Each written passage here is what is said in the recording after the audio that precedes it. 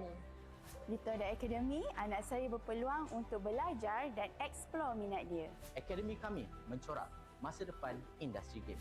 Di Toda Academy, saya boleh eksplor banyak ilmu baru. Akademi kami merayakan juara e-sport masa harapan. Cipta impian anda bersama kami di Toda Academy. Cultured by Toda.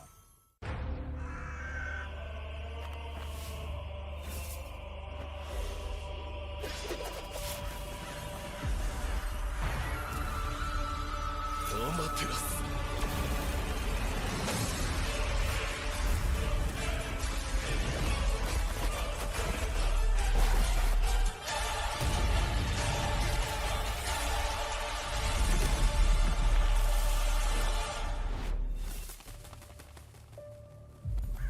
愚かなる弟よ。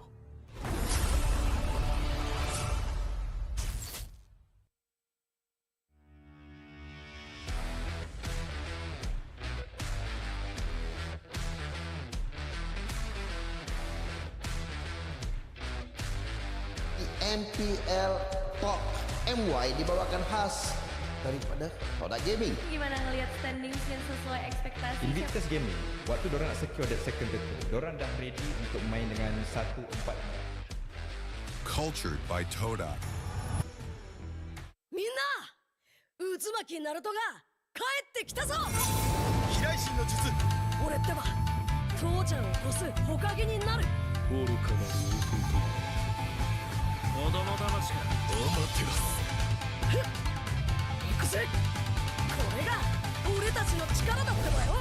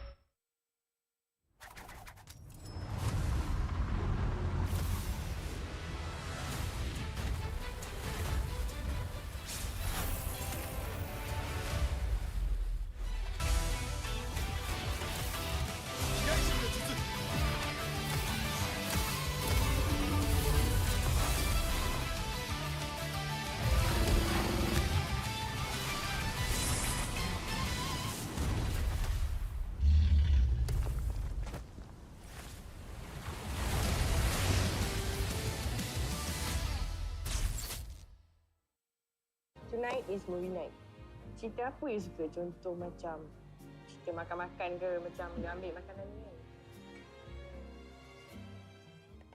Tengok. Ada rasa pahit coklat. Ada rasa manis susu. Ada rasa pahit manis coklat campur susu. Roti dah nak siap. Sedap pula macam ni. Sedap bang? Inilah masanya. RM2 satu gelas. RM2? Kau dah tahu kau allergic dengan tapai tu, kenapa kau belasah lagi? Sedap, cute. Zon. Sabar je. Aku pun lapar, Zon. Kami faham, Zon. Kami sahut sabaran Cik Man tu untuk menuju ke wawasan tu. Ayo, kawan-kawan. Minna! Uzumaki Naruto ga kaette kita zo! Kiraishin no jutsu. Ore tte wa Touchanを越す火影になる。愚かなる弟。子供魂か。アマテラス。行くぜ！これが俺たちの力だってばよ！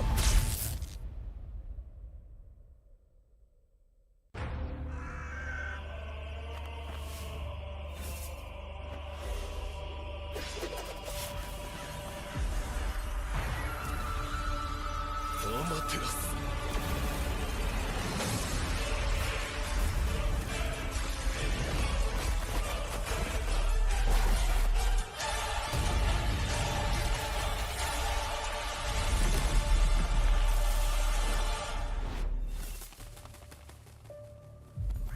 愚かなる弟よ。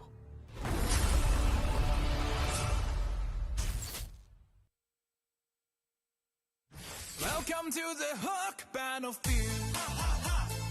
Welcome to the Hook Battlefield. Shake it to left, shake it to right. Got you now, got you now. I can control, I'm flying high. Shake it to right, shake it to left. Try to hook, how's my skill? Bigger, bigger, bigger, bigger. Bigger, bigger, bigger, bigger. Bigger, bigger, bigger, bigger. Bigger, bigger. Bigger, bigger, bigger, bigger, bigger, bigger. Bigger, bigger, bigger, bigger, bigger.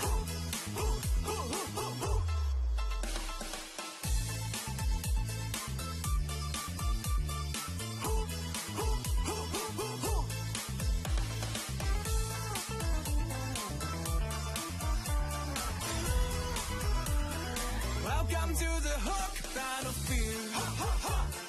Welcome to the Hook Battlefield.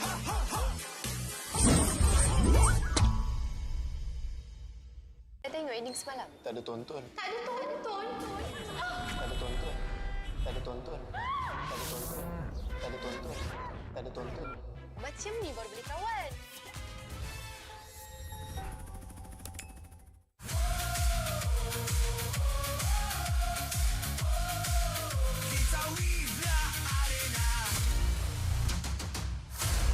Rasa keping je.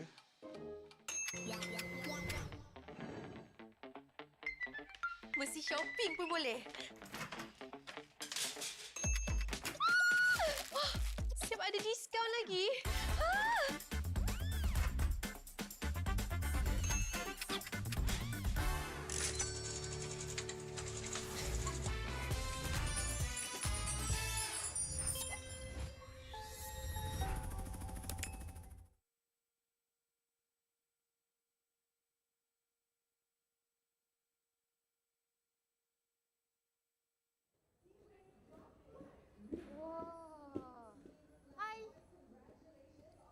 Sawak berkenalan. Weh, sabar. Sabar bang. Bang, sabar.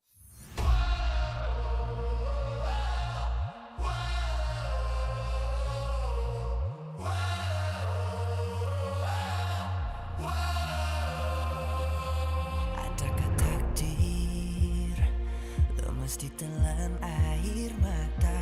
Selamanya ku takkan dibawa perjalananku sampai ke puncak. Dalam perjuangan, bila hati terang menyala, setiap luka jadi kekuatan, pengorbanan yang jauh ujungnya.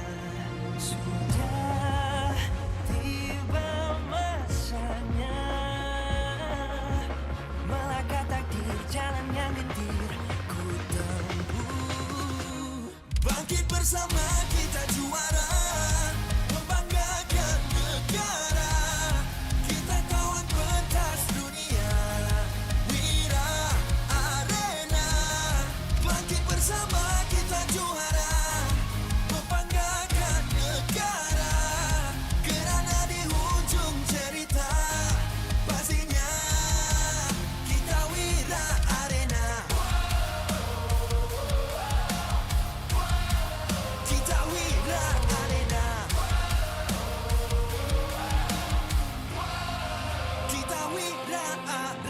sweat and grind, guess we never gon' fade. This that definition of a legend. Every single move that I make, feel it ain't no doubt. Dorang kena aku, I'm a winner. Cuba check gerak-geri aku semua tiptoe macam ballerina. Genggam bara api, biasa berjadi arah. Mimpiku mula menjadi, tiada siapa je yang halang. Kalau bikin hari-hari, benda susah jadi senang. Segala cabaran aku ready, masa depan aku terang. Sudah tiba masanya melangkah takdir, jalan yang gentir ku tempuh. Bangkit bersama kita juara, membanggakan negara. Kita kawan pentas dunia, Wira Arena. Bangkit bersama kita juara, membanggakan negara.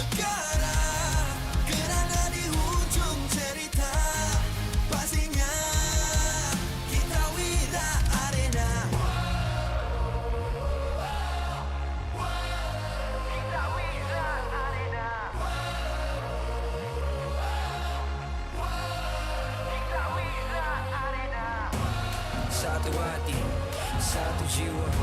Bangkit bersama kita wira arena. Dari bayang kenyala api, nama kita terpahat di bumi. Bangkit bersama kita juara, membanggakan negara. Kita kawan pentas dunia, Wira Arena. Bangkit bersama kita juara, membanggakan negara. Kerana di hujung cerita, pastinya kita Wira Arena. Kita Wira Arena. Kita Wira Arena.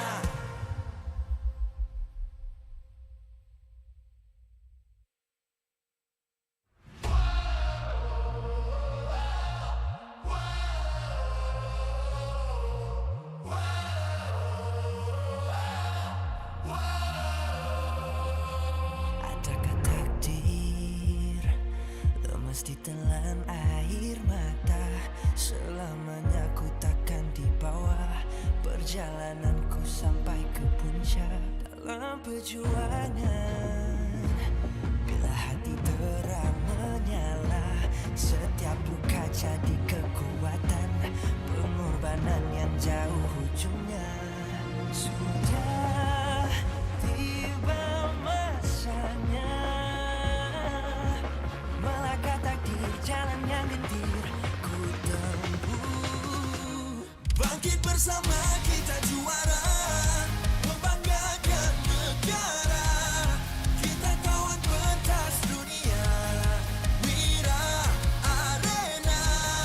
Bangkit bersama kita juara, membanggakan negara. Kerana di hujung cerita, pastinya kita Wira.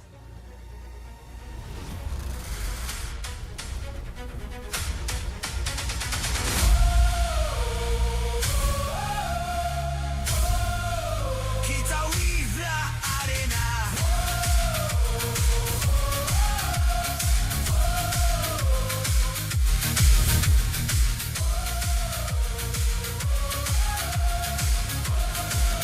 Kita Wira Arena.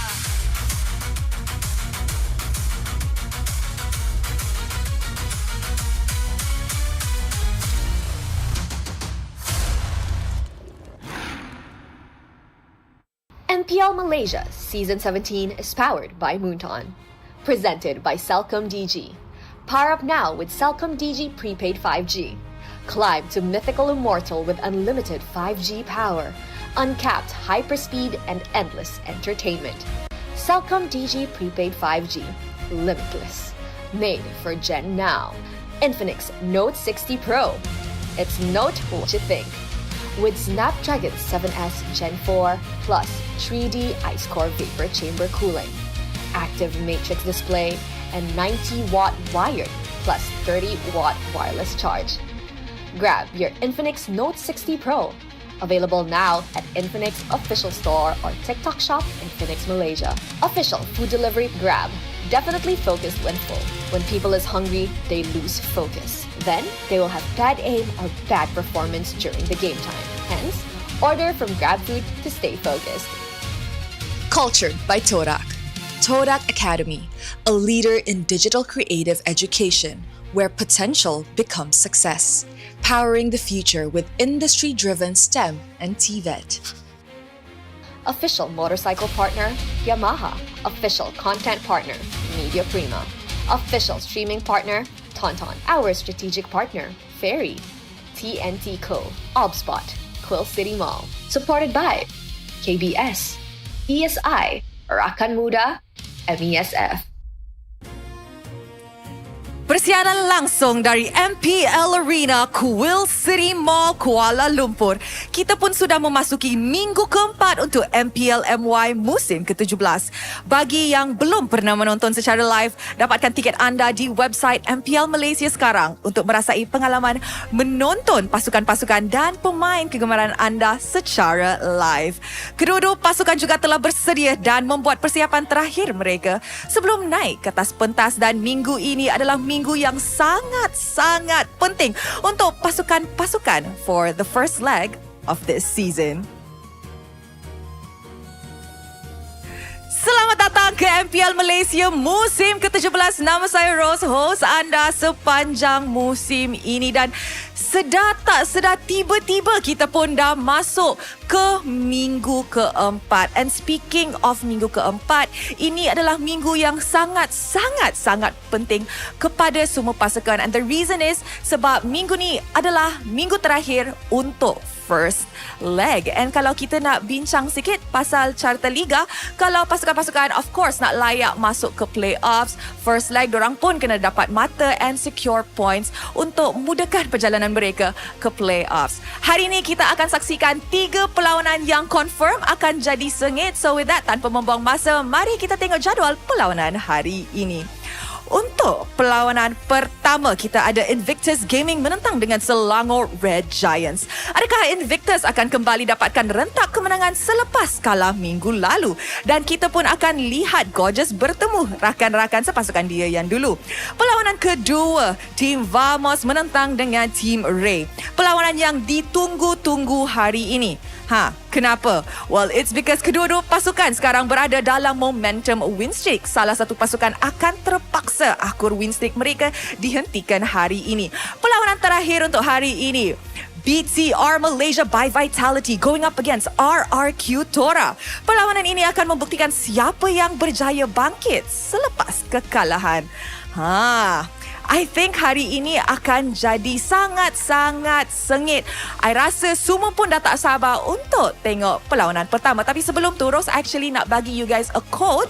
So you guys boleh scan code di bawah ini untuk mendapatkan carry Ice Talent secara percuma from MPL MY. Isikan kod ni di dalam MLBB anda untuk mendapatkan skin. I see that the players look ready. The casters look ready. So with that, tanpa membuang masa, mari let's show to the casters untuk mulakan hari kedua, minggu keempat.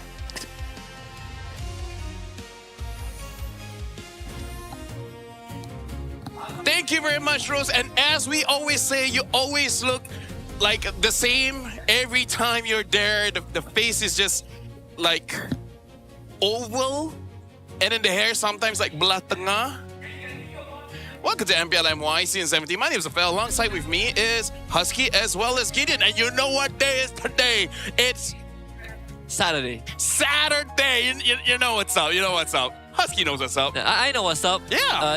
Just go. Just play today, baby. Hey, I mean, in a little bit, of course, in a little bit. We have to also be real excited about IG as well as SRG, considering that they're now looking to be powered up with Cellcom Digi prepaid 5G Power Pass. They can go limitless and unlimited 5G power with uncapped hyper speeds made for the Gen Now. They are so fast. So quick. Like, I just opened my phone and I sent a text message and it went all across the globe to the BM desk. Imagine how fast the internet speed is. It went from Malaysia all the way to Malaysia. Now that's insane. Speaking of insane, get ready for the brand new 4v4 arcade mode, Frozen Sea Showdown. This is the ultimate playground for all you hookers out there. No complicated farming needed. The more takedowns you get, the stronger you become. Kinda sounds like a BJJ thing. 5 minutes a match, packed with non-stop action from start to finish. Available for a limited time from the 23rd of April all the way to the 6th of May. You got some time. So, Hook Masters. That's what we're gonna call you guys. Are y'all ready? I ain't a Hook Master. I don't know about you guys. I like some hooking every once in a while. I've never hooked someone before. You sure? What do you mean? Everybody plays Franco. Everybody loves hooking. If I want to hook someone, I feel like Ruby is more attractive for me. Yeah. You don't, and with Ruby, you don't have to settle for one. Yeah, well, she doesn't really hook, right? I mean, it's a Scythe, right? Scythe hooks. Mincitar hooks multiple people. I don't really feel like getting farmed this time around, to be completely honest here. And considering that we're already at the length of the tournament where points matter. And if you don't get your points now, you're not even going to make it to playoffs. And I think a lot of teams are going to be worried about that except for SRG. Yeah, and IG, can they actually rise and shatter the streak? I don't think so. Because it does feel like this is a team that lacks self-motivation. Self-motivation? Exactly. It's like, if they feel like they want to go to the gym, they go to the gym. If they don't feel like it, then they just don't feel like it. In fact, let's check up the updates here. Aulus seems absolutely amazing. Looks very fun to play, but not available for now. In terms of the buffs, a lot of the marksmen got changes. You know, it's mostly on the mana cost. It's more of a resource kind of thing. HP, Grove, and everything is just jumbled around. But the good thing is the dominance ice. Like, at least now, even if the mage or marksman is far away, more than likely they will get affected by the anti-heal. You don't necessarily always have to be taking the damage in most cases, but I think at the very least, as most people are looking towards the major changes around the marksmen, it really boils down to just two, right? It's just Beatrix alongside with the Harith, who had like incredible changes to them, which we may or may not see towards today, but another adjustment, the adaptive penetration, something that's like just nice and convenient to have. Yeah, I mean, for Harith, I think it's the biggest winner in the gold lane. Now, increased damage in the chrono dash, you know, deal 60% more damage to creep, so you're going to win all your gold crab fights, and Starlim's sight revert makes him relevant again, and it might bring joy back into the meta. Yeah, honestly, when it comes to the gold lane, I want to see just a little bit more, because I feel like for now, it's good for rank. I don't know how good it is for competition. Role adjustment kind of doesn't matter so much, but the Marcel one, I feel like Marcel is, in terms of roamers, probably the hardest to play. I would rank him as the same kind of difficulty-ish, let's say as a jungler, maybe a Gushin, right? Gushin is the kind of guy that you can do your combos, but once you're in, and then you're inexperienced, you don't get out. It's kind of the same thing with Marcel. You engage a fight, but you don't actually know how to fight, right? Because you have to juggle around your Platinum Snap. And it's kind of like not just you, it's your teammates as well. Yeah, but I think the quality of life to Golden Hour is actually pretty nice right now. You can allow your team to set up slightly better in the Golden Hour as long as you apply the Platinum Snap on them first. If not, then you are kind of wasting precious time. But I agree, I think Marcel is a very unique roamer. You kind of feel, I mean, he's a photographer, right? Yes, you know what they say, the cameraman never dies.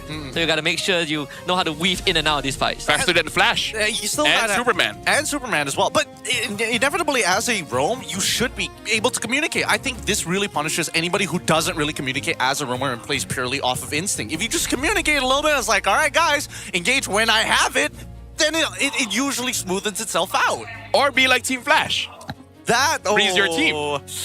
To be fair, that was kind of on the teammates. They walk back, you know. And it probably wouldn't change anything, right? Yeah, Don't probably think it wouldn't would change anything. Yeah, because I really feel like Marcel, the biggest thing is definitely just the passive. In terms of the Golden Hour, I really feel like it just needs a lot of time of practice. And maybe certain drafts that work well and not so well with it. But now, King of the New Era, surprise, surprise, Samurai Giants. This is their MPL. Everyone here is just guess. In fact, we're just guess. It's to the point where I saw them, and I feel like it's disrespectful. I feel like it's insulting if I go up to them and be like, hey, good luck. Yeah, you're right? not wrong. Bad move, bad move. It's kind of you like, should go and be like, yeah, do your worst, you know. Negative social credit. You know, it's like, hey, what's up?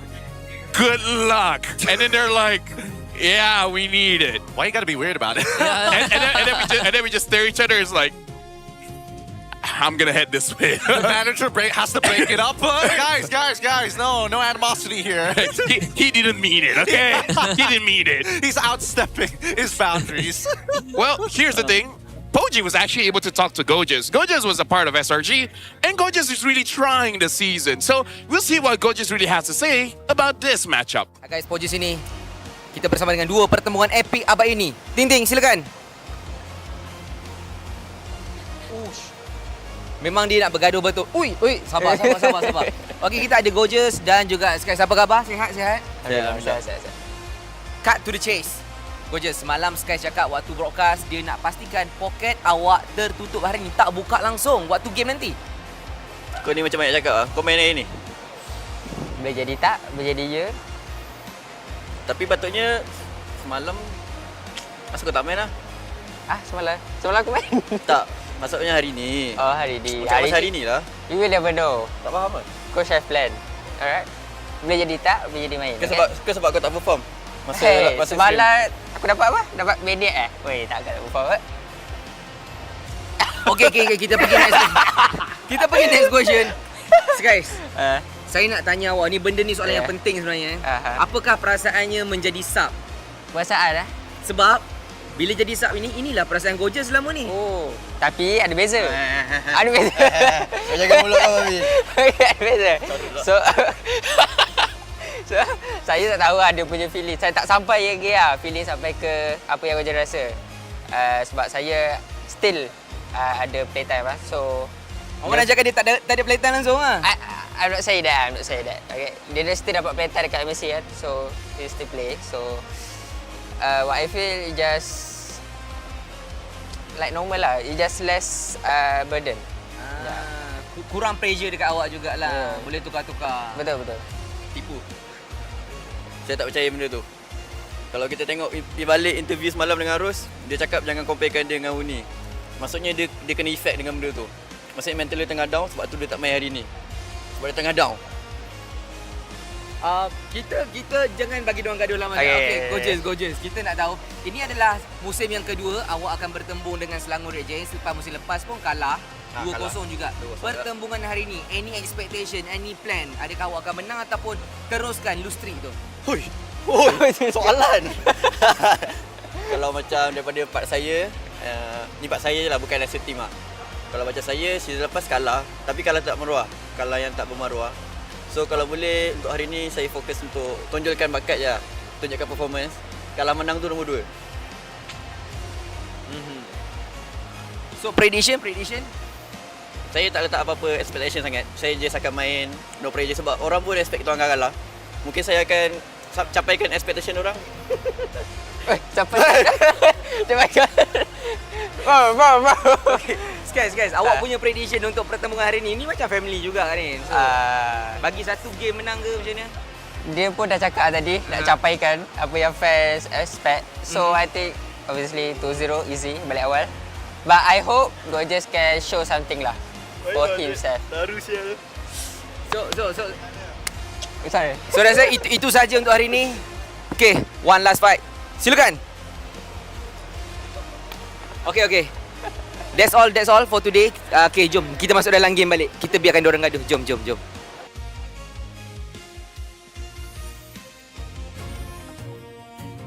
Double leg takedown, good choice, you know, with his size and weight, that's probably a good advantage for him. And even Gorgeous like, yeah, we have no expectation, we'll probably lose.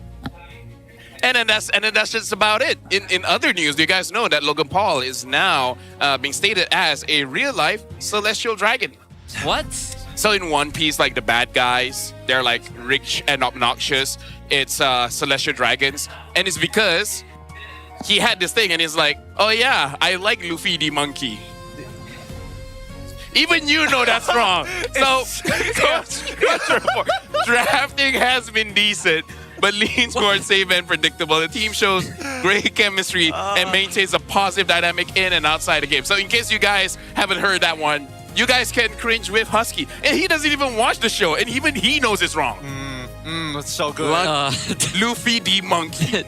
Luffy the monkey. Because he bought like an expensive, I don't know. I saw that. Yeah. But I didn't know he said the line afterwards. Luffy the monkey. That one hurt. I mean, now you know how to piss off a One Piece fan. No, wait until we start doing the Leo bits. That's when it gets really hard. But now we also talk about Coach Bam. However, in-game execution and macro still needs improvement. Do you agree with this statement necessarily? Because I feel like I don't know if it's in-game execution. I think that one is clearer when there's better in-game decisions. Yeah, so to recap from all three things, he said like, the draft is okay, but it's a little bit safe. And I think that Coach Bam, he feels that way because when it comes to Gorgeous, it's mostly tanks, right? And when it comes to execution, I kind of feel like this is why I say the teams lacks self-motivation.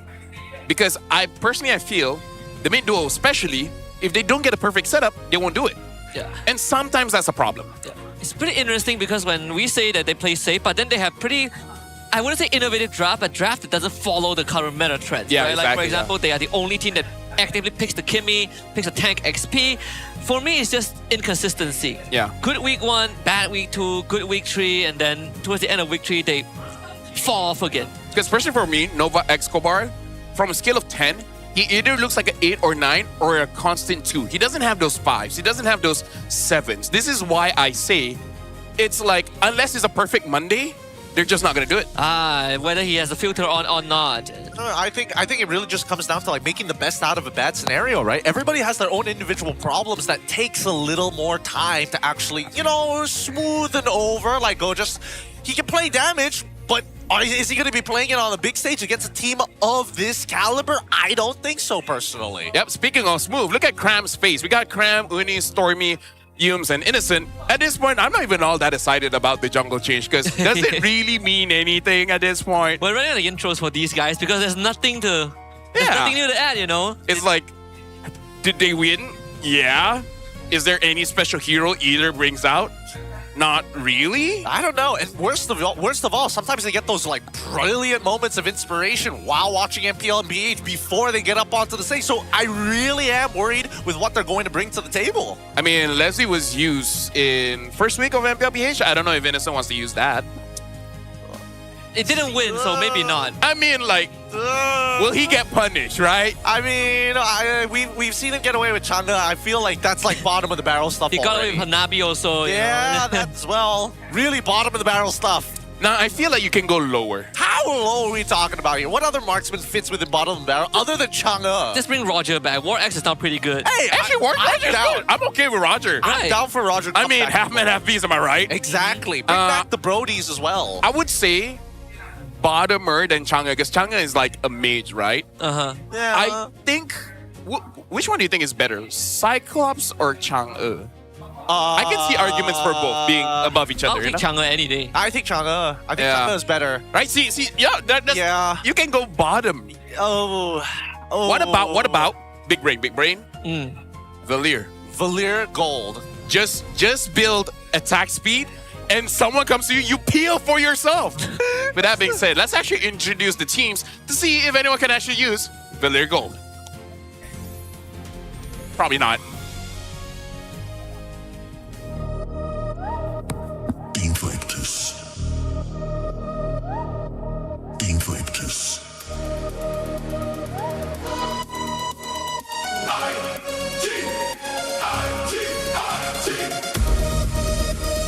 The momentum was shattered after last week's defeat.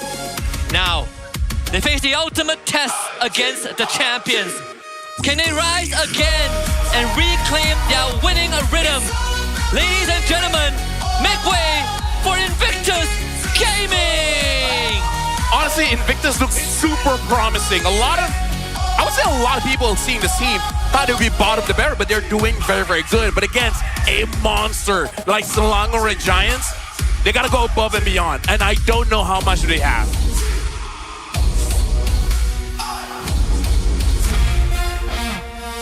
Hey yo, what's up, boys? Welcome to my league. Welcome to MPL SRG. This is kind of like we rock. They continue to prove that no one can challenge them. Officially crowned the rulers of the league standings in the first leg. Will they complete a perfect 7-0 record in the first leg? Give it up for Selangor and Giants!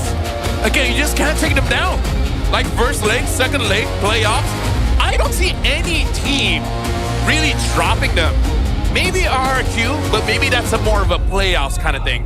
But now, we gotta introduce the coaches, because with the new patches, I do wanna see if there's gonna be any change, especially with the marksman. Let's introduce the coaches here. From IG, we've got Coach Bam and Coach Jess. From SRG, Coach Arcadia and Ozaravecki. And look at my man. Look at my boy. It's Franklin, walking down with the drip. The other day, he saw a cat, and he refused to kick it. That's the kind of guy he is. And now fist bumps from the team. Coach Bam said they draft very safe. Will they actually be doing that thing? All right, there you go. Go just grab. Good boys. The good boys. This is so loud for me. It is. I have to admit, Franklin, he is looking extra dapper today, and I can't believe he did not kick that cat, because that's a completely normal thing for people to do on a daily basis. Yeah, I can't believe we're living in 2026 and people still don't kick cats. Yeah, crazy. Wild. Let's just be happy in Malaysia we don't eat them. Who do you think we are, PETA? There's no PETA here. What do you think? This is Family Guy?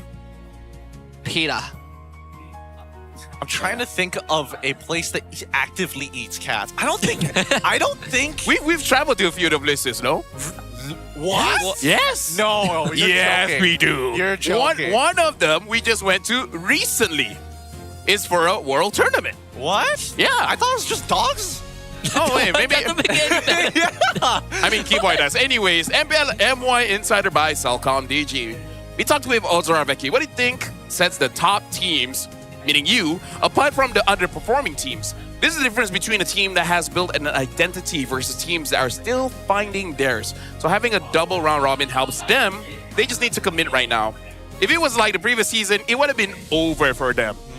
And they're right. They got the stats to prove it. Yeah. Even now, it's sort of over on a technicality term, like for over AC, for some of the Flash. Yeah, but I agree. I mean, you got 4 more weeks left. So for IG, this is perfect, right? I thought that they completed their soul searching, and then by the end of week 3, I was unsure of it again because they lost in a very sad manner against Team Rey. So hopefully SRG can help them find that back. I mean, Gideon, being a pessimist, right? It can also be the other way around. Yep, it's you could true. start so good and then just bad. Yep, nope. That tends to be a lot of relationships. Well, I want to say leftovers, but sure, relationships that works too. That's comparable. You're right. Right? Food and relationships. I mean, I think that especially for IG, it really depends on their opponents, right? I think they were underestimating teams that they assume who they are better than, and that's why they did so badly against Team Rey. Well, speaking of doing bad, we got to talk with Coach Jess. The mid lane gap. He said you could say that one of the issues with our gameplay lies in the mid lane matchup. It's still not as strong compared to other teams. The current meta is more focused on dual mid and trio mid setups. You can see teams prioritizing their drafts around these strategies. And I like that me and Jess agree. Like we just said, like, they're not self-motivated. They need the perfect setup for them to be like, yes, we can do it. You mean a more focused mid-duo setup. There you go. Yeah. You know how to make it more PR. Yes, that's the best way of putting it. I mean, I don't know, when we're talking about the mid-trios, it is always such a... Rindu nak menang SRG ke? Yeah. He's like, yeah. Even though I don't get to play. Nah, guys, Go just got some jokes. He's still got the jokes. I think that Coach Jess has a good view on it, but I also think that the mid-trios have been a little inconsistent all across the board, right? Yeah. For a lot of teams, and not just IG. I think that the draft is going to matter like 90% of the time, especially for this match. Yeah. Well, ladies and gentlemen, you know that 90% is more than 10%. Nice. Yeah, thank you very much. So we're going to start the draft here. Honestly, I just don't know how to follow up with that one. So I just stopped. And I hope someone would save me. And it's pretty hard to bail you out of that one. You're right. It's tough. IG is first pick. They bet on the Gwen as well as the Fanny. For SRG, betting on the Yi Sun Shin. So when it comes to the mid trio, it really is Jusin +1. Because I feel like a lot of junglers, except for Gwen, maybe Suyo, they don't mind fighting early. The rest, they don't mind just farming it out. I mean, some teams are banning out the Harley also in the first phase. Very specific teams. I think it's more team dependent than matchup dependent. Although yesterday SRG did ban Harif in both their games against who did they beat yesterday? AC. Yeah, AC. Yeah. I know, forgettable team. I'm so sorry. I wonder if they'll do it today, right? Because both games yesterday, they were on blue side, but now they're on red, which means that there's a window for them to first face the Harif if they really want to try it out. Well, I think that's on the assumption that, you know, everybody's leaning towards what the meta is demanding of them right now. I know that Malaysia as a region, we tend to be a little less experimental. We're a little slower to... No way. Does that baby have an SRG onesie? That's crazy. I thought the MPL one that I made for Adine like 3 years ago was nuts. That's wild. You know when a kid has love, you know? Yeah. You know when he's going to grow up just a little bit more privileged than his peers. He goes to the daycare because he's the Team Rey kid. Yeah. Boo! You're still wearing Untitled jersey. Sorry, Untitled onesie. You mean DX sold onesies? You mean DX? You mean... Wait, hold on. This changed. It keeps going. It keeps reverting back. It'll be worse like the front is Team Rey, the back is Zayed. Oh no, so that's where he went. No wonder he's not playing. All right. People grow in reverse. Well, before I mean that rich guy, the one that has the perfect routine. The one that has a cryo chamber. Yeah. I forgot the age like that pumps like hundreds of like vitamins. Something. I forgot his name, but I know what you're talking about. What? All right. You gotta Google that guy. All right, I'll check it out in a bit. First half of the draft is already done. Marcel Yishunshin alongside with the Shunshin is banned out for IG. Guinevere, Fanny, Freya, first pick Harley. Yeah, it kind of feels like SRG first phase will be Leomord. What are the other two? Leomord Phobias, Leomord Cho works too, but no, for Cho Farsa opening, it's very different than what I expected. I guess you could omit the Leomord in the first phase, in the first two picks because you've already saw the jungle matchup, so you might as well pick bigger prios. What if they pick up this Farsa because they just roughly know in terms of what IG is going to bring, it's just going to be a stationary marksman, or force out IG to pick up a Claude here? There's a chance that we might see a Khalif or Nova, right? Like Nova and Spencer likes to play, likes to play a very standard, I clear mid, I move. Yeah. Sometimes you see that disconnect. People usually expect the mid trio, the jungler, mid roam to work together, but sometimes it's just Nova and Spencer, and then Hazel is in his own world. And wow, and they just go straight for the Moscow foe. Very good call here. Actually, you were right. They could have set up for a Harith into the Claude matchup, and they were trying to bait it out in the first place, right? Force whatever they have in the gold lane, especially if it's Claude to take Purify, and then you get the Harith, you've got that lane in the bag. But they ran into this. At least for Coach Bam, they're looking at Moscow. They're also looking at Phoveus, knowing that, hey, even if you do get the Harith now, inevitably, Phoveus is going to be a problem. If you pick Suyo, same issue. So now it's either the Leomord or Uranus pick here. I feel like either or would be pretty good. If they have something else, I don't know what other thing really matches against IG really well this time. I kind of feel like just picking up the Uranus or the Leomord is already pretty solid. Yeah, I think the Uranus in particular is really good. Whether it's going into the jungle or even in the EXP, does pretty well against the Harley. I'm gonna go for Leomord. I feel like the Leomord has slightly more priority. If we look at the XP lane, let's say Uranus gets banned out, which has a high chance of happening, you still have certain picks for Cram that only he does. CC. Alice, CC in particular. What else? I mean, the Lapu Lapu is sort of like the last resort. And if you really want to win lane, you can go for a high loss, but it's kind of like not a cramp hero, right? I mean, he did like Harvard the Tamus yesterday, so you know, maybe it's a hint. Hey, he might whip out the Dyroth one more time. Hey, exactly. It's still part of the regular season. Personally, I think that no matter what, we have options available unless IG really wants to lean into like getting rid of the like the forceful priority EXP laners like the Alice, like what you guys mentioned. Yeah. Personally, for me, I do feel like taking out Uranus would be pretty good here because if Uranus is able to beat out the Phoveus, that's going to be bad. But then it will be even worse if it stucks onto the Harley, it stucks onto the Moskov. And we know that Cram can definitely do it. So they ban out the Uranus. And SRG, they're banning out the Zetian. The other thing that they could possibly ban out here, I don't know if they want the Lilia or the... there's another hero. Kagura, Eve. I was going for Eve. Here's the problem. Eve doesn't do well against Leomord. Valentina? Valentina doesn't do well against Farsa. And knowing that the mid duo of IG, their mid duo isn't that great, other than Zetian, I really don't know what other pick is good here unless you want to force out something like a Khalid Kimi and try your luck at winning that matchup. And that's the thing, right? I think it's coming, and they ban out the Kalia just to kind of negate it. So now it's a heavily pushing lane for Cho alongside with the Farsa. Not a lot beats that at this point. And no matter, even if they wanted to lean into trying to dominate that mid side, it's going to cost their entire composition. Because the only thing that beats this right now is probably like Hilda or Khalid, and the damage is still not as high compared to what Farsa can pump out at level 1 and 2. Yeah, I think Hilda Khalid is definitely one of the choice for Nova. Something to match up in that mid. If you really just want that clear as priority, then perhaps you can go for the Yi, right?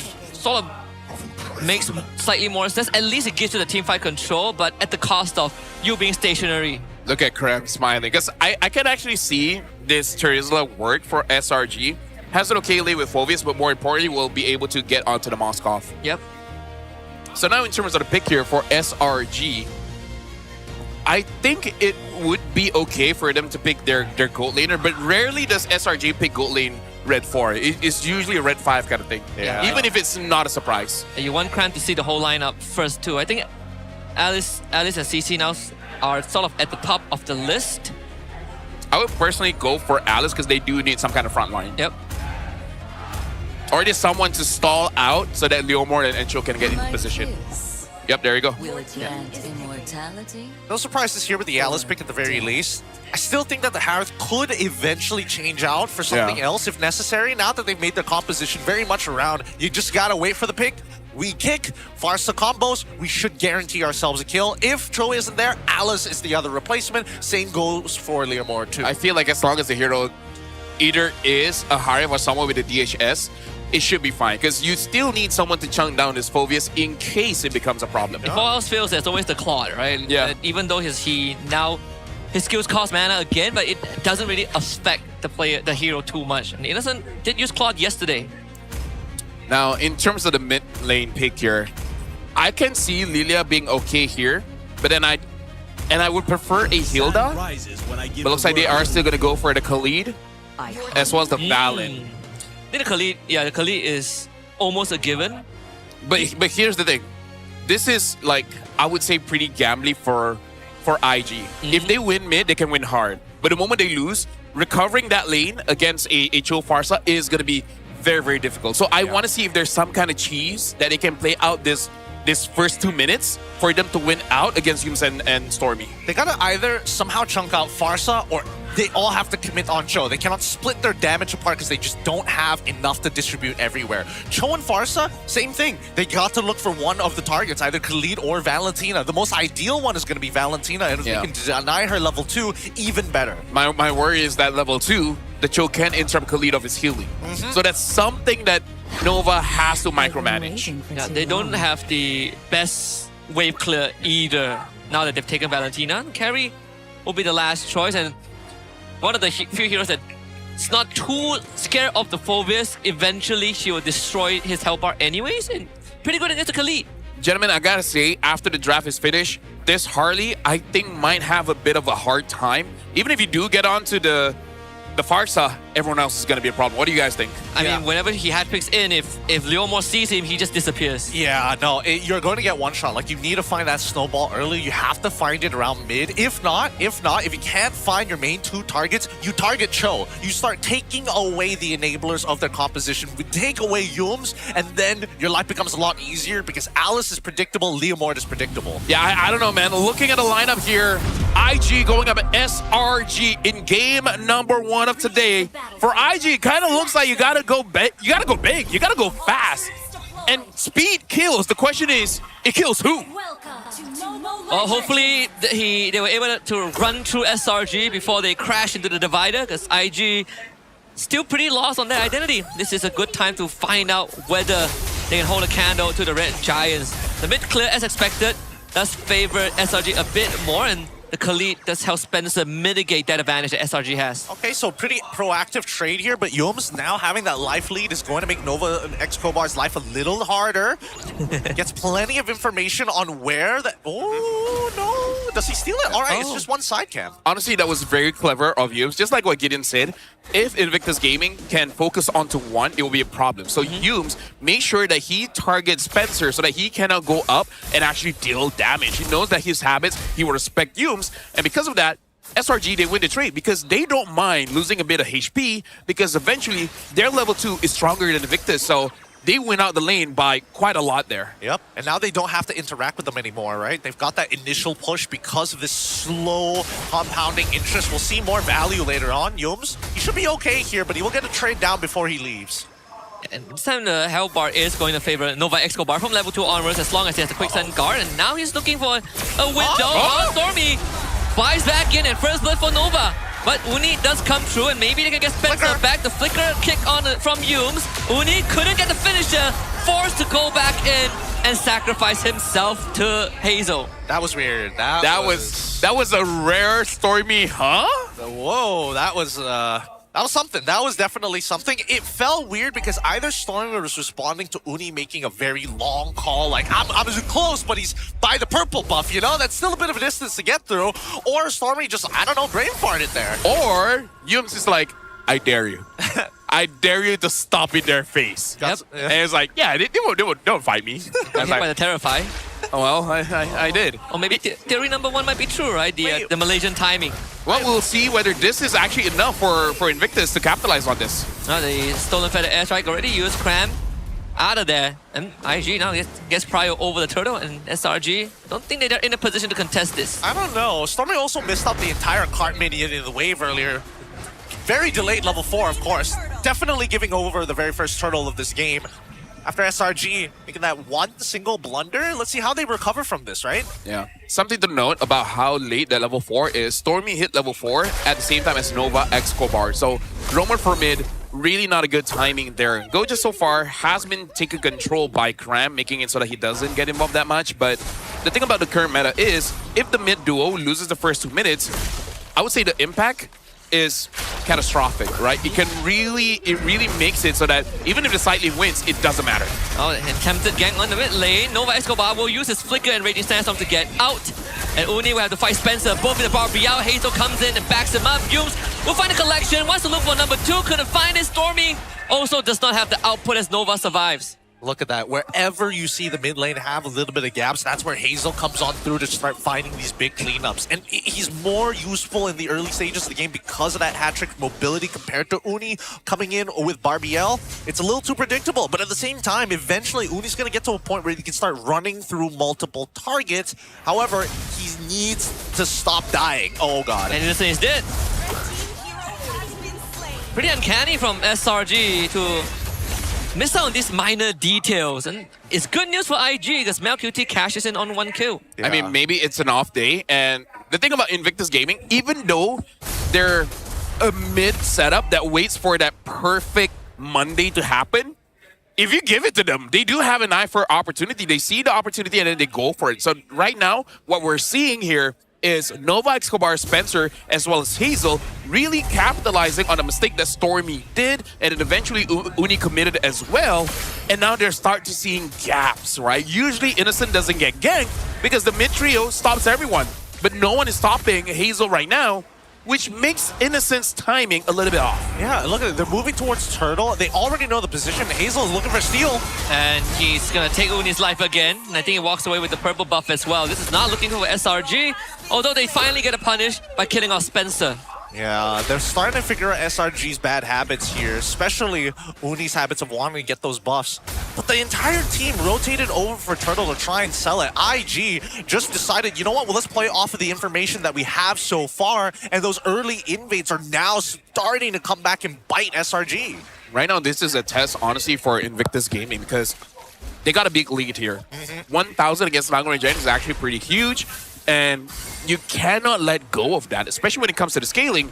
You're scaling quite well into the mid game, so you really gotta capitalize on that mid game spike and make it so that you get at least a tier 2 turret before the Lord starts. Oh boy. Now, how do they push Cram off of this turtle? I don't think you can really win this zoning fight if you are in... Oh! Well, then find Uni, and that is good enough. Uni calls him Barbiel, and Gotias is single-handedly basically zoning out SRG. Hazel tries to go for Stormy, and his Flicker will be out, but Cram and Yumes more than enough to hold the front. And Cram now goes back in. The Tornado Ruin is going to get popped. Nope, Yumes though has to follow up on Spencer, and SRG regain control of the turtle. What was that? I mean... Why did he Flicker in for that? I did say they already got the advantage, now it's on them. Oh, I don't get it. I don't get it. And I'm just going to take a wild guess that Gojas is building full tank and he doesn't have like a War Axe or something crazy. If he does have a War Axe or something crazy, then sure, you can do that. No, it's just full tank. I don't understand. Why Flicker for it? No, I think the reason why Gideon is kind of crashing out is because his team is far away. Yep. I can kind of understand when you can get Uni and then instant follow-up, but he wasn't there. So, yeah, I don't know why.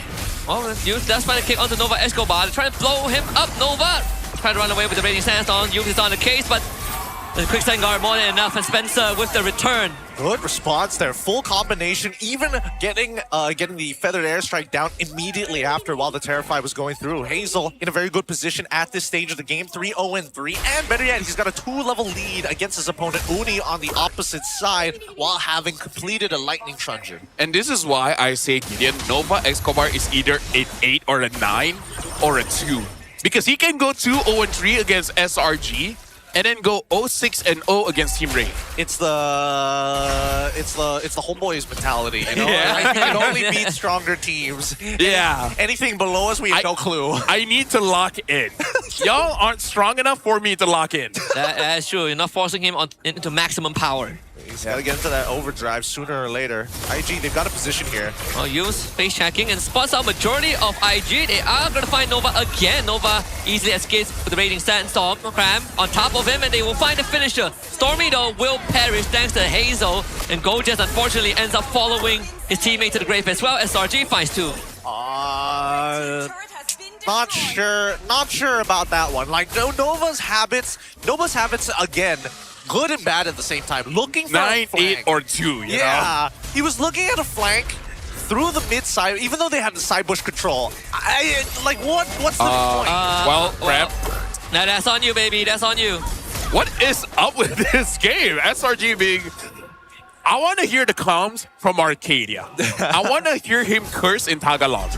And English and Malay, maybe. PTINM. I immediately know we have the same FYP. God damn it. Innocent now struggling to even walk up. With the lead that Hazel has, even just the deadly magic is enough for all these squishies, right? You don't need to follow it up with any of the cards or even like auto attacks, just the ult alone. Yeah, this is really the kind of guy that says I can do everything myself. He's the alpha. He's the lone wolf. Ow, you know? Hey, he's the guy that says that. He's screaming at Nova Escobar, Kitan! Come back and stand behind me so I may protect you, Kitten. Oh, the kitten was so unnecessary. But at the same time, very necessary. So now for Slangoray Giants, it's weird for me to say they're waiting for a mistake and then they capitalize. But the thing is, Invictus has done some mistake and then they capitalize and then they just trade back with another mistake. Yeah, I think that, honestly, they just need to wait for Cram to find the big engagement. That's literally it. Like, Yums, if he's not going to proactively look to try and go for those big kicks and wait for those punishments, that's fine. Cram should be the proactive one. Stormy. Well, looking straight for Spencer. They're going to try and commit fully on him, but they only find a kick on the Gojas. Nova Escobar also able to disengage. Cram does finally get the kill on the Spencer. Hazel comes in from the back, now able to finish off Uni. So SRG, they do find one kill, but MelQT is destroying the turret. Yeah, do the team flash, man. If you can't beat him, split push him, you know? And now he got tier 2. It's looking good. It's looking very, very good here for IG. They're really leaning into the advantages that they have and the characteristics of the heroes that provide the extra capabilities of jumping fights and gap closing. Tram, okay. He only loses half of his HP. Well, actually, about a third for a full combo coming in from Hazel. That's pretty good overall. Just means that the Divine Glaive has not been completed by Hazel just yet. Well, now the trio build here. MelQT has it. It does look like Mel would be here. Oh, Flake Go just missed that one. Yeah, and Nova Escobar is already in the back line. Cram also doing his best to peel for his teammate, and he's doing a pretty good job. The Terrified might secure his fate. But SRG, they do walk away with the Lord. As Hazel is unstoppable. Yums looking to disengage, only trying to bail him out. MelQT even commits the flicker. Hazel gets a double kill. But SRG gets the objective. And now IG are in a phenomenal position. They need to be able to cash out here. They should be able to get maybe an inhibitor turret through the mid lane. His shielding should pop up here. All right, yeah. Still hasn't cashed out. And Innocent, he's thinking about actually catching this wave down bot side. Yeah. Well, looks like he has to go back. He's absorbed enough. Right now, looking at the instant replay here, what do you see, Gideon? Based on what we're seeing, man, there's a lot of like weird moments, right? Especially at least for Hazel. It's great that he was able to actually find Stormy in that backline to force him out of that feathered airstrike. This gives a lot more space for Nova Escobar to actually think about peeling the backline, right? After using that Raging Sandstorm. It's hard to catch them. And admittedly, Yums, he's got to target someone else other than Spencer at this point, because that's 2 times that Purify has denied him the opportunity. Yeah, I gotta say, it's quite rare, but Stormy is panicking quite a bit in this game, using the Feather Airstrike just a little bit too early. But either way, Slangoray Giants, with the Lord, is able to chunk down the tier 2 just a little bit. And I think for Slangoray Giants, the mistake that they're waiting on is for Gojas to overcommit, because he's 0-3 and 0, alright? He's doing something wrong here, and now it's 0-4 and 0. They want him bad. They want him real bad here. Or maybe they just want to punish him specifically. Because, like, oh, hold on, Krem taking a bit of damage. Oh, Throne of Ruin, enough. The flicker forward clips Hazel on the edge, and Yus gets the follow-up, but Hazel still able to hat-trick out of the way, so they will have to settle for Nova Escobar. MelQT is killing all of them, though. MelQT, he's the real threat. And unfortunately, they will lose Yus in the process. Hazel, looking to come back in. Hat-trick connects. And Stormy pops to the lightning truncheon. The first pick, Harley, right now is really working out well. Getting 9-0-3. Yeah, it's not hard. Just keep, do it again. Oh, that's sad. That's so sad. If only he could get that free cancel, then they can turn this into a 2v1. At least SRG held the fort. And been quite a while since the team has taken an inhib. But silver lining, SRG lost the mid one, which is the best case scenario. Yeah, so far, I think that it's just been quite the struggle for any melee type heroes, or like somewhat close to melee type. They can't get close. Spencer is playing a decent game. Yes, he is dying, but he's also denying the initial engagement against SRG. One thing to note here, Nova just switched out his boots. Now he does have the conceal. And I'm just going to take the time. Can we imagine that Invictus Gaming won and Gojas is 0 kills and 0 assists? The kind of memes that we'll see. We can also see Uchiha Gojas, because you were from SRG and you were 0-4 and 0. And in the interview you said, I think we're going to lose.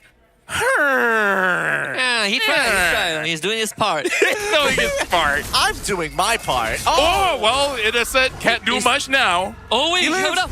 No. Oh, the lightning. Man, even with the rose gold, it wasn't enough. Dang, I thought the rose gold might have saved him there. Dang, that's so unfortunate. Oh, that's Lord gone. I mean, I don't know, man. It was a 9-0-3 Harley. I don't think any item swap except for a Winter will save you, exactly. So he actually has the Warriors boots instead of the tough boots. Yep. Interesting option here. That's innocent, of course. I agree with you. It is sort of weird. Right. I honestly thought he would go for tough boots at one point. Oh, this is the... Hey, he's a warrior. I don't know how to tell you. This is the most disadvantaged SRG has been in quite a long time. Yep. And again, it is through their own mistakes, but shout out to Invictus as well, capitalizing on it. Oh, Hazel, very fast hand jumps. Oh, they're gonna look for the punish. It should be a kill. Big shutdown. But Nova Escobar does finally engage, and they clear off Stormy again. Innocent, unfortunately, preoccupied with the Lord. Gonna be zoned now. MelQT on the objective, and this IG with a game 1 in the pockets. Nice game. Really, really good game coming in from IG. They found the good punishes. They played a consistent game. Yes, obviously, Gojas made a blunder, but that's part of the brand. But he fixed it at the very least during mid to late. Wait. Good for IG. You say he fixed it, so that means he has an assist? I mean, I don't think he has an assist, but... I don't think he has anything. I kind of hope he doesn't. It's funnier if he doesn't, for exactly. Sure. I just think that on his Phobius, at least, the zone control is there. It's just that first engagement of flickering onto the Leomord was not necessary. Other than that, hey, he was able to hold off.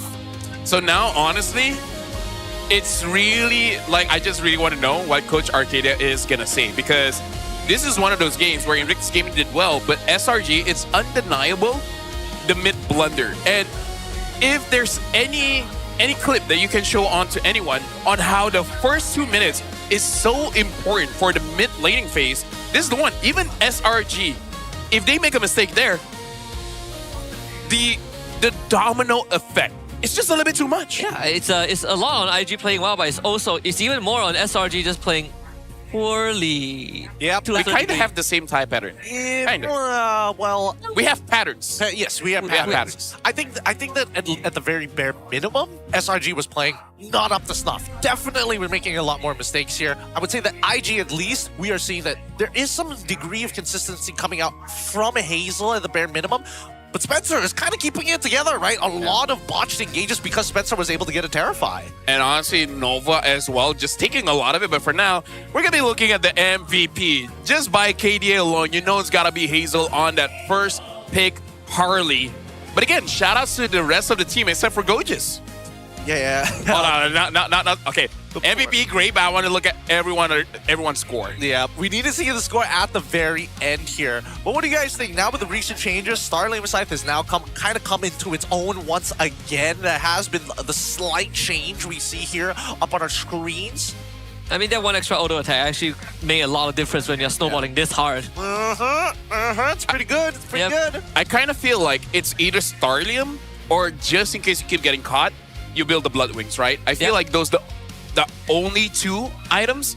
Other than that, you're just swapping out, Immortality, Winter, and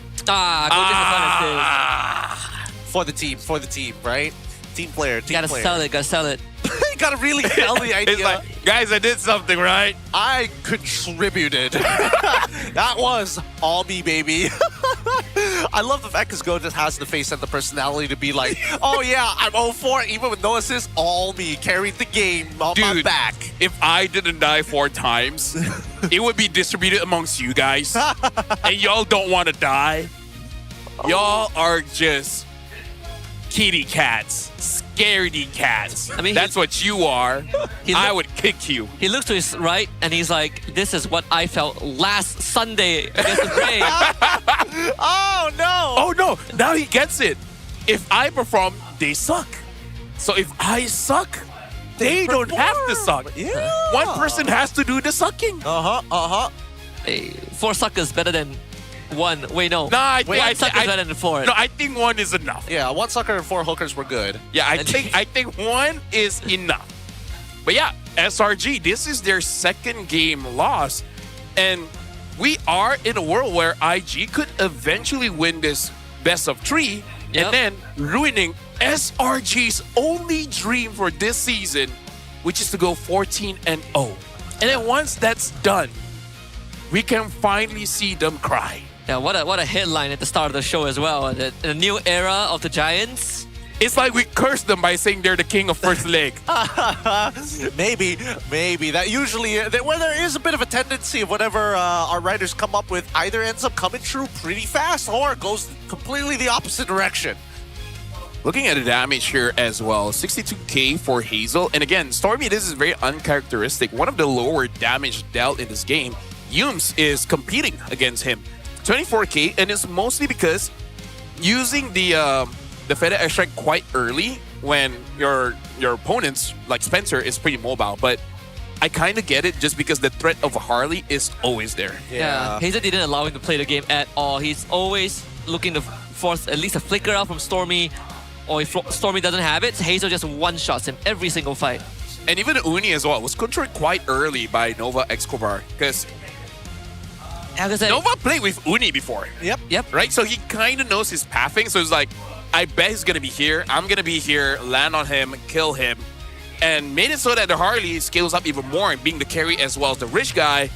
Cram being the sandbag with a very rare mistake in mid-game. And then Spencer, the best wingman. Yep, best wingman for sure. Definitely was able to kind of botch a lot of the engages. But again, I'm surprised that we saw SRG lose in the way that they did. Because a lot of these turtles actually should have fallen into their hands. Once you have Cram getting involved in these fights, it should have been a no-brainer in a 5v5. In a 4v4 without the EXP laners, I think it's a little 50-50, but that early game really needs to get patched up by SRG side, and there could be a consideration to getting rid of this Harley specifically, because again, it's that early pressure that he's able to provide compared to the Leomord. Even in the drafting sequence as well, that definitely was a lot more uncommon than what we usually see out of SRG, and I think IG has a very good response to it in the first phase alone. Yeah, I feel like the key to look out here is for the hero kill. 2 Leomorn and 3 on the far side. I feel like in their discussion, these are the targets, right? Yums is just happened to be there. Cram just happened to be in front and not dashing away. And even the carry, right? I feel like all of this is just, you're just at a bad spot at a bad time. But for Leomorn and the Farsa, 100% intended. Yep. No, I think that there are moments where there are bad place, bad time, and you get flickered on by SRG. That's to be expected here.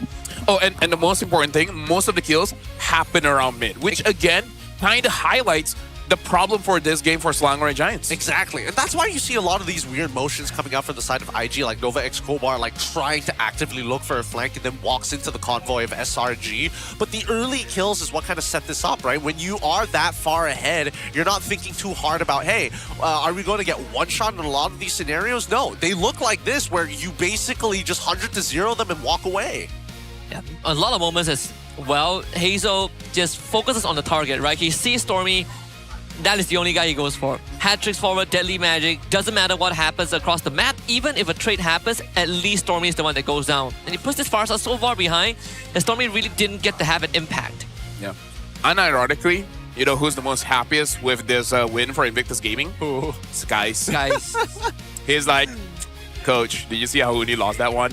You saw how he died at that buff?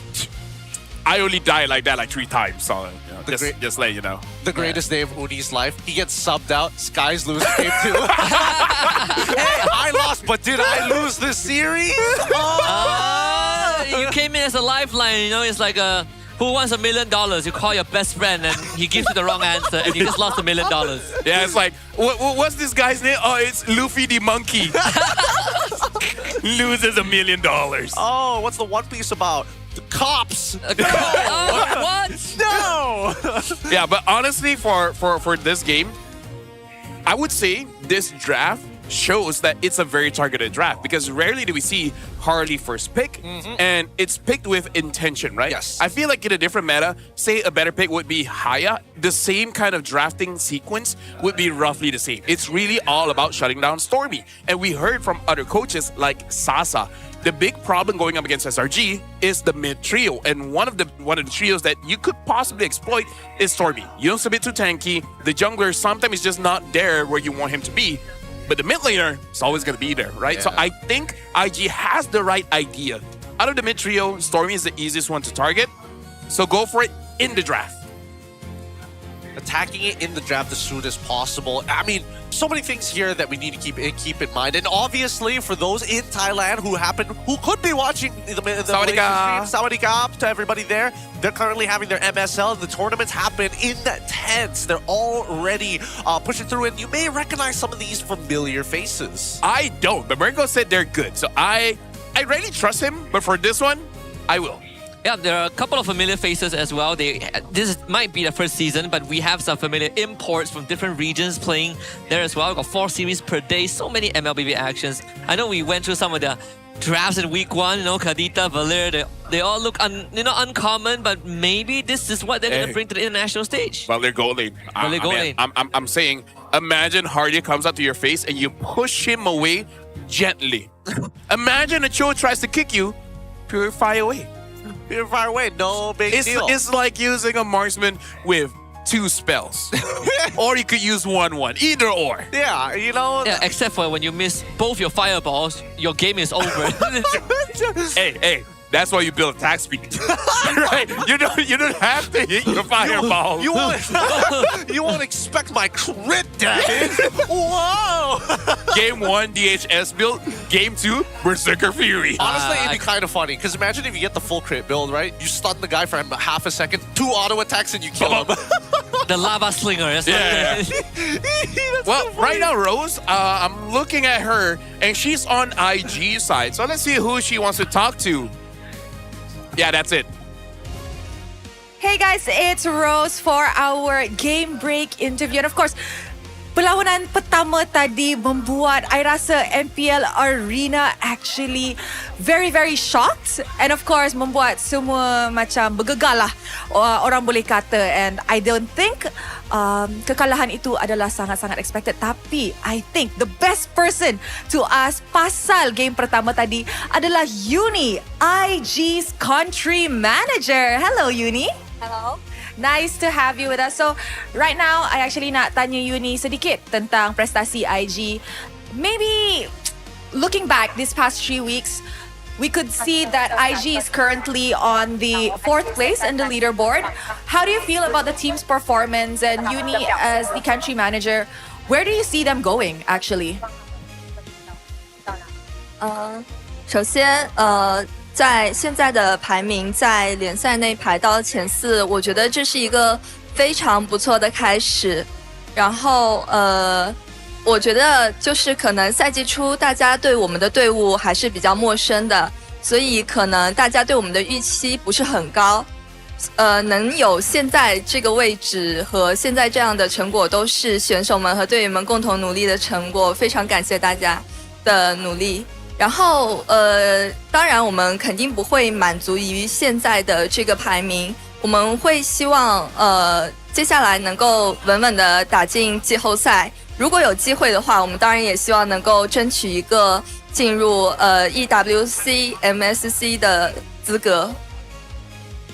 So far, IG being at 4th place is not a bad start, and despite the team being still very foreign in MPL MY, the team has achieved quite a decent placing, and it's not a bad start for us, and it's all thanks to the support from the MPL MY fans. Of course, we hope that by the end of the season we will try to secure playoff spots first, and then we'll aim for a spot at the MSC EWC 2026. Yeah, I think that is the ultimate goal of a lot of the teams here in MPL MY, and it's nice seeing that IG, although being very new, is already aiming very high. Now, we know that Uni has actually been operating IG from China, so how did you feel like after meeting the boys? 当我见到选手们和教练的第一感受是，大家都非常的活泼可爱，然后教练组这边也能让我感觉到他们的职业素养非常高，他们非常的认真负责。整个团队的氛围是比较自然和融洽的。当然，我觉得最重要的一点就是大家有一个共同的目标，而为之努力。What's the first one? You said the players were cute. Yeah. So when I first met the players, I thought that they were very cute and they were very lively. The coaches, on the other hand, are very diligent, are very responsible in their work, and they're very professional as well. I think most importantly, we have the same goal in MPL MY. Yes, I agree. The players do look cute, very lively. They're always so energetic, especially IG this season. Now, I know that IG has been in the esports ecosystem for quite a while, but what do you think about the MLBB atmosphere and the ecosystem here in Malaysia?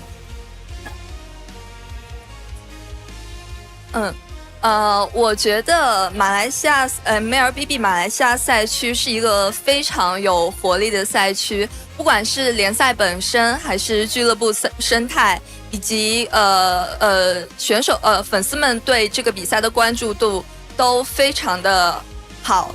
然后包括今天在现场，我也看到现场的氛围非常的热烈，能够感受到这个项目在马来西亚地区有很大的影响力。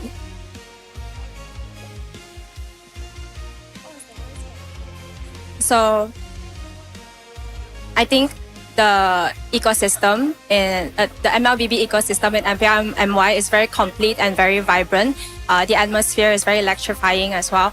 The fans are very passionate, and not just and teams and the league is not just not only the league, but the teams are very passionate as well. So.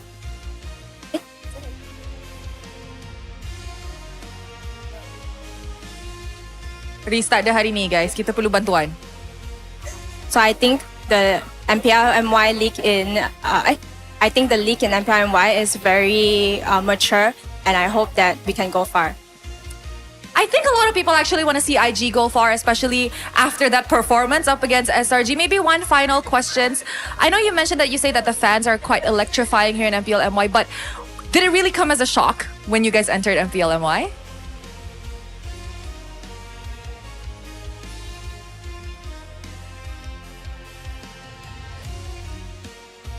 我觉得这里的粉丝给我的最大的感受就是他们非常的热情，就是不管在线上还是线下，都能感受到粉丝对我们的关注和喜爱。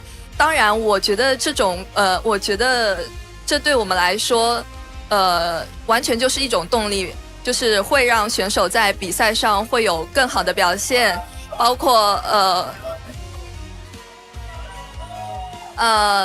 所以怎么说呢？就是我们希望能够深深的扎根在这里，然后被所有的粉丝们认识、喜爱和认可。I think the fans here are very passionate, and no matter if it's offline or online, I feel like they show a lot of love, care, and support to our teams here in MPLMY. Even though we have just started our journey in here, we hope that we can continue our journey forward, and we hope we can continue our journey forward. And most importantly, we all have the same goal, which is to achieve the best results in MPLMY. All right, thank you very much, Uni. Good luck on the best on that game just now, and good luck for the next game. And with that, Mari, let's show it back to the casters to actually tengok siapa yang akan menang perlawanan ini. Is it IG or SRG? Throwing it back to you guys. Especially for Michelle. Shout out to Michelle. She can be an international stewardess. Yeah, arigato. Yes, that is the one thing that they definitely said. And IG, shout out to them. And look at the girl. She was there as well. Girl, the owner, manager. The country manager. Regional manager. Is that... No. Which country? It has to be regional. It has to be regional. Nobody has a country. Wait, no, because that wouldn't make sense, right? Country, right? I mean, I don't know, man. I didn't think accounting. Okay, a manager. Someone from IG. We'll get the specifics down later. Look, she's either Uni or Yujia, okay? Yeah. You know, maybe it's pronounced differently in Mandarin. As a Chinese, I can't tell you that. It could be a dialect thing. Yeah. Do we have any Mandarin speakers on the desk? Yeah. Ni hao. That definitely sounds Mandarin. Yeah, you got it. 你是我最喜爱的马来人。 Okay, now you're making up words. I just said you're my favorite Malay guy. You know what? I'm gonna cut this awkwardness by hearing what IG has to say in their comms. Aye. Nova? Yes, coach. Spencer? Yes. Hazel? Aye, captain. Rogers? Uh-huh. If you hear me, say, uh-huh. Uh-huh. If you hear me again, say, uh-huh. Okay, let's go, huh? All right, now time to talk to the manager. So now that you're in the comms, do you want to say, Give me a oh yeah? Oh yeah. The funniest thing is that if somebody actually couldn't actually hear the coach, it just makes no sense to them. He's just hearing four of his teammates going, like, what is happening? It's either a song or they're just very charged with they got a lot of fanboy energy. A lot of energy to let out today. Yeah, I mean, especially now that they've already gotten their first win off of SRG, like, let's just keep it going. 2-0 and really show them what you're all made of. Now I want to hear Coach Bass like, Hazel, good job. Spencer, good job. Go, just not you. Hey, Nova, good job. Like he knows he's the butt of the joke. He's like, all right, it's me. Not gonna lie, that's something that I would want to watch.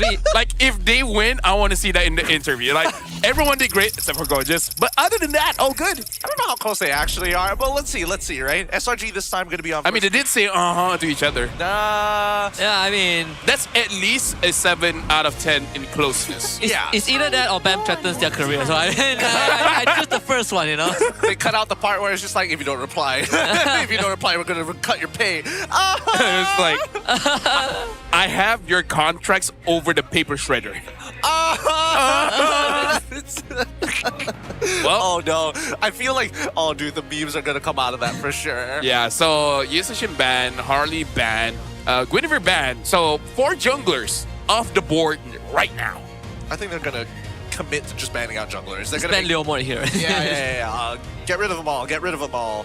But then, we did talk about this backstage, right? What did the Starlium Scythe makes Joy more viable? Yeah, Joy is an option, and Hazel does like the Joy. Joy does like killing mid laners. Yep.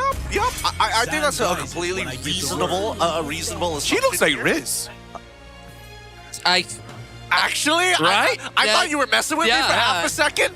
You're right. She actually does look like right. Riz. Just a bit more square. No, I think they have the same bone structure. Jawline. Yeah, they got the same jawline for sure. Yeah, but it's the ear line. It's the tudong and the glasses shape.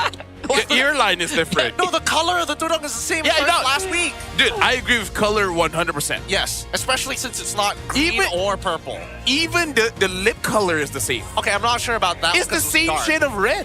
Like Riz, when she wears it, you notice it's red. It's not like pink or like lip balm color. Do you know the color code? Yeah, it's like #092. He's going into hashtag. I'm talking about like lipstick colors. He's like, here's the hexadecimal for it. Dude, I know lipstick colors. Come on. Yeah, I go for sure. one step further. I appreciate the effort.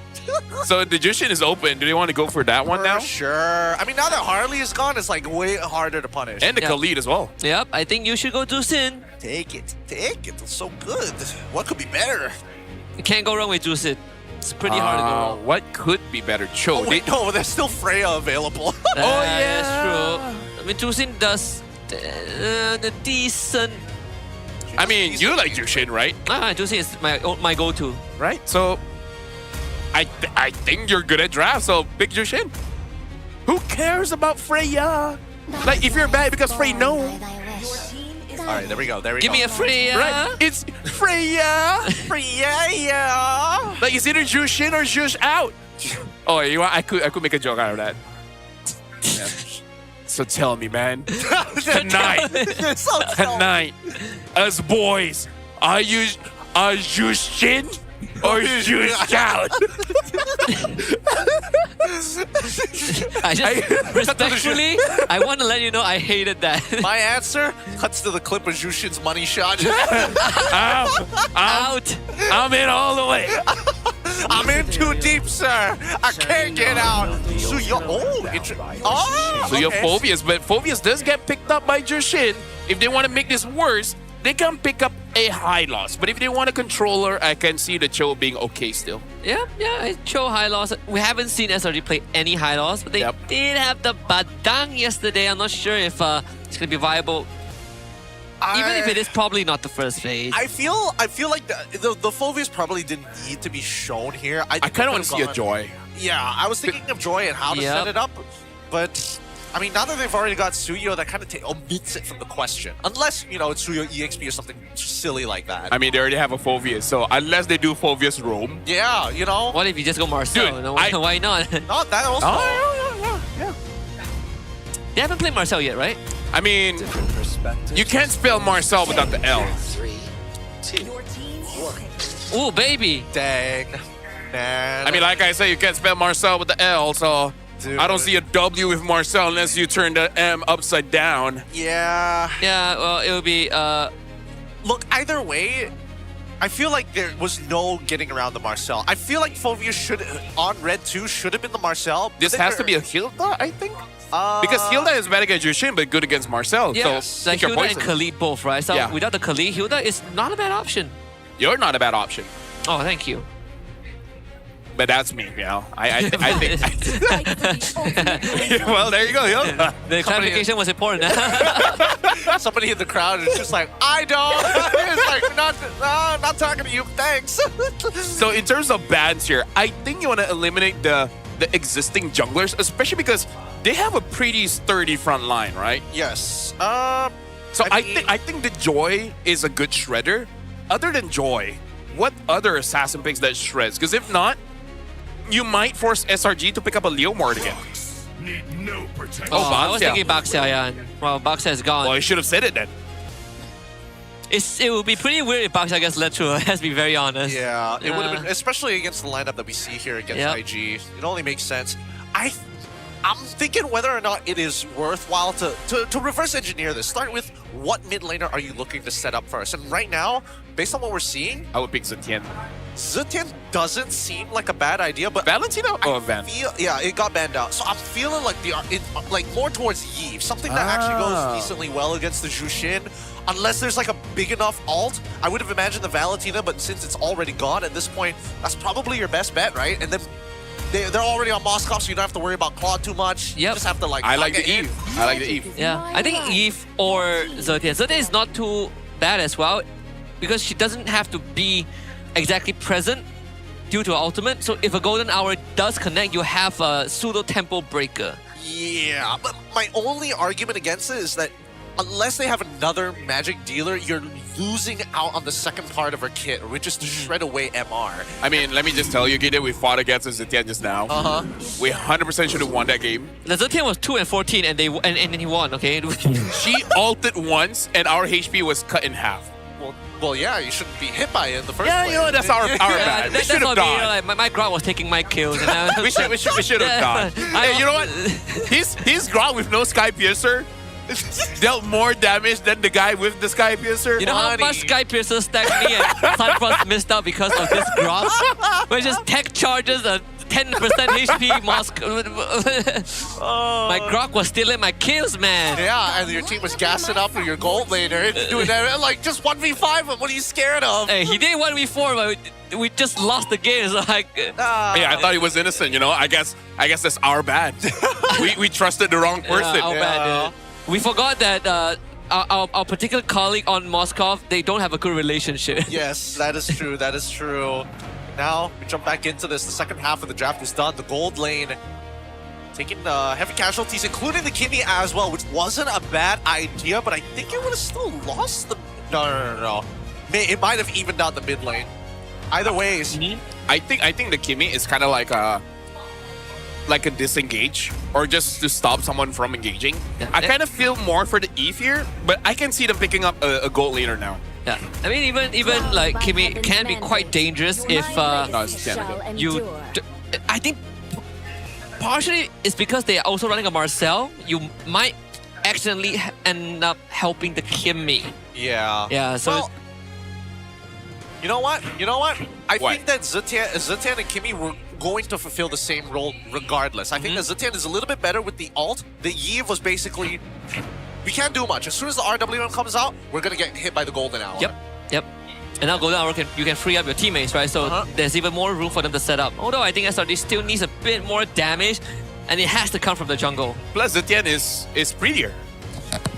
You're not wrong. I feel like Eve, if you're like from Mars or Venus, you can appreciate the beauty. But here in Malaysia, the Damas! Baby, the Damas! I knew it. He wanted to win lane, he wants to buy time, and he can do all of that. When he looked at it, I mean, like, you can carry this one, right? Serious, bro? And Gorgeous, he's like, did he really just pick up Damas? He did. And honestly, now this begs the question whether Hilda should hover around the mid lane the entire time or actually sacrifice the lane to actually go for early ganks in the EXP side just to hopefully get the EXP to the right level. I feel like you can afford to leave Zetian alone. You're okay, right? Yeah, I mean, the only thing that could go wrong is that Spencer walks up slightly too far forward and then just loses his passive to Stormy. He flickers forward. Only the Leomorn can charge against you, and you have a flicker for that. So yeah, you don't need to have help. Wait a minute, who's the gold? What? Hold on. Is it? All right. Huh? I mean, like Mel The Cutie one has just cooked up. Mel Cutie has used Mincitar before. It didn't work out, but he used it before. Yeah, but he's the kind of guy that if you ask him to jump, he will say where. Wait, that's not the right one. But you know what I mean. Yeah, I get the idea. Okay, no. Imagine this, right? You remember when we said Zetian won ult? Uh-huh. Your HP is gone? Yeah. Imagine if you can see it. I mean, you can't dodge it. You can still. I mean, you can see. You're sighted. You literally will see it. You just don't see what's around you. You guys don't see the vision. Just like SRG can't when Hellcurt closes the lights. All right, we'll see. We'll see whether we're sponsored by Ray-Ban by the end of today or not. Let's find out as we jump right into the game. I don't know what to expect here. The Hellcurt, like, I feel like it's a misclick. No. Do you see Mel Cutie nod towards Coach, and Coach was like, if you want to pick Hellcurt, say, and he's like, I'm pretty sure Mel Cutie was like, huh? And then they took it as a yes. Well, he did say, huh? Oh, I can't deal with this. This is very, very strange. Hey, Oh, first blood. if they win. It's pretty close. It's pretty close. Here comes Hazel. Still trying though. This contestant shouldn't be going that far. Stormy? You gotta be very Stormy? careful. Even use the Fury. Well, they do bring Cram down mid, and first blood goes over to Hazel. What is going on here? Invictus has worked up the courage to say just fight in mid. SRG, they always win mid. There's no way they respect us. I don't know. This is getting closer and closer to like a clown fiesta. Like, no way should Nova Hey, Escobar... respect clowns. I mean, no, I don't. Not at all. It's a terrible profession. They're better off as comedians. They should just be called comedians. I'm down for that. Comedians with makeup, the more eccentric kind. But essentially, like, no way that Nova Escobar gets 2 rotations of his spell. He shouldn't be that close in the first place. Why is Stormy walking up that far to chase for this? And the same can be said about Invictus Gaming going back in. The chunk didn't net them anything anyways until the end. I agree with your analysis, but I also have to say, respect how makeup changes occupation, because we got geishas, okay? How makeup changes occupations. Exactly. I never thought I'd hear that line. Hey, I know the number code of lipstick. You know, hashtag 092. Yeah, that is not how it works, but sure. Oh, he's telling me hexadecimals compared to Mac numbers. Oh, Fury of the Phoenix, and it hits on the 3-man. IG able to basically stall SRG for Hazel to get the turtle, and now there's a room going to Cram. Hazel gets a 2-man stun on the Blaze Surge, and unfortunately, there's nothing that SRG could do. This is perplexing. Why? I don't know. I don't have much of an explanation as to why they're saying It's the Hellcurt. the initiation, but even with the Hellcurt, right? He still has his ult. It's just his presence alone. Well, Spencer is out. They did force the Flicker out, and cooldown comparison, right? Stormy will get his ult back faster. Yeah, it's true. But here's the thing, man. This is why Zaten is a hero now, right? The big reason, never picked up before, no damage on the ult. Now, even at base level 4, no completed items, you can see the damage is very good. Well, they're going to make an attempt with a Nova, and that's going to be his Flicker out. MelQT into the darkness of the light. Right. Nova still gets ran down. Uni with the pickup. So Mel used the flicker when SRG literally had no vision of him, and he had vision of them. Oh God, man, it's a good game. I want to interview him, or maybe this is just the plan, right? Remember how Gorgeous went 0-4-1? Mm-hmm. Now just switch it up. Switch it up. Like Mel, you can be 0-4-0.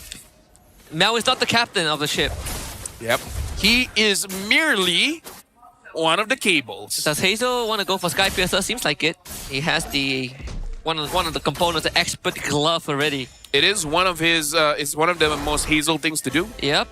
You can't spell Hazel without Sky Piercer. That is correct. As we also experienced that firsthand. Oh yeah, we did. Imagine Jushin Sky Piercer only having 7 stacks. Hey, shut up. Shut up, man.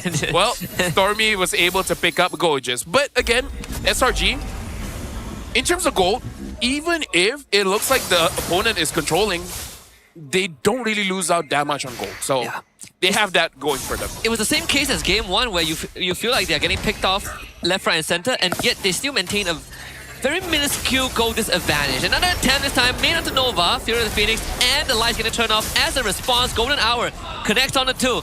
Yums unfortunately doesn't unfreeze Cram, and now Cram's gonna get jumped on. He will have to disengage. Only comes in and whip Barbie out. Innocent will find a kill. Gorgeous forced to go back in and now finds himself isolated against the entirety of SRG. Cram though will isolate him even further. Gorgeous underneath the turret. Gorgeous Not able to find a trade, and Spencer will have to commit further for that kill. But Mel kills him in the bush. Here he comes. Purify out from Stormy. Oh, Kicks Spencer back out. Spencer not able to get the final tick in. Both teams trade. I'm sorry, Mel, you suck. 100% should have gotten Stormy there. He even used the Purify, but then what? It is a reposition with the SOD, and Mel will get the punish. Right now, Invictus Gaming. Husky, they're doing it. Nova Escobar has to flicker out and even recall in front of their faces. Hazel now with the Sky Piercer. Nova tries to get away. Just pull back. Nova is gonna die. Bit of an overstay there with this two sitting around. They're gonna try to convert it onto Gojes again. Gojes using SRG members as a launch pad. Yunus gets pulled back. Gojes doing the same, getting dragged back. But SRG without Innocent won't be able to get any kill. And the lane swap now will be initiated.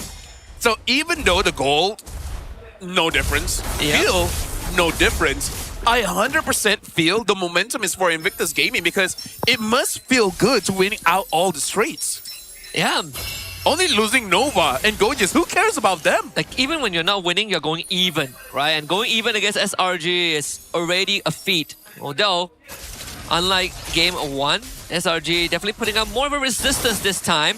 And I'm not really sure how good this Helker is going to be when the game drags on. And the Zertin did use her ult. Yeah, I feel like it might be a call to help out Mel Cutie. Maybe just to see if SRG's positioning as well. Not really sure. This is one of those ults that is just slightly a bit more punishing because Feared Phoenix before level 12 does have a pretty long cooldown. By level 12, I think the cooldown of Feared Phoenix is more acceptable. Looking up top, Mel Cutie, I feel like he's not performing that well actually. This is not going to be easy. I think they might have to call it off. Yep, Hazel did clear out the wave, and Mel QT also goes Sky Pierce. So we got 2 Sky Piercers. Have you ever seen this, Husky? A team having 2 Sky Piercers? Yeah. Unheard of. Yeah, last time I saw it, the team with the 2 Sky Piercers lost, so I hope this is a sign. Comeback as well. They should not have lost that game, let me tell you that. Yeah. I mean, honestly, if that team just went and actually took the Lord, it probably would have won the game, but hey, you know. Yeah. Oh, IG don't get the opportunity to actually find the cancel here. With the next turtle already and the last one to contest for. At this stage, I would be a little scared if you are in SRG's position, right? You start walking up Dark Knight Falls, and at any point in time, you could get collapsed upon by 2 Sky Piercers. Well, yesterday, Innocent had highlight clips on his Moskov, right? So maybe they're just banking on that. Just give it time. Cram's about to solo kill Mel QT at this point. And that's Dark Knight Falls forced out already, and Cram will basically just work on the turret. They get a pull back mid lane on the Nova. SOD does miss, and Nova gets to run away. Yeah. Honestly, like, not super a miss, because I think he did think that Mel would jump there. Now Fury the Phoenix only lands on the 1. Here comes Hazel, use Golden Hour, able to save himself and freezes 2 members of IG. Gojes, unfortunately, is very far away from home. We'll have to use Uni as a jump pad, and even uses the flicker to get out now. QT with the collection there. And Nova Escobar also able to zone out the Leomort. Okay, that was cool. Yeah, it was. Mel QT chasing him down like a heat-seeking missile. Flicker into the blink, and now he's looking for a little bit more here as he controls the Tri-Brush. Yeah, in fact, this is the story of Invictus Gaming for now. They are controlling because even though they died 4 times, it's all the front line. Spencer has been fine, Hazel has been fine, even Mel, he has been fine. So they know against SRG, you gotta trade someone. And they're choosing the right people to trade. Unfortunately, Innocent did miss his SOD earlier on, so he couldn't join the fight because I felt like that would have been a big difference maker. And he didn't get the bottom tier 2 either. It would have. And honestly, I thought once the Dark Knight Falls was gone, that was their biggest problem, kind of out of the question, right? And that should have allowed SRG to maybe look for a pick onto the Suyo if Hazel made a mistake, or at the very least threaten Spencer, because so far, he hasn't been needing to use his battle spell that often. Oh, okay. Stormy gets hit by the Fear of the Phoenix, has to use the Purify to get out. Not the best place to fight though. Mel QT is gonna get absolutely slaughtered by Uni. This siege should end as Cram shows up. Mid-tier 2 of SRG goes down. All things considered, not too bad for the Giants. Although I do gotta say, Spencer now with the Lightning Truncheon, we saw even the Fury of the Phoenix just now. The damage was a lot. In fact, that's Cram. Cram getting poked out by Spencer. He's taking damage here. So Invictus Gaming, they're getting to a point, they're getting kind of comfortable. The one that they really have to be careful of is going to be Innocent. But so far, the impact is not there just yet. Yeah, right now Cram doesn't have any MR whatsoever. I think now he's starting to build into it, trying to tech up while he still can. Corrosive Scythe and Dawn Ice going to be the items. No War Axe, nothing of that sort to give him extra sustainability. He has what he has, and he's just praying that Vengeance is enough. Nunes have to continue trading his health bar to find some info.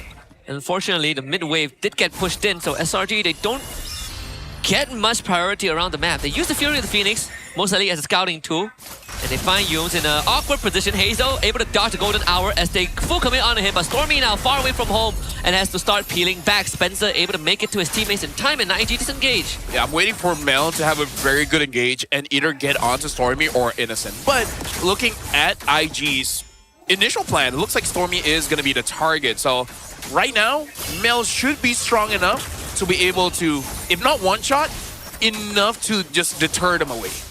I think the hardest part right now is the fact that every time SRG have to fight, they have to move alongside with Stormy, and his range is only so far compared to Zetian, right?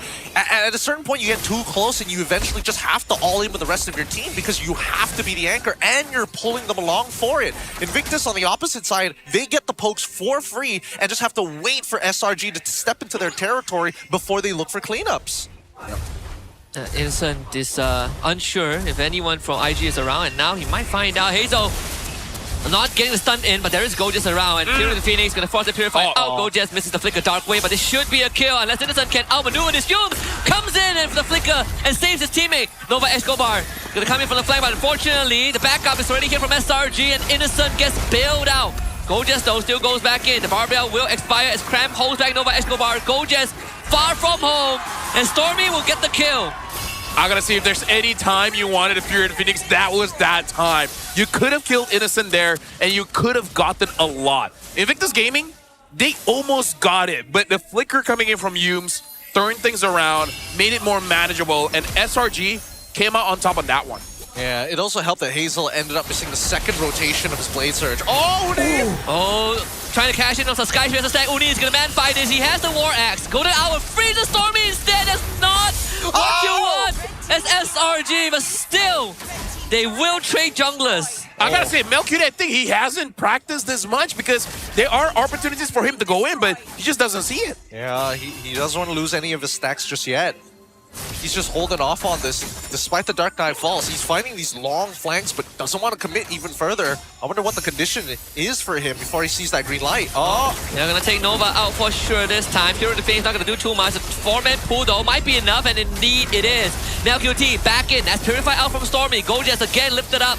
Might have to be the sacrificial lamb this time. Cram will hold him in place. SRG should get this Punisher. Innocent will claim it again.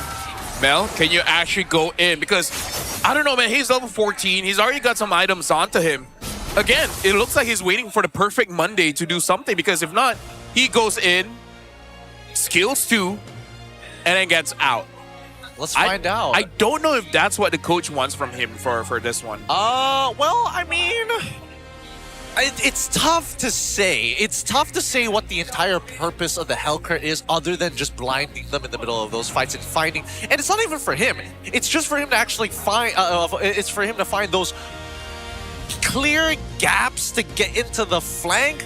But there's no real commitment, and nobody else is taking advantage of the fact that they can find flanks themselves. So it's strange at the very least, at least for me.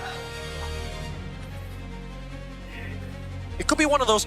It could be one of those things where you're hoping that Suyo gets into position, but he's the first person who's making contact, so you have no choice. Yeah, it's pretty hard with Yumes and Stormy in the front line too, and then you have to get through Cram. I think there are windows where Cram gets preoccupied by holding back Nova. That's probably your signal to go in, because the best peeling tool is sort of gone.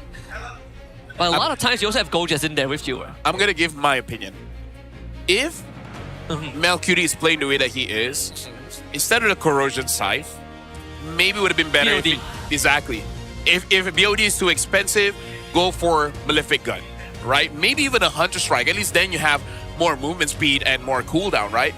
Either way, I kind of feel like the way that he's playing this team fights, he's building up this Corrosion Scythe just to play like Team Flash. Wait for that opportunity to backdoor and then maybe nothing else. Honestly, I was thinking the same as well, right? Because before I saw the DHS and Corrosion side, I thought that after Hepstasies and Sky Piercer, he would go BOD and just look for one shots, right? And then you feed into the Sky Piercer.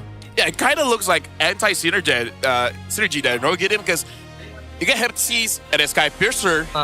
And you have DHS and then Corrosion side. It kind of looks like they want to achieve different things. Yes, I understand attack speed influences Helker's damage as well on his Deadly Stinger. But at the same time, if you're not going to be attacking a lot, maybe just go for burst. Well, who knows? Maybe that last item is going to be the BOD rather than like your typical util of Immortality or even Winds of Nature. It's interesting. Oh, Nova. Well, we're going to come back and watch Nova go down to Cram.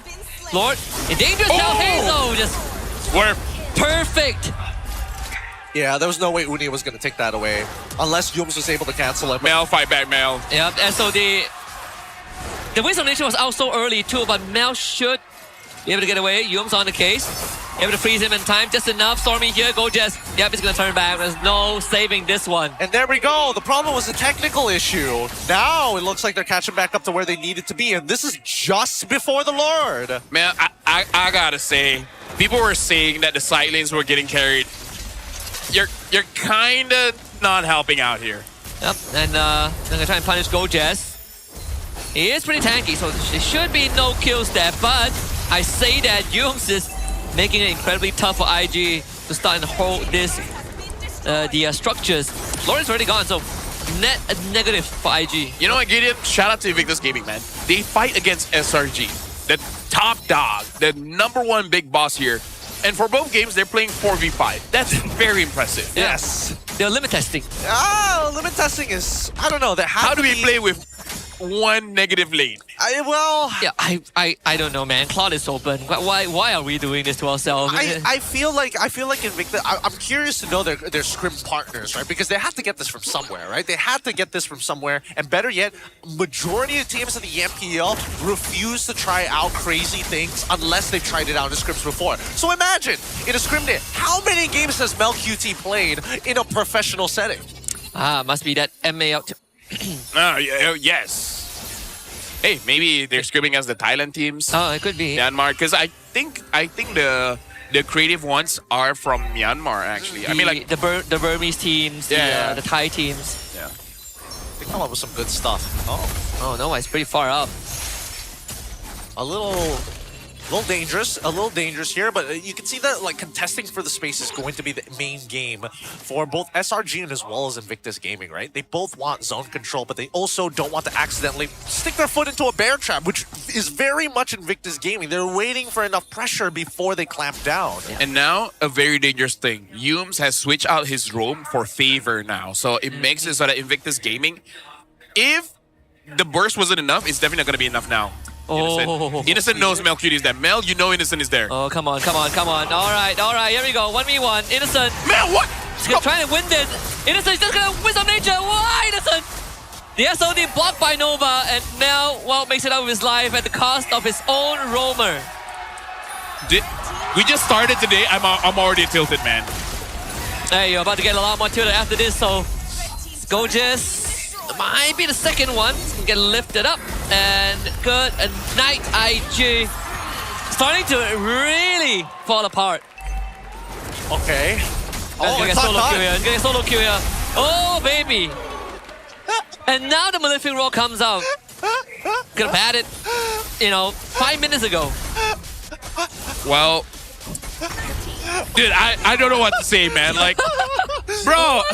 I love the fact that Crab, to prove the point even further, literally fought him 2v1 under the tower. It's just like, no, not even close. Presses vengeance, even though it didn't make a difference. Yeah. Might as well. Oh. So this is where the game truly begins. Oh, they do catch you. The golden hour doesn't help out. Uh-oh, they're all trapped. Good night, sweet prince. Hazel gets skinned. The Nova is out too. Dang! I thought Innocent would start attacking, but he didn't. Yeah, he didn't get as many auto attacks as I assumed he would have gotten there, or at least like set up for the potential like collision. I gotta say, with SRG waking up after that pause, I'm losing hope a bit for Invictus Gaming for game 3 because this is what SRG does. Yep. You get a game off of them, and then suddenly they get upset and they just get a whole lot stronger. They're like, imagine SRG, their hair just gradually gets longer in the game, and it turns yellow. So SRG is a two-faced boss fight. You can't expect to beat them only once. Oh, Stormy could get jump on. Flank from Nova, follow up with Fear the Phoenix, Innocent, good Purify to get out of the crowd control. SOD gets used, reposition, and Innocent, untouched. Gojas will try, Milk Beauty finally in! But Innocent does have the immortality, comes back up, still goes down. But the damage for the rest of SRG is a bit too much. Even Stormy has awakened. Spencer doesn't get frozen, but not that it matters. Cram is here, Spencer is dead, and used for the shutdown. SRG will roar to life and give us what we all deserve, a game 3 in the series against IG. Well, I honestly don't know for this one, man, because this game, I feel like someone's throwing, you know? You still want to believe that it's a misclick on the Hellcrit? I don't think the Helka is a misclick. I think he's just don't know what to do with the hero. He's kind of bad at it, I'm not gonna lie. Kind of bad. And I was surprised because eventually it came to a point in the game where I was like, man, Cram is getting like little to no value out of this Stamos until he started diving turrets. And then all of a sudden, he is doing a lot. I feel like Gojas needs to start being bad again. He's not being bad again. Like, instead of Mel, I think it's okay if Gojas is bad. Like, if you really have to choose one, obviously I want all 5 members of IG to do well because after game 1, I had hope they could finally beat SRG. But then, it's like, SRG was good, but it's like, they're not the reason why they won. Yeah, They just 4v5'd. I don't know. It's always the days that we cast that's just a little strange. A little strange tech that they came up with. Would have been nice if he had a BOD. It would be nice if it's just a 3v3. I think, yeah, I don't know. ML will one day go from a 5v5 to a 3v3. So we eliminate the side lanes? Yeah. It's probably no need for it anyways. Or just have 3 laners. Or just 3 laners. Yeah, that would get rid kind of of be cool. support and realm, just 1v1 in each lane. Or 1 laner, 1 jungler, 1 roamer. That formula has been done before and actually does pretty well. Yeah, but that's okay. It does okay. It does okay. I don't know.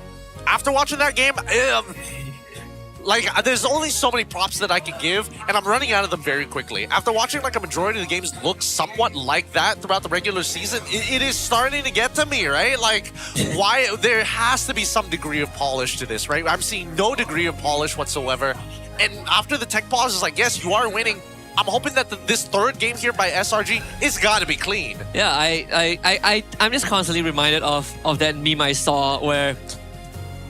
Was it boxing?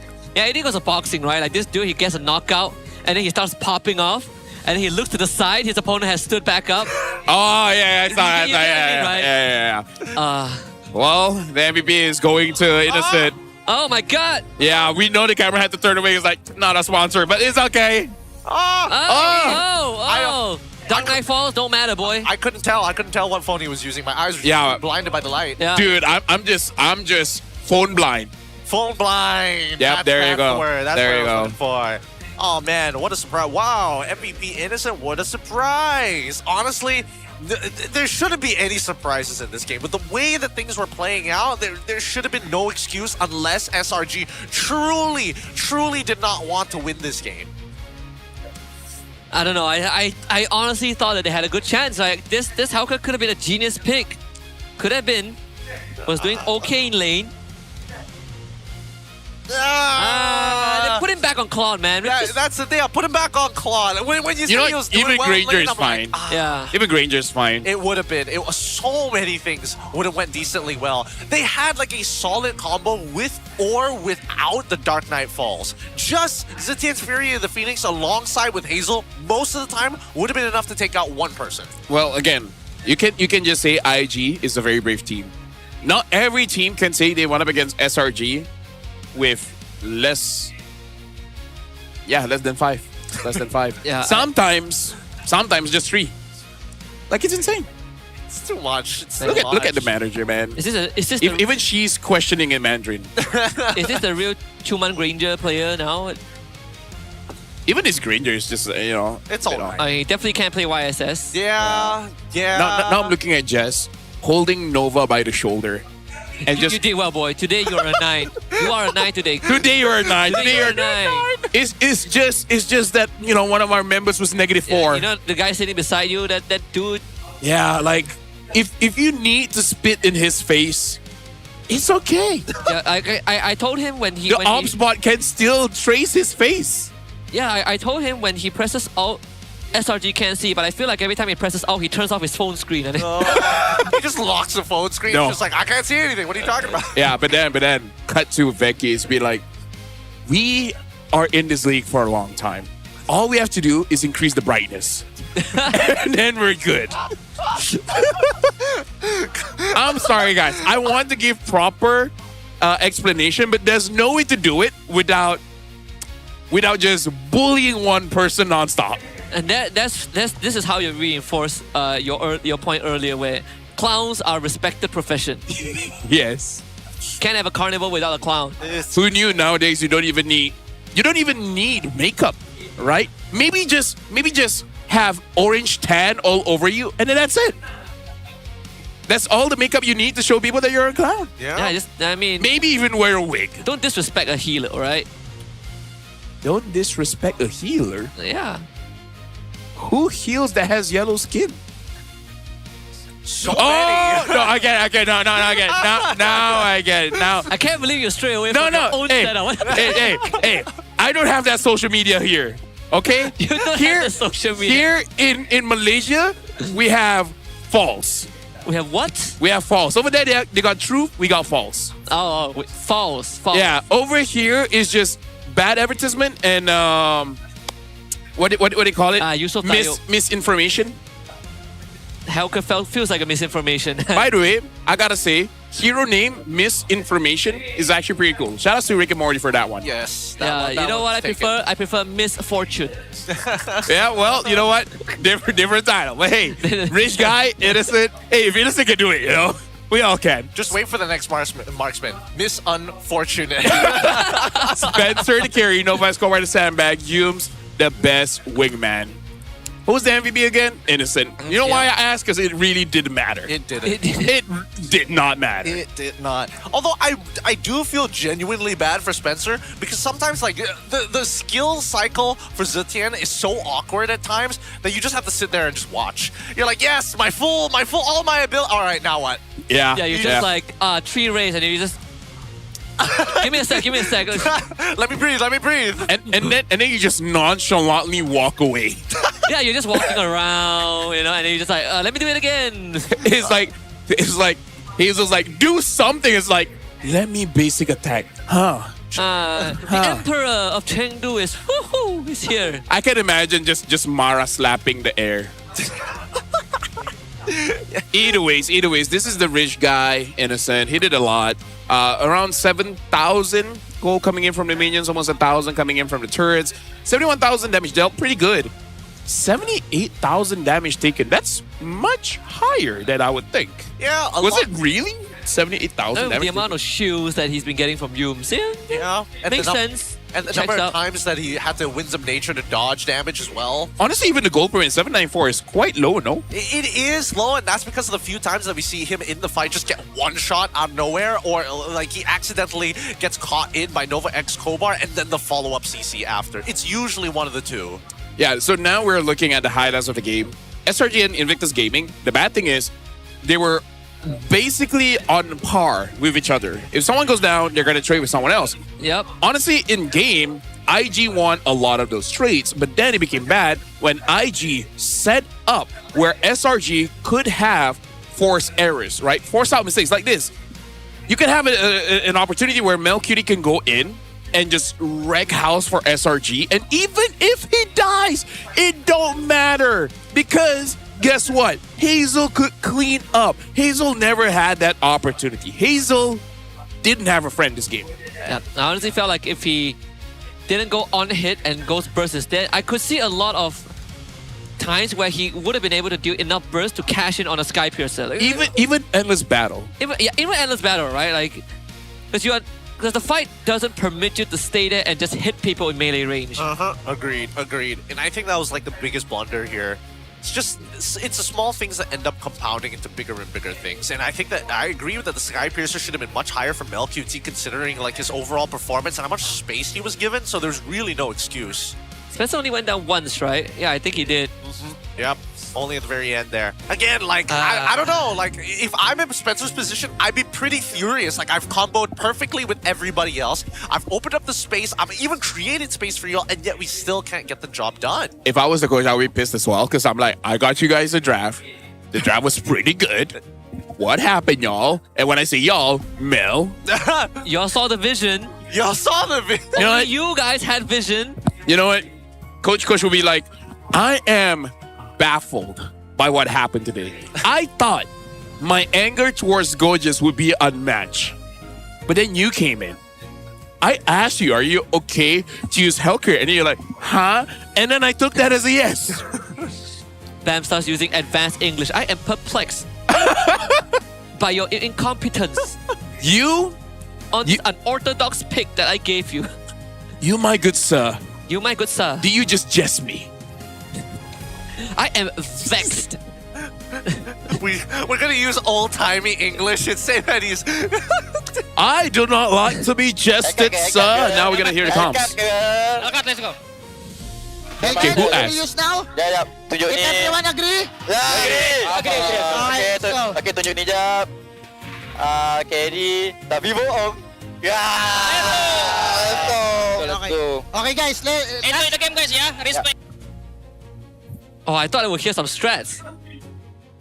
Right, so I think now we're gonna hear from SRG, or do we have more from IG here? We're gonna hear. I was pretty upset listening to that one. Please tell me it's from IG. Please, we need more of that. We need to know. We need to know more of the deep dive secrets. In the back rooms, Bam asking just like, was that a good idea? But no, we're gonna listen from SRG.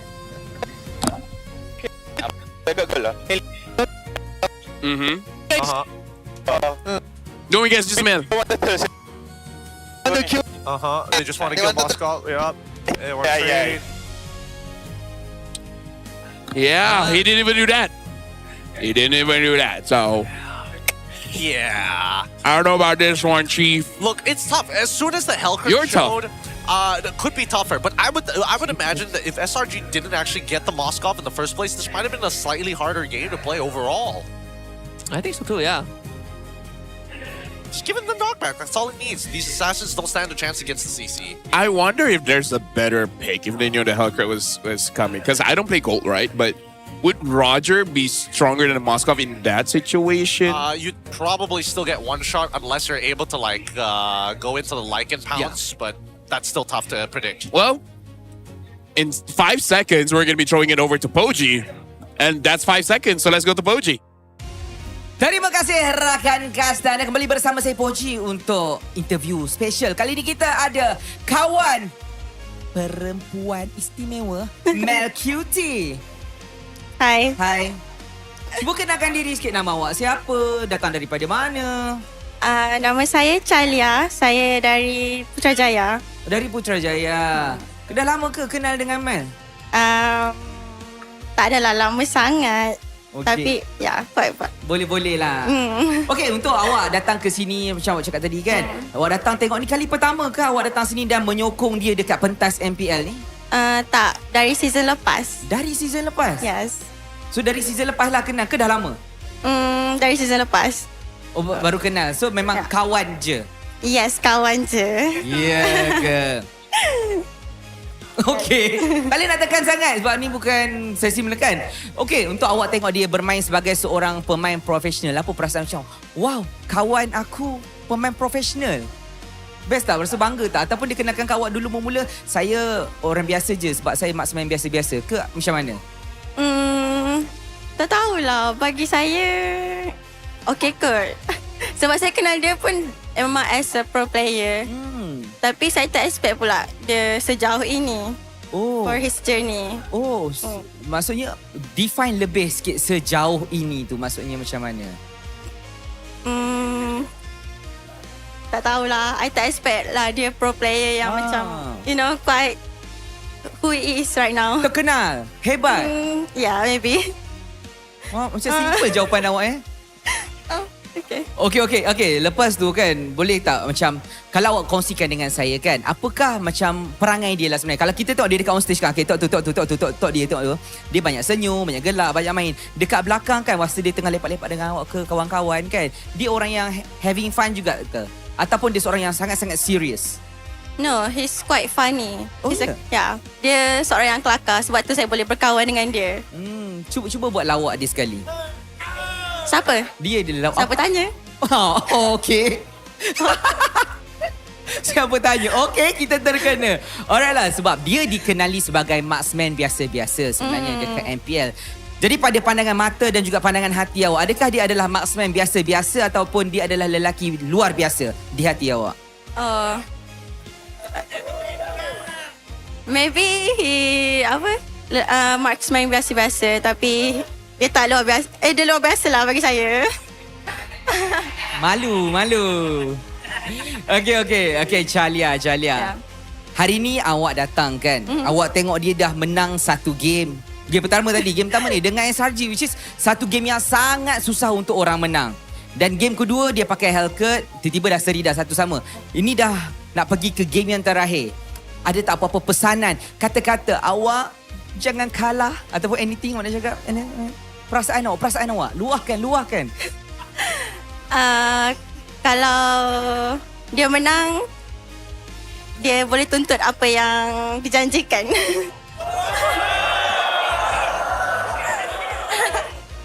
Saya tak tahu saya patut tanya teruskan ke tak soalan tu. Nak saya teruskan ke? Apa yang dijanjikan? Yang tu kena tanya dia sendiri. Okey. Kita kena doakan diorang menang. Tapi perlawanan ni masih lagi panjang. Pertembungan ni kita tak masuk lagi dekat dalam draft. Kita tak boleh nak jangkakan apa-apa tadi. Tapi apa-apa hal pun, terima kasih Chalia. Terima kasih sebab datang sokong untuk Invictus Gaming. Sampai situ saja daripada saya. Jom kita masuk ke dalam game. Well, thank you very much, Mel's friend. They look like super just like... They look like siblings. They look like buddies. Dude, don't make this incest, okay? I'm not trying to make it incest. That's because clearly... Although if that was my sister, I mean, no, okay. Hey, you brought this on yourself. I was about to turn You brought this on yourself. You know, you actually have it. There's a big difference. You know, when it comes to me, I'm willing to lose the battle to win the war. I will take a few L's to turn it into a W, okay? Freaking Zhuge Liang in there. All right? Oh my God. I'm the kind of guy that will stab myself to stab you twice. Oh, this is the kind of guy who gets pink eye, tells you not to think about it. It's just like, I've won the war. I just be like, it's training. You are like Hidan from Naruto, you know? Like you cut yourself to win the fight. Was she wearing a tie over a jacket? I don't think it's Cram's tie. It's not Cram's tie, right? Yeah, Cram's tie is like yellow. How did you know? He wore it that one time when he went to see one of our gracious sponsors, Obsbot. And the Obsbot wanted to test, and then he was wearing a red shirt, a yellow tie. I feel like that's the official uniform of SRG. Yeah, there you go. LaFell, what's Cram's bed made out of? Is it memory foam? No. It's a race car. All right. You know what's actually funny? I do know how their beds look like. It's a purple Lamborghini. No. It's Lightning McQueen. Yeah, baby. Ka-chow. Just a car's bed. Okay. Oh, that'll be so good. Welcome to the greatest. What is what? What the? That was pretty quick. How? How did they have that ready to go? The red horse and a purple gecko? It's Hellcat. Yeah. I mean, that's the closest you can get. Yeah, that makes sense. Gecko is insane. Like I gotta say, things have evolved so hard. The other day I went to the vet because my cats need to be vaccinated. I swear to God, I'm not making this up. I saw a snake with legs. That's where you lost me. It got me invested for a while. No, I actually thought it was a snake, but then it was a biawa. It's not a small one, it was a big one. Right? Imagine He seeing. walks into a store, he sees just a nice snake as it walks out. Oh! Yeah, it's a long head with a long tongue, and it's like, I thought it was Vamos. They're pretty. I'm not gonna lie, they're pretty freaky up close, especially when they're huge. Yeah, like when I woke up, and it was right next to me. I was like, I'm in the wrong bed. So that one was on me. I got in the wrong house. Look, I thought you were getting your cats vaccinated. I didn't think it was like an overnight thing. I thought You spend the night with a Biawa. a wild night of that. Midlife crisis, you know. Midlife crisis. I'm 30. I think I got 60 max. So Mavs checks out. Either way, Marcel first pick. And then SRG picks up the CEO in Moscow. Pretty good. So Moscow again. Oh, pretty early Marcel pick. They means that they have a very specific curated draft. Kimmy Granger. All right, Kimmy's Kimmy. correct. And then Boxia. Yeah. Actually, Boxia's not bad, but he's just not Hazel kind of hero, you know? Or maybe he's just like, you know what? I'm not going to try to carry because then my itty bitty heart can take no more. Well, I think because Gideon, if he's using the Boxia, Mel has to do damage. Yeah, you're right. Hey, Spencer could deal the damage. And you only have, well, I want to say there's only one person that builds Sky Piercer, but Spencer already does. And he might build Sky Piercer Boxia. Remember what we discussed earlier on? The team. Yes, I do. 2 Sky Piercer losers. Yep. So 1 Sky Piercer is the limit. No. You buy 3. You know what? I like doing Gideon things. This is why he's the analyst. Exactly. You look, in World War II, Tiger tanks were known to be the superior tanks of the Nazi forces. And it takes a total of 14 howitzer tanks to take it out. Exactly. Have you seen the German invention that never came to light? The tank that bounces very short, the rotating 360 tank? Yes. The prototype? That's why they came up with the Tiger tank. Just wait for World War III, man. I'm good. I'm good at keeping it at 2. We don't need trilogies. I prefer the Pogo tank, you know, this sounds cooler. The Pogo tank. The Pogo tank. What is my favorite weapon of mass destruction? Oh, you know what? I do. I Emails. Oh, that's dirty. Horrible. Okay, I was thinking of something way different. I was thinking of Ryzen, but okay. Anthrax, you know. Bioweapons? You went straight to bioweapons? I was thinking about like. What about that thing in Resident Evil? The T virus? Yeah. I mean, it is a bioweapon, you know. Yeah. Bioengineered weapons. Oh, the other one. We're just friends. We're just friends. It's the kind of weapon you hit onto one person. That's your intended target. But then his homies felt it as well. It's permanent damage. It's collateral. Well, the Granger as well as the Claude is banned out. Looks like we got nothing else except for Helker. There you go. Put it back on it. Although I do have to say, the Harif is still up. Harif is still up. You are correct. Yep. And no way SRG is gonna pick up Harif mid. He did have his role in game change to jungle and gold. So yes, no mid. Suyo EXP. I didn't cure it. We'll see. I feel like anything is possible at this point. I don't know. Anything is possible with these two teams. Especially when we're talking about IG. It feels like SRG, they've got the more standardized composition, and I like the fact that the Cho gives them that much flexibility. It looks pretty good, no? Sorry. Maybe Marcel would be annoying. Yeah, he will be annoying. I wonder if SRG is like, you know what? It's a box. Yeah, we can go for a Farsa. Kimmy go. What if we go back to the past? Kimmy go, and then they give them like an artillery. Yeah, I'm okay with that. I mean, Raid is not watching the English broadcast, but I did see on his live stream he's playing with Abang Lord, and he does use Kimmy Gold. All right. Probably because he doesn't trust his team. That is true. That is true. I can't remember the exact quote. I need to go search it up later. I'll bring it up later. But for now, we look finally red for Sora gets locked in despite the nerfs. Yeah, Phobius is still up for IG for Gorgeous.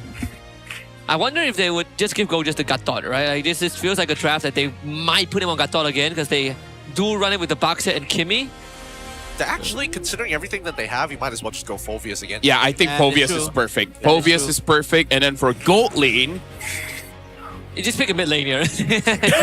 Pick a mid lane here. Zetian's not bad. Yeah, Zetian's not bad. It's not bad. It's not wrong. Yeah. Is there any other fighter goals that we should? Because I don't know how he is with the Harif. I mean, and his first season, not whoa. Beatrix! Beatrix Marcel, kind of a thing. Except if he unfreezes you so that your ult just goes through and deals no damage. No, your projectile will still hang there. Oh, really? Just that you can move in Golden Hour, but projectiles are still frozen until resolve. Unless he gives the shield to the projectile. That would be wild. That would be Nova Escobar at 11. Yeah. Even the coach is like, I didn't know you could do that. And then Marcel is gonna get like disabled for the next week. Yeah. And then we trade him for glue. What a deal. What a deal. That would be exciting. Ramos again. I mean, they need a mid. Oh wait, yeah, they do need a mid. Eve Zetian is fine.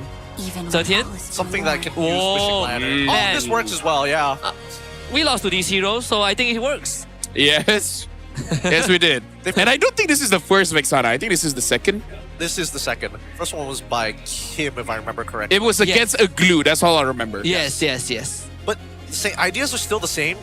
The damage towards the tanks, extremely relevant here. Vexana can actually start cutting through these tanks a bit by bit, even though her cooldowns are just a little bit long. But this works, right? It's a comp that's strong. Gentlemen, right now, the stakes, you will not believe this.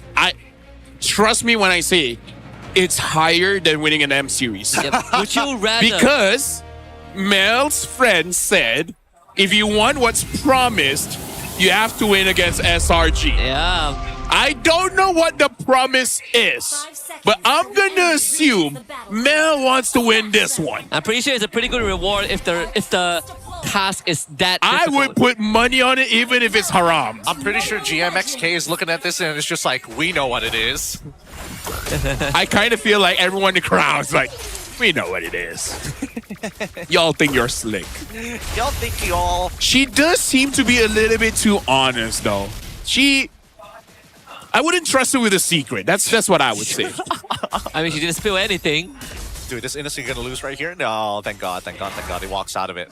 This extra slow from these early bombs, you can chain them together very, very easily. Actually, if I was SRG, I would even lose. Just so that I can ask her, like, did she give what's promised? Okay, I'm not really sure if they are that charitable, you know. They're like trying to negotiate. So does the promise go both ways if we win? Whoa. I think there will be a bigger conversation. Deeper conversation. It's like, wait a minute, you promised them two? So many questions. That's why I didn't come here with a jersey. Facts. Either ways, back to the game here. At least for the first 2 minutes, it doesn't look like either mid duos are really making any mistake, really giving each other quite a lot of space here. Yep, and Pautan is one of the better heroes to deal with the Kimmy oppressiveness in the mid lane. Just blow up the wave, and then you could just move. Yeah, made it so that you can't really freeze against her. Yes.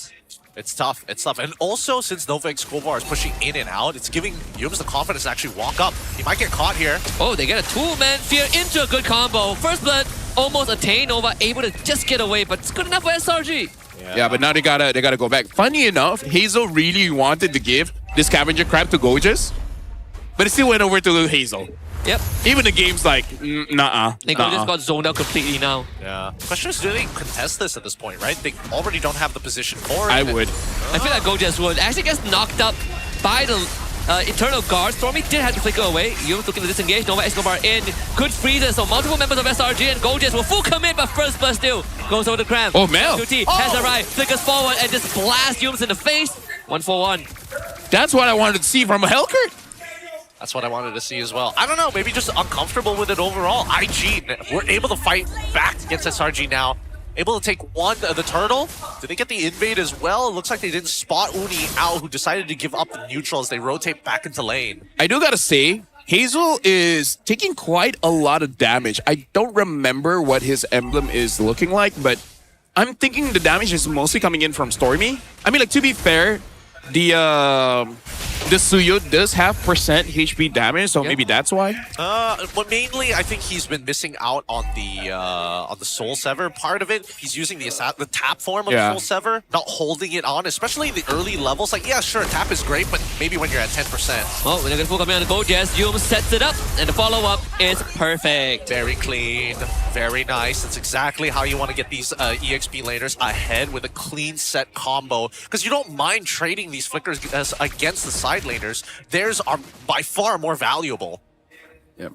Speaking of side laners, so far, the gold lane does look like it has a gold lane experience, except Melcutie is more courageous of moving around the map. Spencer, first item going for that Sky Piercer. As long as we don't see another one, it should be good. And I gotta say, looking at the series, I actually do believe Spencer can carry. He definitely can. I think that their comp hinges on how good of a Golden Hour Nova can get. Hazel, though, is a bit overextended. Shifting Cloud to bring him back Golden Hour. Just to freeze everything in place, and all the projectiles are going to resolve right now, but the damage isn't there just yet, so no casualties on SRG. That wasn't as cool as I thought. Yeah, no, it's a good use of the Golden Hour as well as the Platinum Snap, right? Just to get them out of these tough situations and communicate it very efficiently, very well to Hazel to buy him the time necessary. Well, for that, as the game goes on, I feel like it will be just a little bit more difficult for Invictus Gaming. Not to say that their draft skill's bad, but more about the execution. This require a little bit more precision. Compared to Selangor Giants, I kind of feel like you have more rooms for mistakes. But, you know, they shouldn't be doing it at this stage of the game. They won't have Golden Hour for this fight either, because cooldown is still fairly long for level 1 ult. I think IG, at least they have the capacity to slowly wrestle the turtle control. Yeah, but I don't think they can sit on top of it is the main issue here, especially if Stormy needs to walk up. Yums needs to find the engage, right? And unless Stormy is nearby, it's just not worth the effort. Rejection pulse easily dodged. Gorgeous goes in, but it's going to be Uni against the turtle for his team, and Gorgeous just absolutely melts. Golden Hour though, catches 3 people. Here comes the combo. And doesn't kill anyone. Yum still gets out. Some of the projectiles got a shield. Yeah. That was a little awkward. I'm not going to lie, a little awkward. It was looking much better from Invictus for half a second, but... Oh, wait. Find the big catches. Gorgeous is going for the War Axe? Yep. And he's 0-3-1. Yep. He's 1 death away from his Game 1 best. Even his previous high score. Already got that assist, so all he needs to do is go down one more time. And then after that, proceeds to just throw a little bit more. Man, the game that I honestly thought that the full tank would have a lot more value, he goes the opposite direction. Yeah, I think this time around, doesn't matter. I feel like he knows that he's not the main target to get hit by the kick, but Yums is just like, you know what? If you're not going to build tank, I might as well. Yeah, maybe he doesn't trust Spencer or Mel. He's like, I know I need to do damage because Hazel's playing tank. So woe is me, I'll step up. Every time I play Phobius and I build full tank, my team just loses, so I might as well. Oh, Cram will get caught. Golden Hour. The follower is here. Bandit's Rage. It's going to resolve, and Cram instantly executed. Sky Piercer for Spencer. Exploded. Instantly exploded there. And now, so far, we haven't seen the major conversions. We haven't seen IG win a fight and then turn it into a piece of structure on the map. For the most part, it's just been stealing 1 or 2 camps, not even buffs, major buffs, it's really just the neutral ones. Side crabs, beetles, you name it, bugbears, they got it all. But this next turtle coming back up in 16 seconds, not sure if they can walk up for free. So far, SRG has been playing a really tight game. Yeah, definitely not a lot of mistakes here. The only thing that they can really capitalize is Stormy's lack of dash. Man, Uni also went for Sky Piercer himself. He looked at Hazel and he talked to coach. He's like, he could do it. Yeah, he could definitely do it. And I think the coach said, but you're not Hazel. Precisely. Yeah, I'm Oni. I'll be better. Yeah. Should get this turtle. The rest of IG very late to the party, so Uni walks away with it. And Nova just has to flicker out because the team wasn't ready. Yeah. Honestly, it's good that he wasn't stingy there because I actually think he would get caught. But now Selangor Giants, this is more Selangor Giants-esque where they just control the mid, take objectives kind of for free because teams usually don't fight back. Especially for this one, Mel needs to scale up a little bit more. And oh, hold on, Hazel does get a catch though. No, SRG, they are warmed up for sure. Yums will flicker the safety, Golden Hour catching Stormy. But Fallout a bit far away. They get Stormy pulled back though, so Spencer will get the collection. Yeah, I don't know. Melcutie could have saved this top tier 1 tower. just now with just the Bennett ult if necessary, but looks like they wanted more. They wanted to fight! And Cram was starting with the shifting clouds. He rooted back though, Spencer racking out the Skypiercer stacks, and that is his third. Yeah, right now, honestly, looking very good for Invictus Gaming. Sangrai Giants, Innocent is just playing the Moskov game, getting as much objectives on the side. Yums giving vision, but looks like he's staying. He knows that he can get this for free. Yep. And Nova cannot get to him in time as well. Not with Yums basically being the point guard. But yeah, you don't really want to feed the stacks of Thunderbelt to Nova. SOD does get blocked. As Innocent wanted a lane swap to the bottom. Yep. Right now for Invictus Gaming, it does look like they're playing to scale. So Melkid, if there's any time to step up, it's definitely this one. Because Hazel, Nova Escobar, and Spencer, they're not being as aggressive as a normal Boxia comp usually is. I think they've just missed the timings for that now, right? Because now that Uni is level 13, he's 2 levels ahead of Hazel. This is not the position Boxias want to be in. They want to be the ones with that level lead. They want to be the ones with more tempo. And I think that's what they've lost here, right? A majority of their fights, just somebody is a level down or somebody is just a little late to the fight. Yeah, now Divine Glaive for Stormy as well. So I don't think Hazel can survive the next engage. Well, they used the seal. Unfortunately, don't really catch anyone from SRG. Turn their attention onto Cram and try to blow him up. Cram will be able to disengage. The Golden Hour only onto Yums. Did you see that? Cram got stopped, but then he came out of it all of a sudden. Yeah, the Golden Hour was like, never mind. Nah, you're good. Talk about favoritism, am I right? Yeah. Yeah. I didn't know it worked that way. I didn't thought if you're lightning, you just get stunned up just a little bit. Yes, a little bit. The Lord. Now danger territory. Kogan with a good disruption to allow Spencer to take the Lord away. Yo, Spencer. My GOAT. He's doing it this game. 3-0-0. Even getting the Lord. Right now, Nova Escobar is just zoning them away. SRG lost control a little bit, but Cram. Yep, they're going to try and punish Spencer with the kick, and they will do just that.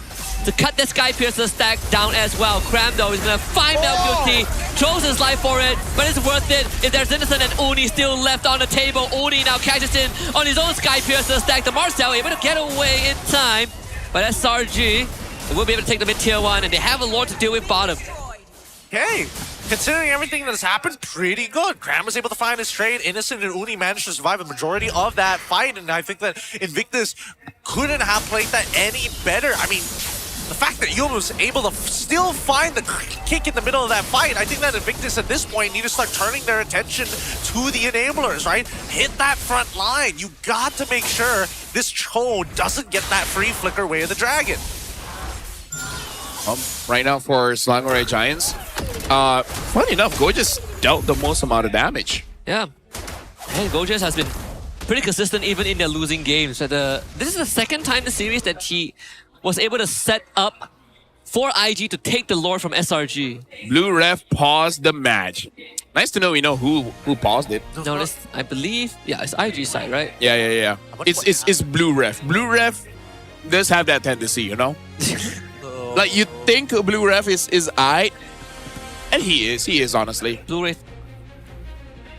I don't know his father's name, but Blue Ref is already quite a good name in my opinion. Blue Ref bin what? Muhammad Blue Ref? Yeah, Muhammad Blue Ref bin Ijao. There's Bapa Kau Hijau. That's yeah. It's just your father is green. No, because he's blue, right? So the dad needs some kind of blue. The mom is purple. So then when they had a kid, it's blue. It's all part in the DNA of colors. I know it's hard for you to understand. So the kid is born colorblind. No. Imagine this. Imagine, right? I know the joke I want to make, but I know I shouldn't make it, so I'm gonna change it. Imagine if your parents, the colors are changed, but imagine it's a different color. Imagine if your parents are red and yellow, and then you're green. It doesn't make sense. The blue has to come from somewhere else. You already got the yellow. What was I supposed to be again? What was the color Okay. The child is green. The child is green. The child is green. The dad is red. and the mom is yellow. Okay. All right, so we're missing the blue. So is my uncle blue or? You have that one uncle. So someone is blue, but it's not the dad. Oh, Spencer got a kill. That's great. Cram died. He's still able to kill Mel. The war as keeping Cram alive almost outfights the Marcel. But that is IG coming out on top with 3. We're just getting a double as well. Now 3, 4, and 4. All right, we doubted the war axe, but it's working. To be keeping them alive. I wonder why this time. I know they needed damage, but like, does that mean that somebody else had to get anti-heal? Wait a minute. Spencer is doing a phenomenal job. Do they have They don't have anti-heal? anti-heal. With We only Nova. have one guy. Just Nova, yeah. Oh, wait, no, Mel QT also. Oh, look at this instant replay. And it's very instant. I gotta tell you that. Yeah, true to his name. Yeah, although I do have to say, Mel Cutie is getting blown up a lot.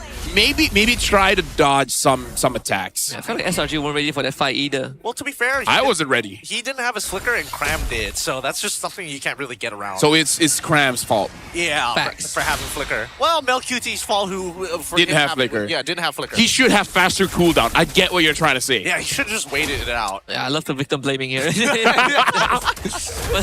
When all else fails, you know. When all else fails, blame the victim. It's some would say easier targets. Facts. I mean, it was their fault that it happened in the first. Oh man, Guys, that feels bad we to say. jest. We jest. We're trying to have fun because this is actually a pretty fun game, and we're keeping our mental stamina here. The Lord has spawned. Moskov has pushed up down bot. Looks like he's gonna go top for a bit. And then maybe try to re-enter with the SOD if it hits though. Yep. The caveat is that it needs to connect. So the timing is important because if Moskov can join the fight, it's a 4v5 at the Lord Pit. I don't think SRG can win out unless they really play this to a T and pick up both Spencer and Mel. Well, this should be fine. They're taking the space now that they see Innocent on that top side, already revealing himself. I think that IG either needs to rush this or start moving towards Tri-Brush. And they're gonna go and try to speed it up. Here comes Cram. That SOD does connect. Yums also goes against control. The golden hour is used. Lord now in dangerous territory, and Uni will be the one that secures it. Time was bought just enough, and SRG did not have to participate any further. They got what they came for. Mel QT goes down, and Innocent takes the top inhib. What happened there? What happened there? How does Hazel not get the Lord for free? He was not close enough, and I think we need a replay to see that who was holding him down. But that's the most winningest Lord I've ever seen. Yeah, not only did you win the Lord, you were able to get 2 turrets there as well. Oh no! I get your frustration though. I do get it. Oh, that's so sad for Spencer should have got that. Oh man! If not Spencer, at least just give over the platinum snap over to Hazel at the bare minimum. But I mean, you don't get to choose who gets it. That's the thing. That's true. Yeah. That's true. You just sit on top of them and you just kind of pray, right? Yep. But maybe he didn't pray enough. Oh, dude, man. Well, now you got to defend, right? Because what happened yesterday, you know, you can remember it tomorrow. But for now, you got to deal with this. One step at a time. That sounds so wise. I don't know where that came It sounds so... I mean, they can defend this, for sure. The Lord is already in the base, and they do have some tools to stop SRG from pushing too far forward. I think Yums also lost his ammo earlier on, so they don't really have that dive tool, although they really want this mid inhib, and they will commit their abilities to get so. Well, should convert into the whole base. Mel, you are a Beatrix. It's hard to push against a Beatrix. You really got to step up for this one. Remember the promise. Come on, Mel. Your friend came here and promised if you win, you're going to get something. On national TV, all right? Some would say international. I would. That's true, that's true. The whole world now knows there's a promise between you. We don't know what the promise is, so we're gonna assume. That's what I do. I mean, I think that's what everyone's doing. Although she did say if they win, they can ask Mel. So I'm curious. I am very curious. Okay, let's still ask him if IG loses. I just don't know what he's gonna say. Because he's not gonna tell the truth, I'll tell you that much. Yep. Is it an answer that you want would you be honest? You know what I would say? What would you say? I promise my friend, if I win, I give her ice cream. That's fair enough. Fair enough. There is an ice cream store downstairs. Yep. I prefer the niche old school handheld technology. I promise to get her a PSP. PSP. Yep. A Game Boy Advance SP on top of that. How about a Game Boy Color? Give me the 3310 flip phone. I would give her our sponsor, ObsBot. Check out this Nokia. Sad to that guy that he got the Nokia shipment like super late. Was that on the news? Huh? Was that on the news? Yeah. But it was the news like maybe a month ago. Yeah, remember that one? Yeah. The guy like ordered Nokia parts when it was still cool. Yeah. But shit, the siege is very big. Maybe Mel promised her the 12 tons of Kit Kat that went missing in the shipment. Oh, yeah, maybe. We did lose a lot of Kit Kats in that week. Yeah. A lot of non-sponsored brands being promised here. Pretty cool, though. Crude oil straight from He's gonna free up the strip, SRG, now you gotta let Invictus Gaming win. He's our key to freedom. For world peace. Let IG win. It's in the hands of Mel QT. And his friend. And an orc from China. What a stretch. Dude, I love my job. I would love if IG win this get one. Penalized. Just know that I love you guys. I'll just say, as much as we can't be biased, give me this one hall pass. Yep. Cram. Yep. CC immunity. Get out of there. That's great. Being CC immune is great. That's what Aulus said. Aulus is having a fun time. Yeah. I can't wait for him to be available. I wonder if he'll be relevant. Yeah, I don't know if he's going to be relevant in I the think game. He's still an auto attacker in the end, and a melee auto attacker. Well, see, that's the thing, right? I feel like he doesn't necessarily... he like, similar to Neomord, he doesn't necessarily need to be just that, right? His ult is something I need to figure out. Oh, Hazel got caught. Well, they gotta figure out how to win this without Hazel, and Hazel actually gets down, and Cram is gonna try and follow him. But unfortunately, we have to disengage. The base is in danger, though. They gotta deal with the base. Golden Hour freezes Innocent in place. Get Innocent get out of there. He's gonna get blown up by Spencer. Now they have a chance. There's a way back. Uni back in, but Spencer will survive. Wisdom Nature, pretty active. Stormy will try to peel for his team. And now the Lord is within reach for IG. SRG cannot contest this. And IG might have just found a lifeline. And Spencer got it. Spencer's the real deal, man. He's the MVP for this one. But again, Nova as well. Doing quite well. 164 BPM justified when you make that game-winning play. But now the Lord is there. Their waves, honestly, not the best. So how does Invictus Gaming actually manage the waves now? Now that's going to be crucial. Yep. Uni's going to stagger the wave even further by pushing out the top. They are going to hunt for him. But decide against it. Innocent will be back for this defense. The top wave should spawn. Yep. So he catches the incoming wave. Not a problem. Gojes is already back home too. Yeah, but it also D6 all of the waves. They've only got this one. They find a kick onto Nova. They're going to blow him up, but he does have the immortality. Do they have to fall out to finish Nova off? Yes, they do. Golden Hour doesn't really do too much this time. Nova's first death of the game. I feel like just stalling them, letting his friends go away, I think it's fine. And out of everyone from me, hold on! I feel like we've seen it before. It just pins them all down! And Cram finds the follow-up to SRG. They smell blood, and now they go in for the killing blow. Gojes is doing a very good job of holding the back. The war axing him up, but Cram does the same.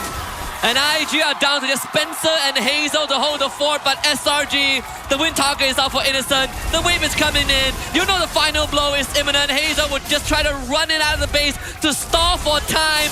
Nova needs 10 more seconds, but they do not have 10 more seconds. SRG will finally take down Invictus Gaming.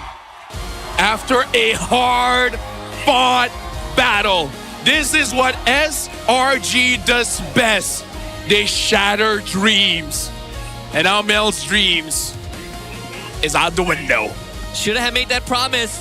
If your next opponent is SRG, maybe try it with Team Rey. But oh wait, they lost to Team Rey too. Maybe that's the friend's strat.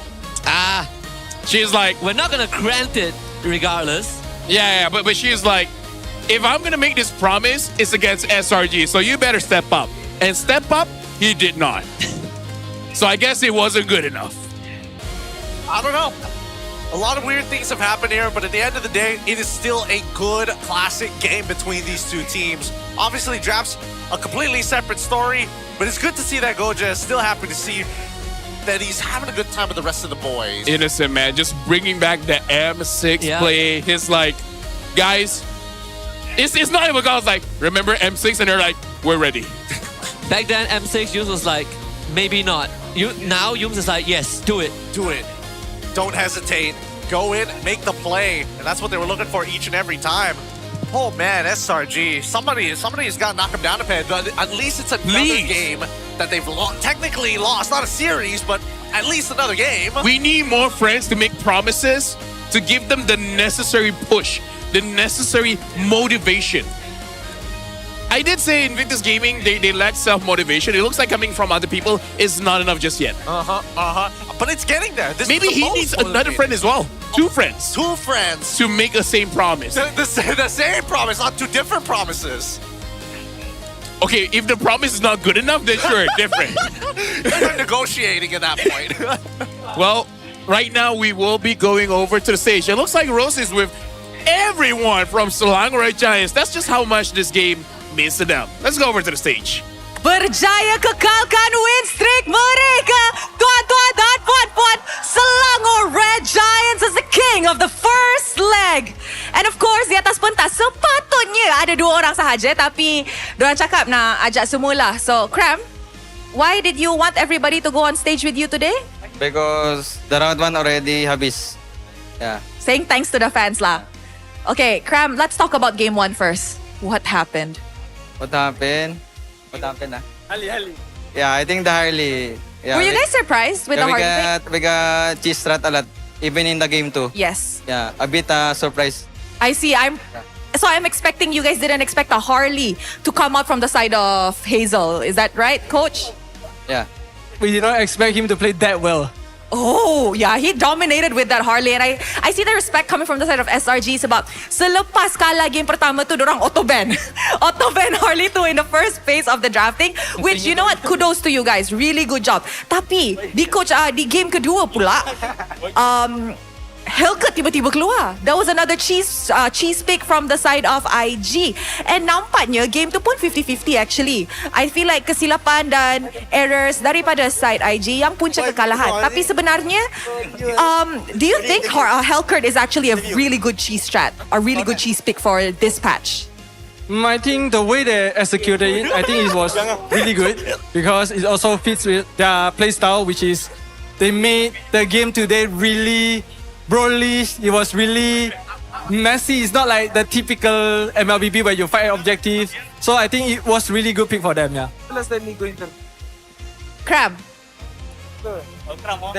did you expect IG to give such a good fight today? Or honestly, you didn't expect that good of a fight? Actually, we as a team, we really don't expect that they will give us a hard time this series. But yeah, really surprised with their cheese pick. The cheese pick yang membuat everybody terkejut. What do you think about Gorgeous today? How do you think Gorgeous performed? I saw that you guys were all hugging him just now. The real definition of kawan di luar gelanggang lah, guys. Push MMR phobias dia. Push MMR phobias dia. Nakal Cram. Nakal sangat-sangat. Okay guys, so biasanya kita kena panggil MVP daripada bilik. Ayo. Aduh. No, Gorgeous. Stress, Gorgeous. Yes. Say something. Yes. Gorgeous, jangan down. Jangan masuk apa? Bagi kata-kata semangat sikit. Good luck next game. Itulah kata-kata semangat dia, guys. Alright guys, biasanya kalau MVP Rose kena cari dorang daripada bilik, tapi sekarang ni semua dah di atas pentas. So agak-agaknya siapa MVP? Okay guys, kita together ya. Mari kita tengok MVP in 3, 2, 1. Oi, ada drum roll. Siapa? Innocent. Okay. King of Troll. King of Troll. Pandai! You guys semua memang suka troll Rose. Innocent, let me ask you. I asked them about the Hellcurt cheese pick in game 2, but how did it feel like going up against a Hellcurt in your lane actually?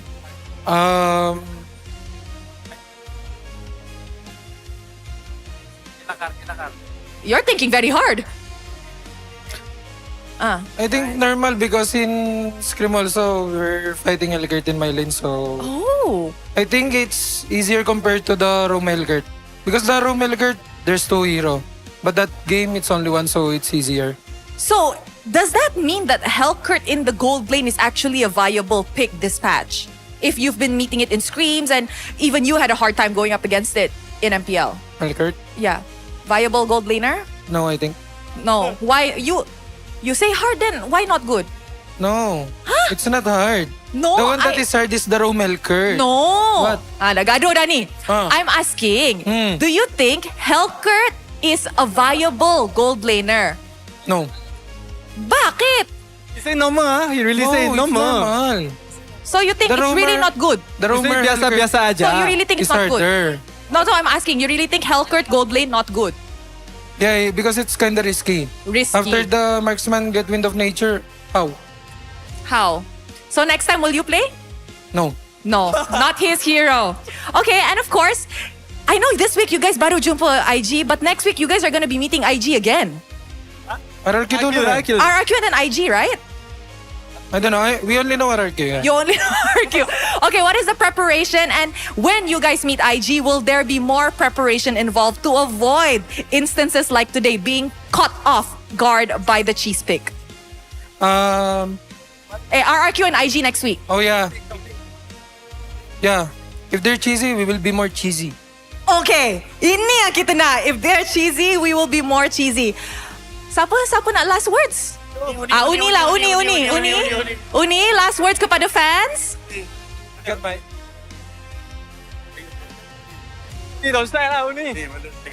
Okay. Ada apa-apa ke nak cakap dekat fans SRG? Go. Thank you. Thank you fan-fan SRG and thank you family Stormy, family. Semua family fans semua yang datang. Thank you. All right, thank you very much. Thank you guys. Congratulations. And with that, Mari, let's show it back to our casters to actually break down apa yang jadi dalam perlawanan ini. Throwing it back to you guys. Well, thank you very much. And Innocent, like, I like that when a discussion is so misunderstood that you just fight about it on stage. It's like, no, I said Rome. No, you say gold. All I have to say for this one, I'm on the Innocent side. Yep. Because I think he did say Rome. He did. Yeah. He had to end up speaking Chinese to Rose, and Rose doesn't even understand Chinese. That's how far back we have to dig back into it. But overall, you would have imagined that after that super play at the end, that Innocent would have gotten at least 1 kill. He didn't. He got no kills. Yeah, honestly, like, that play was the only reason he was MVP. Yep. If I'm being completely honest, that's the only reason. And then he 0-17. Yep. And he was getting caught in some random moments. Hey, as well. same as Hazel, man. Yeah, both of them. Yep. It's the complete opposite, 7-1-0. Imagine how sad he feels like, I swear to God, I got 7 kills. I only died once. And I ain't the MVP. I was like, do you throw your SOD? Bro, I can't.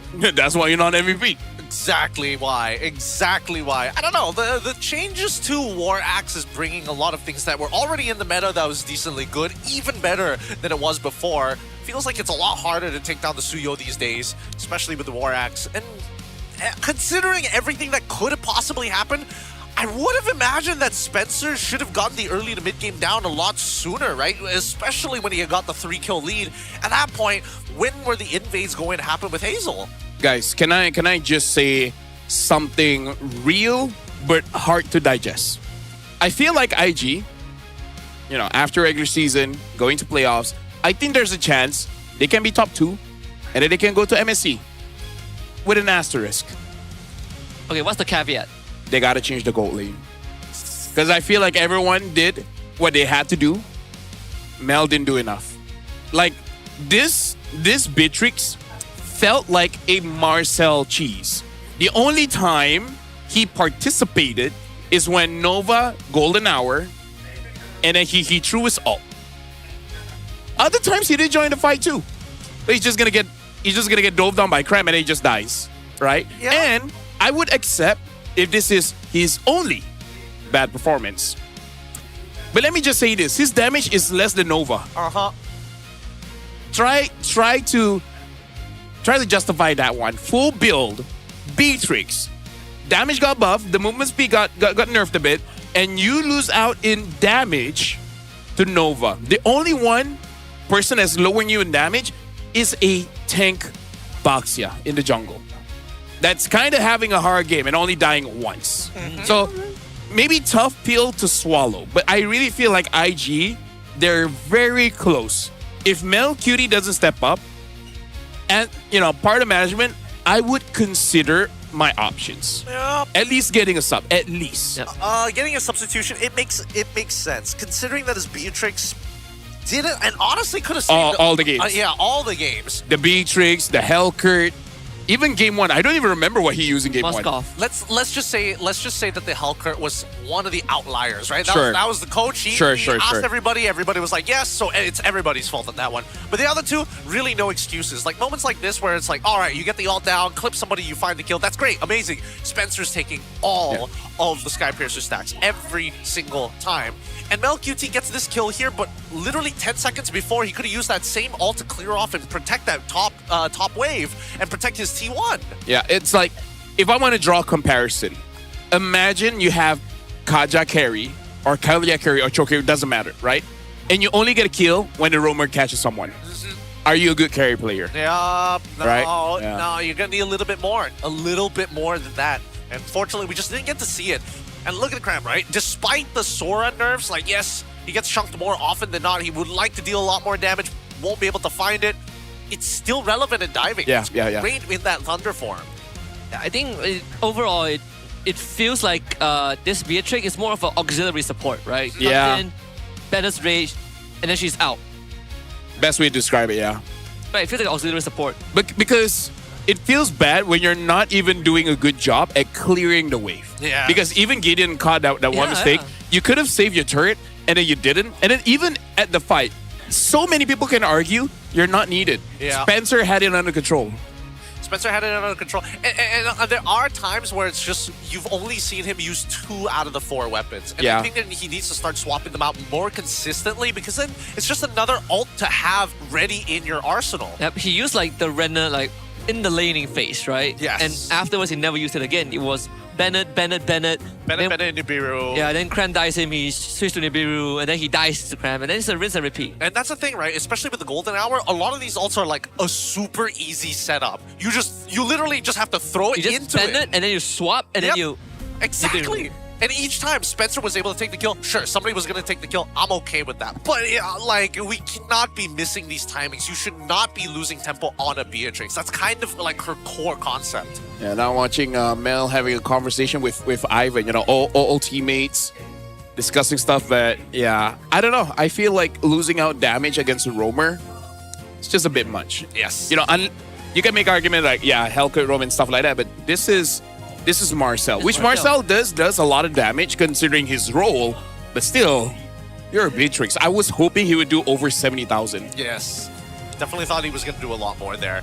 I mean, the catches were just dependent on the Golden Hour and nothing else. And most of the time, we've seen them having to like just kite backwards. So this is going to be very interesting. Rose is alongside with IG to ask what really happened in that game. So let's go over to that interview. Terima kasih kepada kasta-kasta kita. Sekarang ni Rose actually nak borak sedikit dengan Coach Bam tentang perlawanan up against SRG tadi. Now Coach, I just gotta give it to you guys. That was a good game up against SRG, and heck, it was even a close one.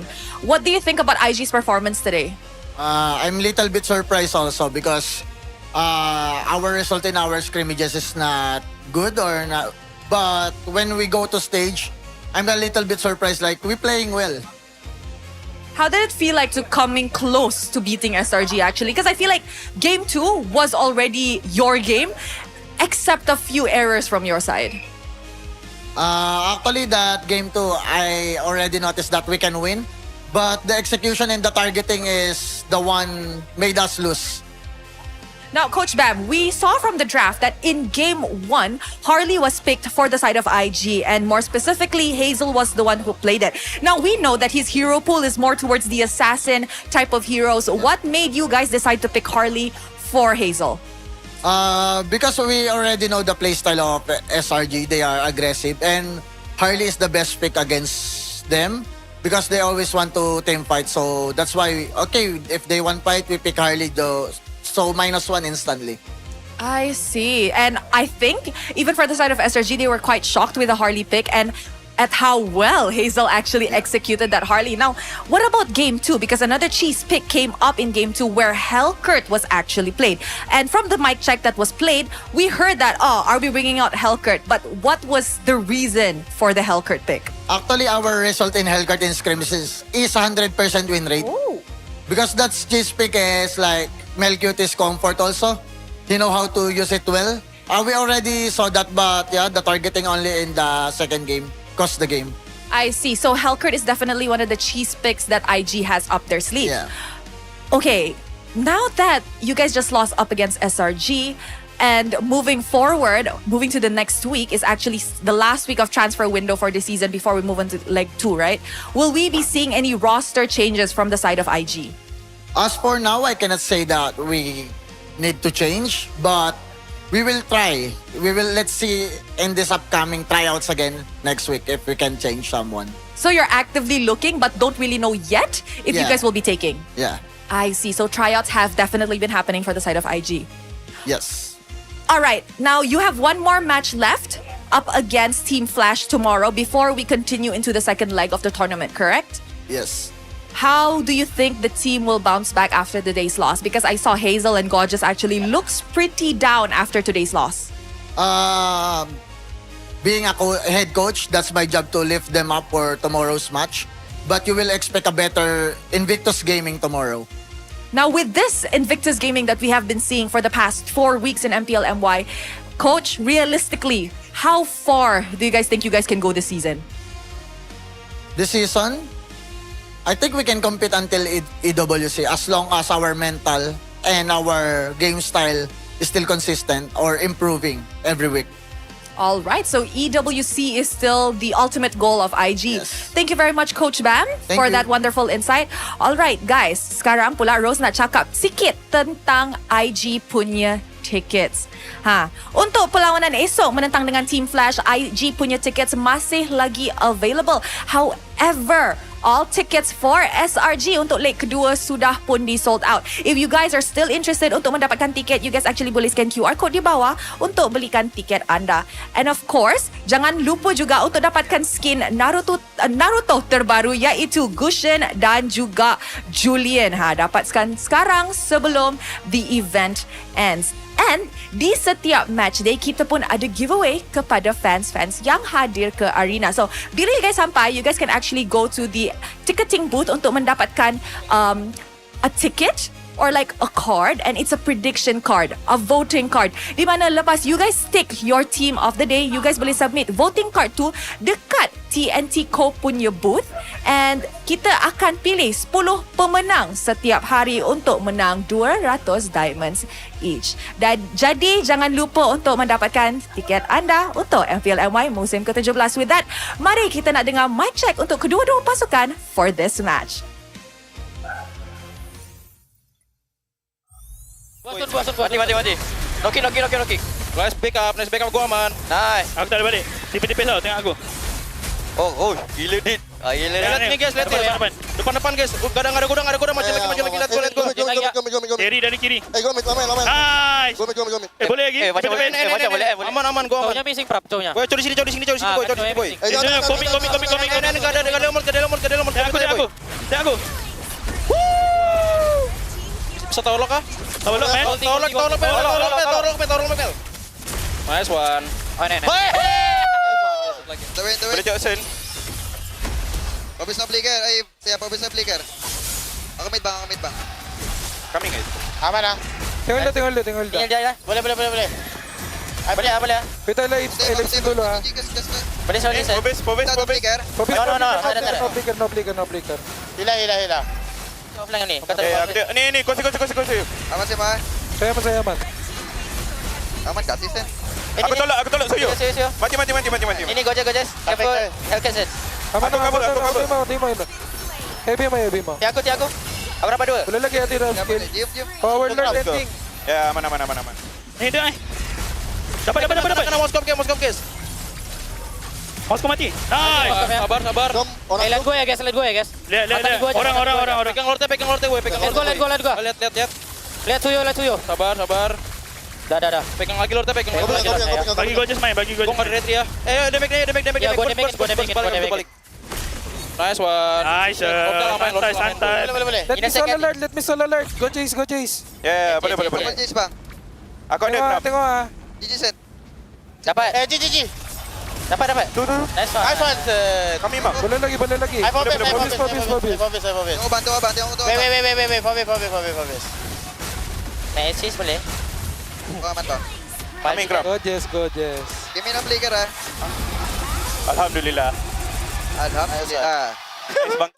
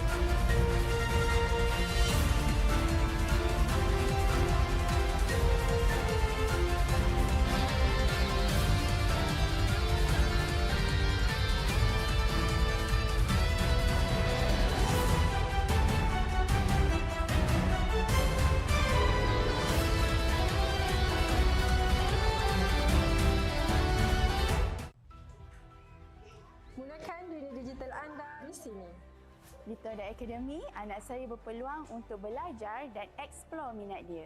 Akademi kami mencorak masa depan industri game. Di Todak Academy, saya boleh eksplor banyak ilmu baru. Akademi kami melahirkan juara e-sport masa harapan. Cipta impian anda bersama kami di Todak Academy. Cultured by Todak.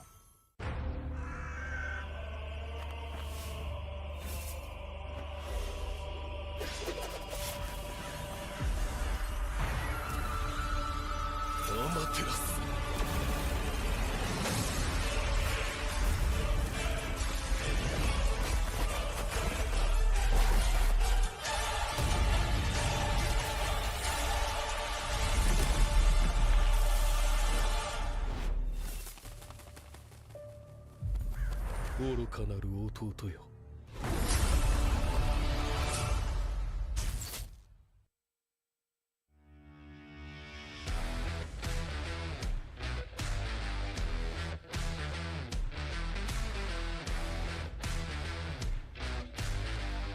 MPL Talk MY dibawakan khas daripada Todak Gaming. Gimana ngelihat standings yang sesuai ekspektasi? Invictus Gaming, waktu diorang nak secure that second title, diorang dah ready untuk main dengan 1-4. Cultured by Todak. みんな、渦巻きナルトが帰ってきたぞ。飛来神の術。俺ってば父ちゃんを越す火影になる。愚かなる弟よ。子供騙しか。アマテラス。行くぜ。これが俺たちの力だってばよ。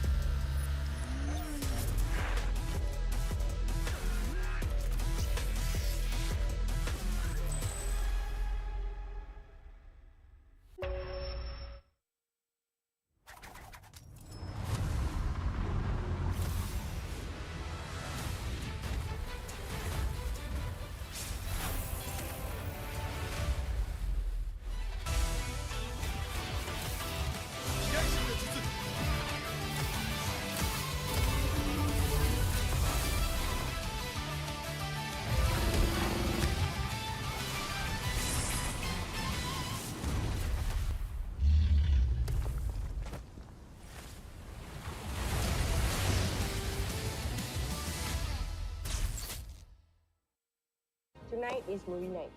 Cerita apa yang suka? Contoh macam cerita makan-makan ke, macam dia ambil makanan ni kan? Tengok. Ada rasa pahit coklat. Ada rasa manis susu. Ada rasa pahit manis coklat campur susu. Roti dah nak siap. Sedap pula macam ni. Sedap bang. Inilah masanya. RM2 satu gelas. RM2? Kau dah tahu kau allergic dengan tapai tu, kenapa kau belasah lagi? Sedap, cute. Zon. Sabar je. Aku pun lapar, Zon. Kami faham, Cik. Kami sahut sabaran Cik Man tu untuk menuju ke wawasan tu. Ayo, kawan-kawan. みんな、渦巻きナルトが帰ってきたぞ。飛来神の術。俺ってば父ちゃんを越す火影になる。愚かなる弟よ。子供騙しか。アマテラス。行くぜ。これが俺たちの力だってばよ。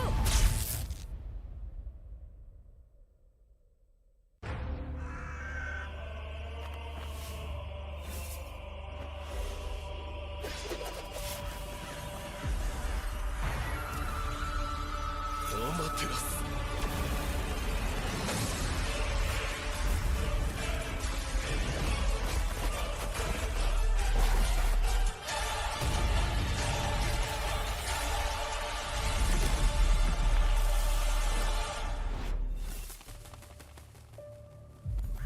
愚かなる弟よ。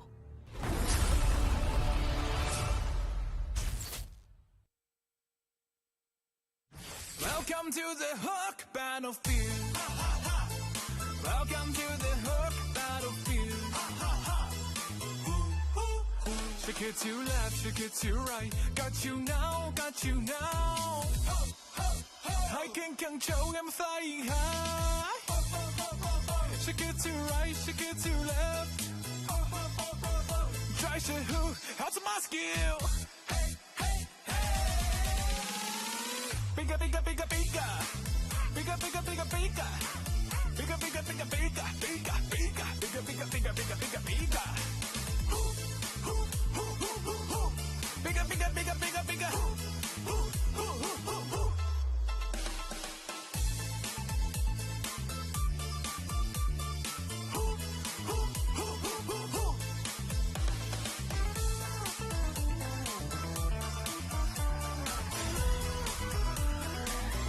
Welcome to the hook battlefield.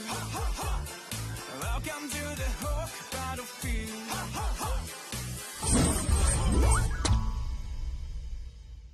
Saya tengok ending semalam. Tak ada tonton. Tak ada tonton. Tak ada tonton. Tak ada tonton. Tak ada tonton. Tak ada tonton. Tak ada tonton. Macam ni baru boleh kawan.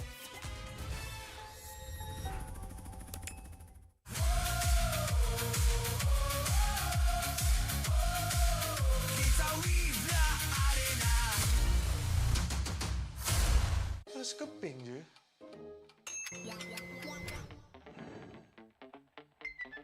Mesti shopping pun boleh. Siap ada diskaun lagi.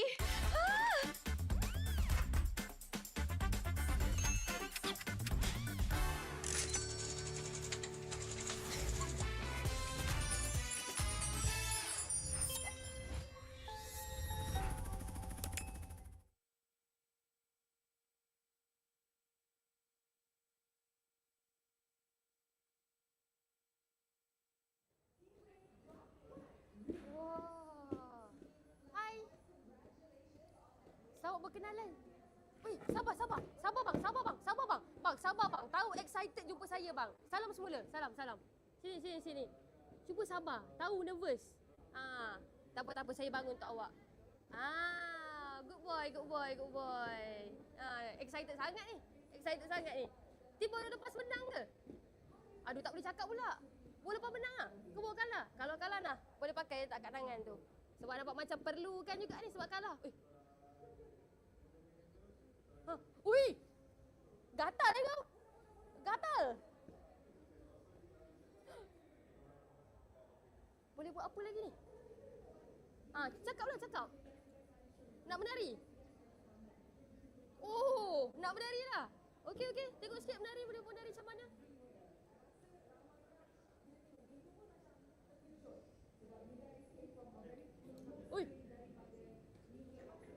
Ui dah. Ui.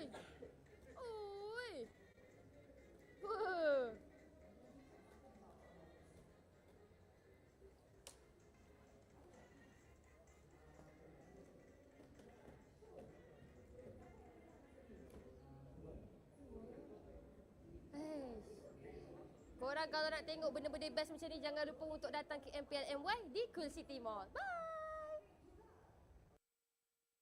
Welcome to the hook battlefield. Welcome to the hook battlefield. Shake it to left, shake it to right. Got you now. I can control, I'm flying high. Shake it to right, shake it to left. Try to who, how's my skill? Bigger.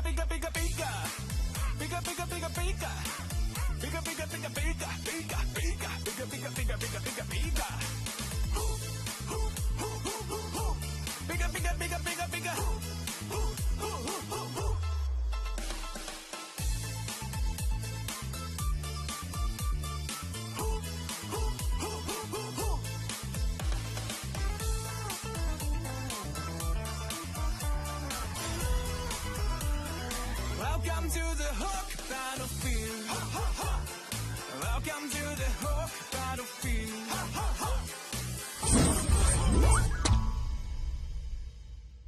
Anda kembali bersama saya Poji dan juga orang yang kuat di dalam scene e-sport ni sendiri, Kuja. Apa khabar Kuja? Alhamdulillah sihat. Alright Kuja, kita nak menghimbau kenangan sekejap Boleh. 9 tahun lepas Kuja pernah bermain di MNC dan masa tu ada kumpulan IDNS. So Kuja ada tak apa-apa sejarah ke, pengalaman ke bersama dengan pasukan-pasukan diorang? Okey, IDNS short form dia, dia punya full name dia adalah I Do Not Sleep. Tak tidur? Memang tak tidur. Memang kita orang bersama-sama dulu main rank sama-sama dekat rank waktu tu. Memang berkawan rapatlah dengan orang. So memang ada sejarah juga lah, pernah main sesama. Memang sangat rapat dengan bertanding sama-sama. Bertanding bersama-sama dan masa dekat Indonesia waktu tu pun memang kita orang banyak keluar sama-sama pergi makan semua. Diorang champion? Diorang champion. Hebat IDNS. Betul. Tapi IDNS ni tim daripada Thailand. Kuja tahu tak sekarang adanya MSL tu, MLBB Super League yang baru buka dekat Thailand. Serius lah? Serius. Kuja ada tak apa-apa macam pendapat untuk scene yang baru dibuka dekat Thailand ni? Okey, sebenarnya saya happy lah untuk komuniti dekat Thailand sebab diorang dah berpeluang untuk bertanding secara lebih orang kata apa, agresif atau lebih aktif. Dan untuk kawan-kawan saya dekat sana yang mana yang pernah bertanding pada zaman-zaman dulu diminta untuk kembali semula sebab kita orang rindukan IDNS yang lama. Dan of course ada beberapa player masih aktif dan saya mengharapkan diorang terus sukses kat sana lah. Dan ini adalah peluang yang terbaik untuk komuniti Thailand untuk bangkit dan tunjukkan balik kekuatan diorang semasa Messi yang pertama. Faham. Maksudnya diorang pun ada kehebatan dan kelebihan masing-masing. Betul, sebab kalau saya rasa diorang lebih ke arah mekanik lah sekarang sebab kita sekarang lebih ke arah makro punya playstyle. Diorang masih start dekat mekanik. So mungkin diorang nak kena improve untuk mekanik untuk makro punya playstyle untuk compete dengan kita orang lah. Sebab soalan saya yang ketiga, saya nak tanya Kuja, apakah bagi Kuja yang Kuja nampak perbezaan paling ketara di antara playstyle untuk Thailand dan juga Malaysia? Okey, macam yang saya cakap tadi adalah saya rasa diorang mekanik kita lebih kurang sama sebab bagi saya majoriti mekanik punya user memang tak jauh beza. Cuma makro je yang menentukan macam mana kita nak bawa game plan dan gameplay kita tersendiri. Dan saya rasa Thailand disebabkan dia baru aktif untuk MSL, betul? Untuk season yang pertama, saya rasa diorang kena lebih fokus pada makro untuk nak bersaing dengan region-region yang lain. Dan saya mengharapkan korang sukses. Okey, tapi kan bila macam Kuja cakap ada tengok kawan, diorang pernah buka liga yang baru. Kuja tahu tak? Ada juga info yang menariknya. Untuk MSL kali ni kan, champion dia kita akan hantar pergi ke wildcard untuk EWC. Wow, tanya. So directly dapat terus wildcard Directly dapat. So untuk benda ni sendirilah, adakah Kuja rasa adalah satu benda yang bagus untuk scene diorang dan juga untuk fan diorang secara menyeluruh? Okey, of course benda ni memang sangat bagus untuk komuniti Thailand seperti saya cakap tadi. Cuma bagi saya lebih happy untuk Mobile Legends sendiri sebab dia telah membuka lagi besar cabang-cabang di serata dunia dan saya mengharapkan lebih banyak lagi negara-negara lain yang terlibat untuk kita besarkan dan kita majukan komuniti ini bersama. Baik. Itu sahaja daripada saya. Anything nak shout out kepada kawan-kawan IDNS kalau diorang tengah tengok benda ni? Okey, untuk IDNS yang semua nama ZZ kat belakang, mungkin saya tak ingat sangat lah. Mungkin saya ingat cuma Amzi dan Frame TZ, saya tak ingat lah. Tapi memang kalau tengok muka saya memang kenal. Saya mengharapkan korang comeback. Dan untuk komuniti Thailand, all the best. So sekarang you guys ada platform yang sangat-sangat baik untuk you guys tunjukkan bakat. Dan saya mengharapkan korang terus maju jaya ke hadapan. Dan jumpa di international. Good luck guys, all the best. Terima kasih Kuja. Itu sahaja daripada saya dan Kuja. Kita jumpa kejap lagi. Sawadee.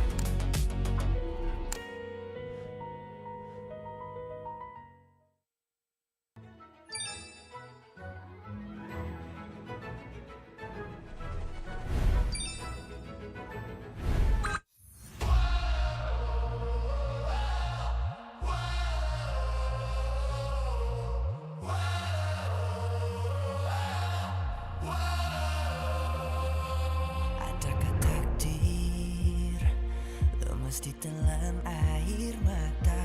Selamanya ku takkan dibawa perjalananku sampai ke puncak. Dalam perjuangan, bila hati terang menyala, setiap luka jadi kekuatan. Pengorbanan yang jauh ujungnya. Sudah tiba masanya melangkah takdir, jalan yang gentir ku tempuh. Bangkit bersama kita juara, membanggakan negara. Kita kawan pentas dunia, Wira Arena. Bangkit bersama kita juara, membanggakan negara. Kerana di hujung cerita pastinya kita Wira Arena. Kita Wira Arena. Kita Wira Arena. Sweat and grind, guess we never gon' fade. This that definition of a legend. Every single move that I make, feel it ain't no doubt. Dorang kena aku, I'm a winner. Cuba check gerak-geri aku semua tiptoe macam ballerina. Genggam bara api, biasa berjadi ada. Mimpiku mula menjadi, tiada siapa je yang halang. Kalau bikin hari-hari, benda susah jadi senang. Segala cabaran aku ready, masa depan aku terang. Tiba masanya melangkah takdir, jalan yang gentir ku tempuh. Bangkit bersama kita juara, membanggakan negara. Kita kawan pentas dunia, Wira Arena. Bangkit bersama kita juara, membanggakan negara. Kerana di hujung cerita pastinya kita Wira Arena. Kita Wira Arena. Kita Wira Arena. Satu hati, satu jiwa, bangkit bersama kita Wira Arena. Dari bayang kenyala api, nama kita terpahat di bumi. Bangkit bersama kita juara, membanggakan negara. Kita kawan pentas dunia, Wira Arena. Bangkit bersama kita juara, membanggakan negara. Kerana di hujung cerita pastinya kita Wira Arena. Kita Wira Arena. Kita Wira Arena.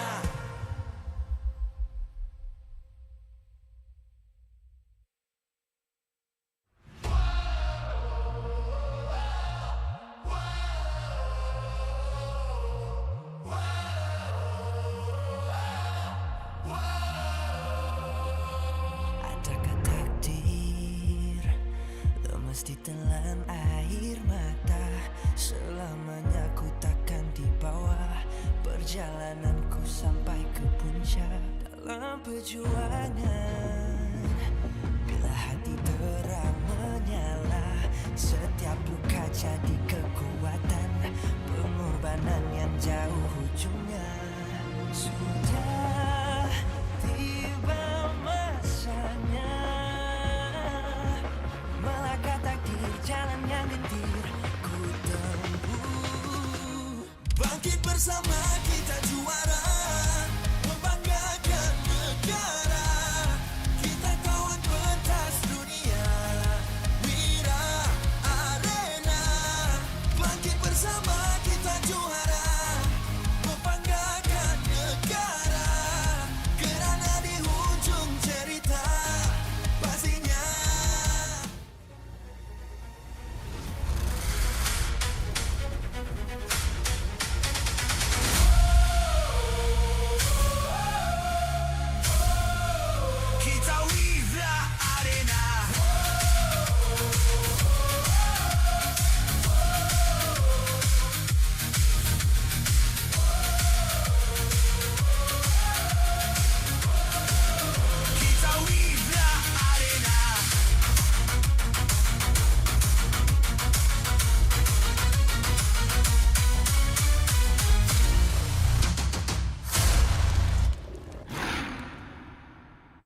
MPL Malaysia Season 17 is powered by Pautan.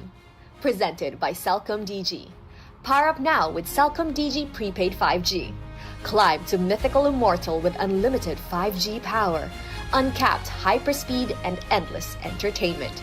Celcom DG Prepaid 5G. Limitless. Made for Gen Now. Infinix Note 60 Pro. It's note what you think. With Snapdragon 7S Gen 4 plus 3D Ice Core Vapor Chamber cooling, active matrix display, and 90-watt wired plus 30-watt wireless charge. Grab your Infinix Note 60 Pro. Available now at Infinix Official Store or TikTok Shop Infinix Malaysia. Official food delivery Grab. Definitely focused when full. When people is hungry, they lose focus. Then, they will have bad aim or bad performance during the game time. Hence, order from GrabFood to stay focused. Cultured by Torak. Torak Academy, a leader in digital creative education where potential becomes success. Powering the future with industry-driven STEM and TVET. Official motorcycle partner, Yamaha. Official content partner, Media Prima. Official streaming partner, Tauntaun. Our strategic partner, Ferry. TNT Co. Obspot. Quill City Mall. Supported by KBS, ESI, Rakan Muda, MESF. For the rare people actually watching this, hey, welcome. You guys are great. Have you guys ever wondered if you're a caster, you're watching that's so professional, would you think that we'd like to say whatever we want? Just casually drop the F-bomb? Trust me when I say, every one of us, Malaysia, Indo, Philippines, Singapore, and other countries I can't name, men, women, child, we all want to. What, the F-bomb? And others. Speaking of, Lafell, Husky, and Gideon is on the table. It would be much more fun if we can say whatever we want. Yeah, but we have to be professional. But why do we be professional? Because kids are watching. But I think kids these days are worse. Yeah, I feel like the things that they're exposed to is much worse than us. Every time they say something, I'm like, what? I mean, have you ever had a kid? They're kind of vile. Have you ever had a kid to you and say that, hey, ni hao fine she's, I have some stuff for you? Error 404. Exactly. Well, redeem code. You guys can redeem this one, scan the QR code, and get something. Chibi's there. Hi, Chibi. See, like, he looks like a decent guy. Hi. Waving with the Infinix phone. Hey, you also shaved the mustache as well. Made sure He that he shouldn't. What do you mean he shouldn't? He shouldn't be messing with the young kids, you know? He's one Shit of at his them. age. He's part of that generation now, you know? You know what? You should stand by for the Infinix shoutout because it's here. Infinix Note 60 Pro, it's note what you think. With Snapdragon 7S Gen 4 plus 3D Ice Core Vapor Chamber cooling, active matrix display, and a 90 watts wired and 30 wired wireless charge. 30 watt wireless charge. Grab your Infinix Note 60 Pro, available now at Infinix Official Store or TikTok Shop Infinix Malaysia. Over there, you can say whatever you want. Yeah. You can say whatever you want. It's note what you think, as they like to say it. They do like to say that. They like to say that a lot. But I think it's one of the staple phones that you're going to be looking for if you're looking for a new device for everything that you need here today. Overall, though, I am curious now. What do you want to say to the kids? What do you want to say to kids? Exactly. If not, what else is it? Okay, you know what? You're right. What I want to tell them is the exclusive dynamic portrait and radiant kits for Leslie Angelic Agent are now available in the shop. Enjoy 20% off during the first month from the 22nd of April all the way to the 23rd of May. The dynamic portrait is only 640 diamonds. If you guys can't afford it, ask your brother or sister first. If you don't have them, then ask your parents. But if they say no, then it's grandparents. And if it's not grandparents, you know that the neighbors like you more. So you can ask them.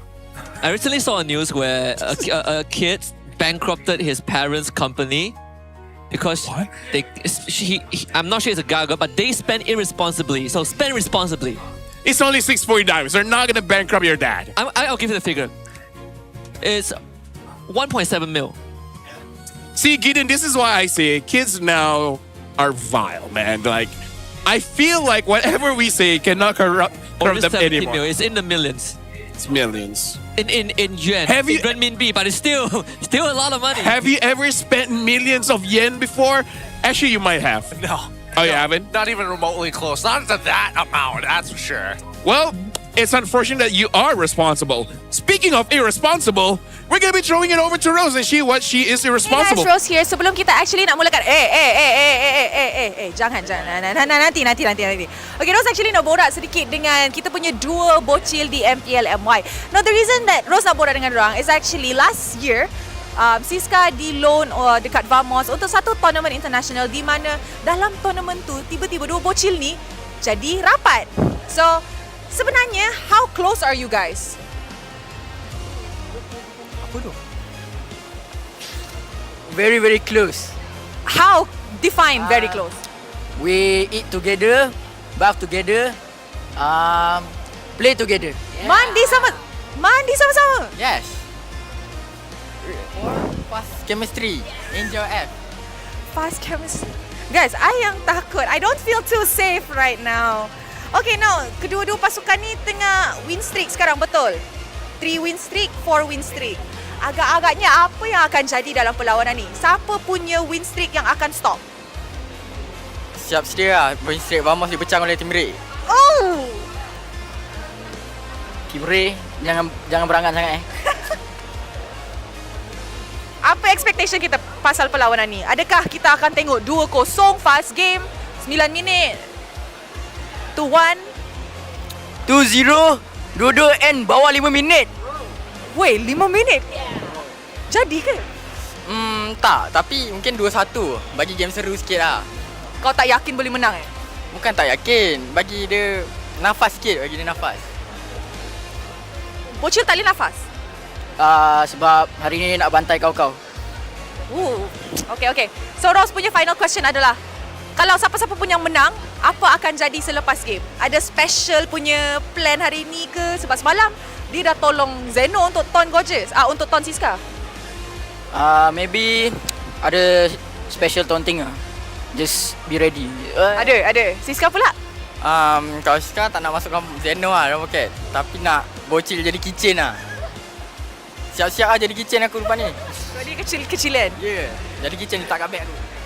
Okay guys, so siapa yang akan jadi keychain, siapa yang akan diton untuk perlawanan ini? Mari kita akan throw it back to the casters untuk start perlawanan ini. Air 4-4, let me just say, that's not how you fight. You lose so much aura points. You punch like this, not like this. I don't think Air or Siska have ever been in a fight in their lives. Yep. We can teach them. I don't want to be their first encounter. A grown man comes up to Gideon, a special player. Let me show you how to fight. Hey, Gideon, let me tell you, the streets, there's no rules. Right? We got to get that in their heads quick. So why you? It always comes when they least expect it. You know when I least expect it?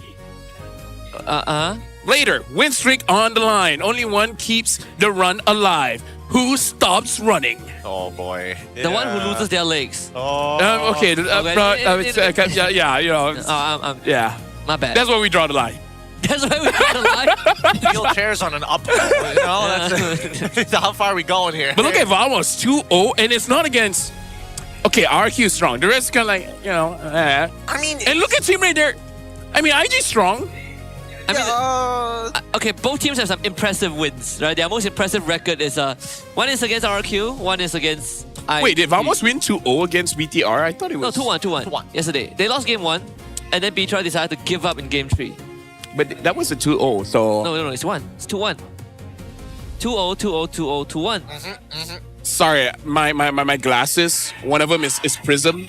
So it makes the O look like a 1. Oh, I see. Yeah, you understand. Yeah. You got glasses, of course. Only people with glasses would understand. We have like holograms, holographics. We got to adjust our HUD every time we put them on. There you go. Yeah. The UI sometimes get confused. My UI is 2020 every time. Dude, it's 2026. That's kind of like 6 years ago. 2020 used to be a year, but not perfect vision anymore. 2026. we passed that. Right now we got to look at the coach head-to-head between Valdo as well as Caleb. Caleb, why aren't you doing that great? Actually, you're not bad at second pick rate. It's just the first pick rate. Yeah, the first pick rate definitely comes at some pretty heavy losses overall. Valdo, it seems like he already has a bit of a system going on for Vamos with their direction, with the way that they play, right? There's a clear direction and clear style. Yeah, I think at this point, there are a couple of heroes that it feels like you have to ban against Vamos. Like the Uranus is a very good example. The Khalid, big sandbags that allow Vamos to enter your jungle in the first 5 minutes and completely ruin your gameplay. They did that against Annabelle yesterday, and it was quite a sad sight to witness. Hey, just go, man, just go. But maybe because Just God plays primarily tanks, and he plays Uranus. More resistance to it. He plays Uranus. He plays Uranus, yeah. It could be a contested pick for this upcoming matchup, but we'll see whether or not Error will be able to hold his own against it, because we've seen Rey lean into, hey, let's just ban like a whole bunch of junglers if the opposing side has really good junglers as well. Because most of the time it's like, oh yeah, it's always our early game that needs to be fixed for the side of Team Rey. I feel like of all the interesting things is the fact that Team Rey's one of the most picked heroes is Obsidia. Yeah. I don't think any other team has that in their top picks. They don't. The Lolio special. Yeah. Picks Obsidia and he goes full crit. Yes, no, it's a great scaler, and as long as you're able to just like, even if you're throwing your ult just to get more bone shards, it's still more than fine. Get to that 11 minutes, 11, 12, have 100 stacks, you're good. I would be interested to see if Lolio has something else coming up, because again, some changes with like heroes like Melissa and such. Even Clint, not big change, but I feel like the movement speed could help out just a little bit. But we'll talk that when we get there. Right now, we got to talk about Team Vamos. Nako, Zekif, Clockwood, Error 404, as well as, I kind of feel like the standout right now. Honestly, everyone performs very, very well. But the one we got to talk about is Clockwood, because Moon said before, top 2 mid. And now, honestly, his numbers kind of prove it. Yep. Good numbers and a very good leader in game too, right? And I think Zekif also stepped up in how he shot calls for the team. The plays that they are making, still very systematic. Even when they're behind, it really felt like they were never out. Yeah, but at least this time, they're going a little bit faster, right? They're calling the shots a lot quicker. They're making sure that the decisions are decisive, right? Rather than being a little more hesitant. Something which Team Rey, on and off, we do see moments of them actually having clear decisions. Other times, they're not 100% sure when their focus starts to split. It's those neutral objectives. Sometimes just Gar, he nails it out of nowhere. Other times, it becomes this impossible scenario of a rock and hard plays. He's like a cat, like you point the laser elsewhere and he just gets distracted. Yeah, my cat does that. Good to know it's normal. Do you kick your cat? Honestly, only one of my cats does that. The other 3, they don't care too much about lasers. Okay. So is it normal? Depends. Do you kick the other 2 that don't chase laser? That's what we got to know. I'm an avid no cat kicker. Oh, man. It's 2026 and he doesn't kick cats. Ladies and gentlemen, here at MPL, we do not condone violence against any species. Some deserve it, but not. But we don't condone it. Something repeat that for a second. No. Not animals. Only some humans. Some humans. Epic netizens who comment on IG stories. What else? Some of them are even lesser than Epic, but for now, we're gonna be throwing it over to Vamos. They're the home team. This is their home turf. They want to keep the win streak, but can they do it? Let's invite them first.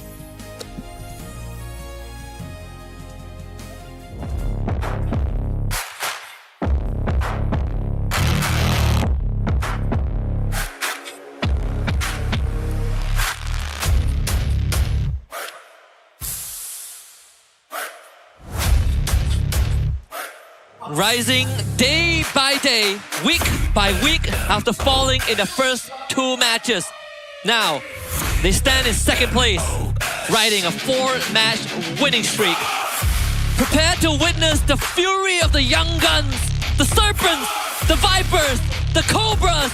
Make way for Team Vamos!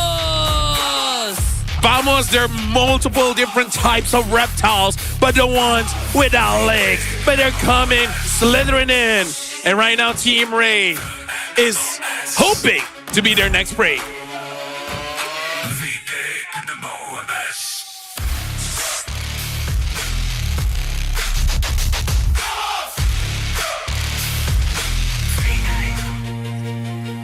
Vamos, you know, Team Rey, we eat snakes for breakfast. Let's go, Team Rey! They started the season with a shaky performance and suffered 2 defeats.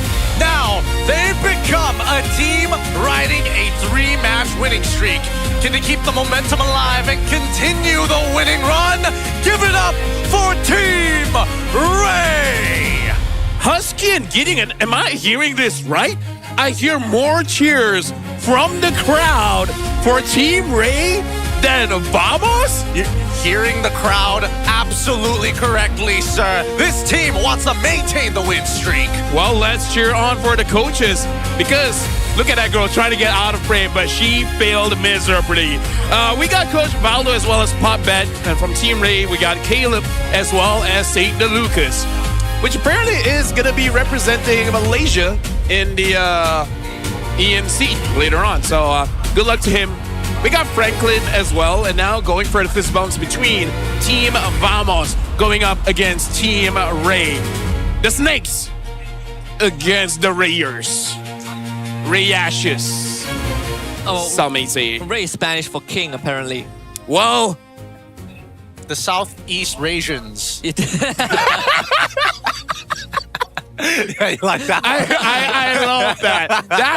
That is 10 out of 10. No notes. Southeast Asian. I'll take it. If I can describe them in MSC later on, these are the Southeast Asian Rasians. Southeast Rasians. Southeast Rasians. We always got to get a banger after one of the riffs.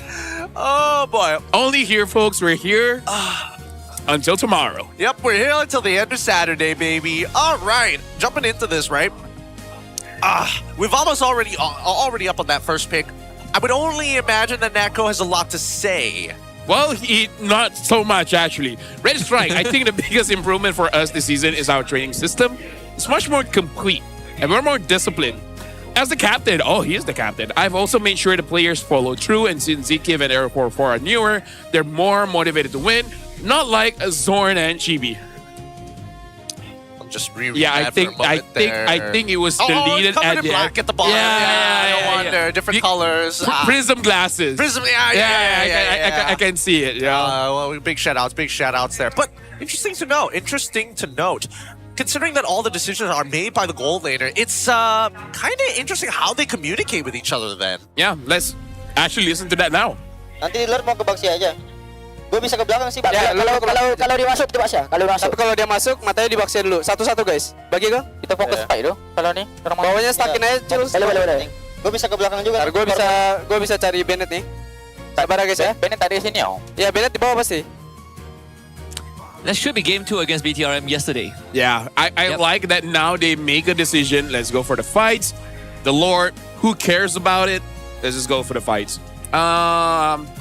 Fun thing, I saw Klokun the other day. He was tested by someone whether he memorized the holy book of the Quran, and he actually memorized it because the guy just said a random phrase of a sentence and he finished it. And then even I'm not familiar with that line. So I'm like, is he getting ready for marriage or something? Like, even people getting ready for marriages don't do that. Exactly, which is why I'm like, there's only got to be one reason for it, right? Admittedly, it's very impressive. Like, I feel like out of all the Muslim population, maybe like no more than 10% is able to memorize the whole thing. Oh, dang.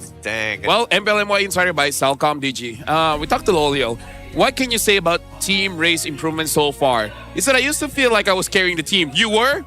But now we trust each other more in game. And Just Goat has really shown his potential. To describe our team's identity in just 3 words, it would be just tank Gar. Hey, just Gar. Gar. I think they also slowly develop a new duo in the team, and it's not on the side lane esports. So it's no longer the High Rocks dynamic duo. We got something called the Cis Gar. Hey, don't forget about the JTG. Just tank Gar. The JTG has got it. All right, so let me get it straight. For IG, if you feel good, say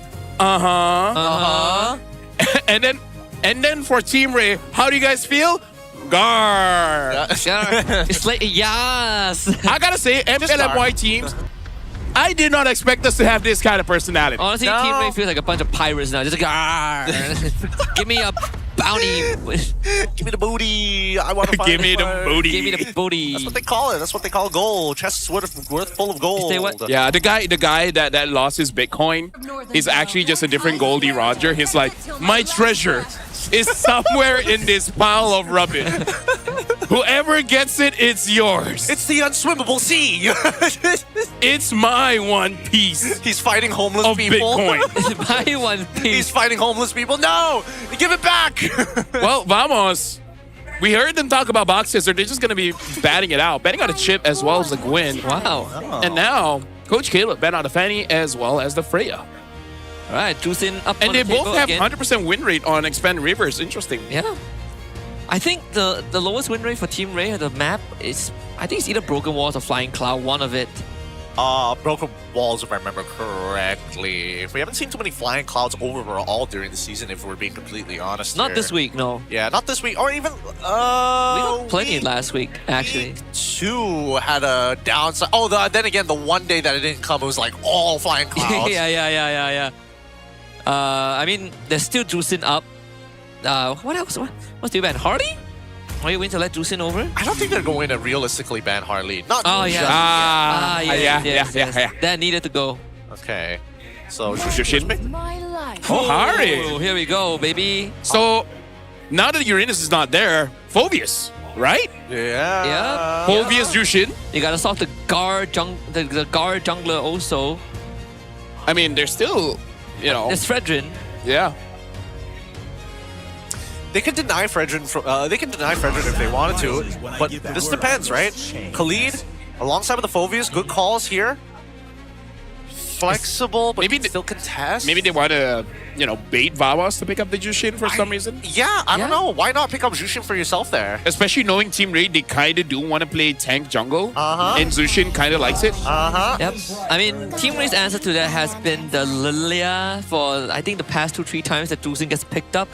Not really sure if it's good here. And they're gonna go for the Granger, so no jungler pick in the first phase. Hey, maybe. Is it the first time we see Gar on an assassin? Hey, no. Lolio said just tank Gar. Right? The JTG. He needs to JTG it out. The JTG. Hey, have they hit the JCL? Just carry Lolio? Look, SEA Games was a long time ago. They've never used that. GES, get him, Siska. Get him, Siska. GES. What's up, guys? They banned out the High Loss. Good ban. High Loss is very annoying for both Phobius. And Jushin likes High Loss. They have a relationship together. Hasn't been confirmed, but I think it's implied.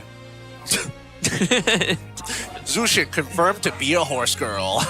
I mean, who wouldn't?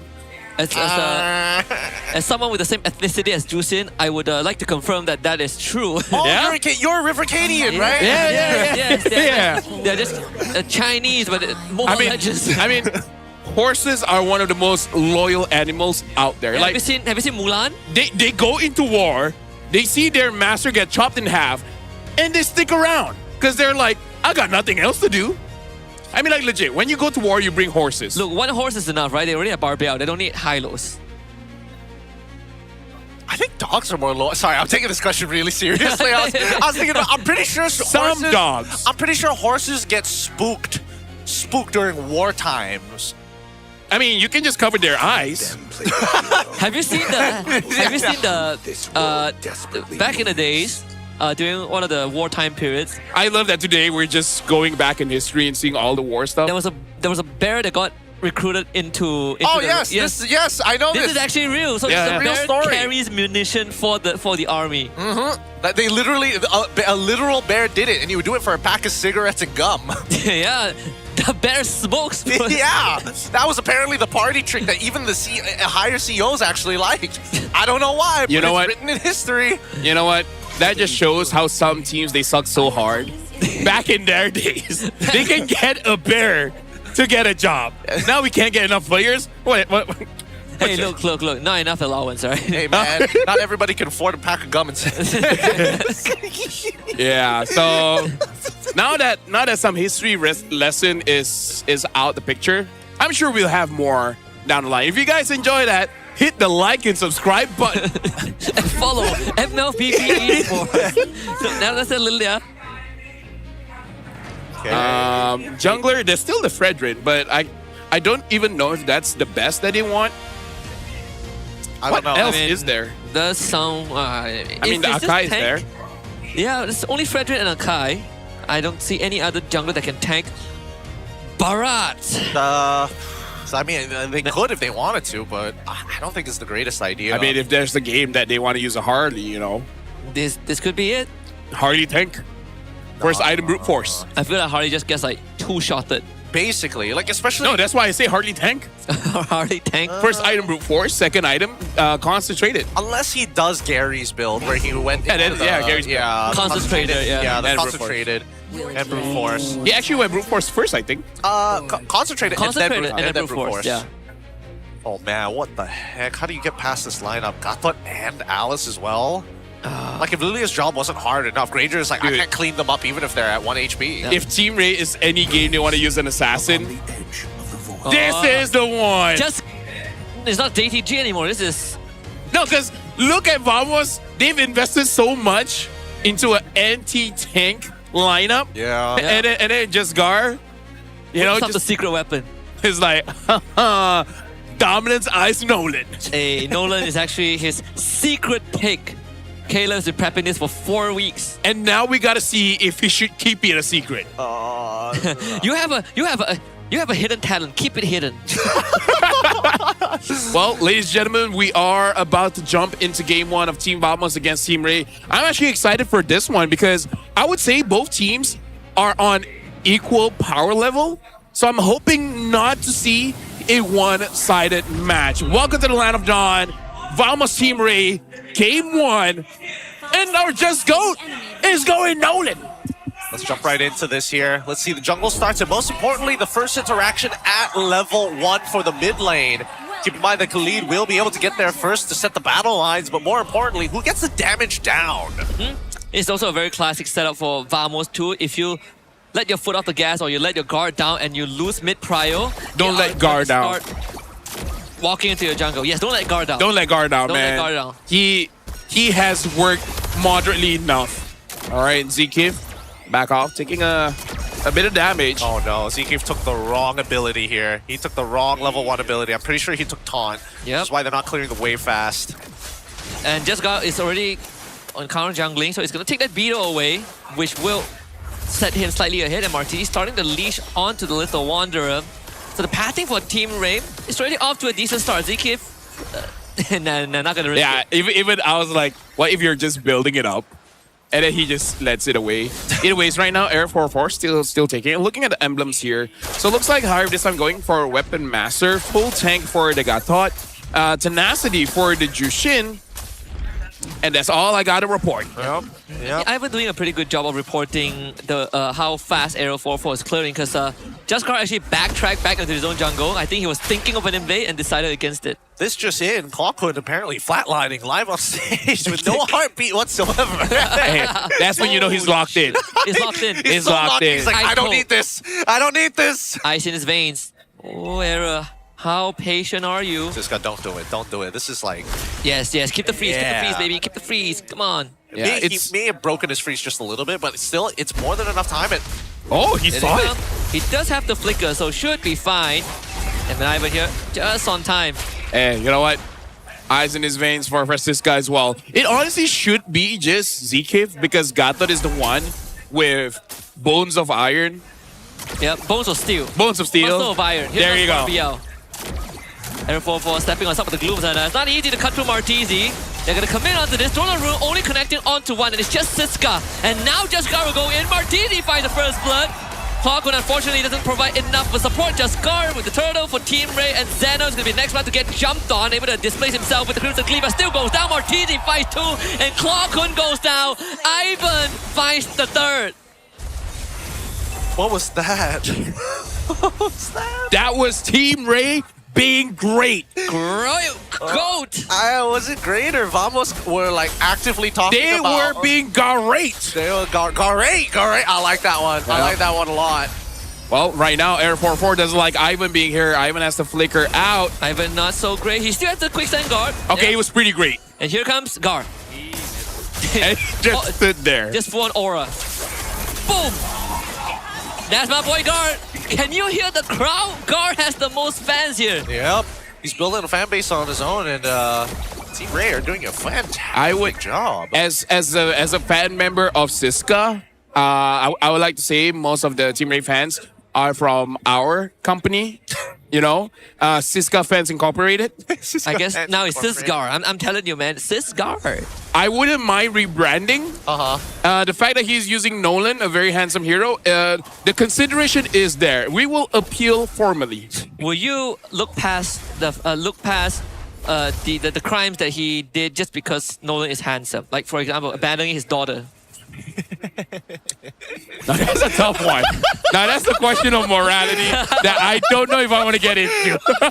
Just answer the difficult questions. If you were a time travel, would you leave your daughter in the present? I mean, she grew up okay. Are you okay to? Sure. Are you okay to look smacks, but at the cost of child abandonment? Child abandonment from look smacks. I feel like Sasuke would be okay with that. And he's a pretty responsible father. He just has a lot of jobs to do.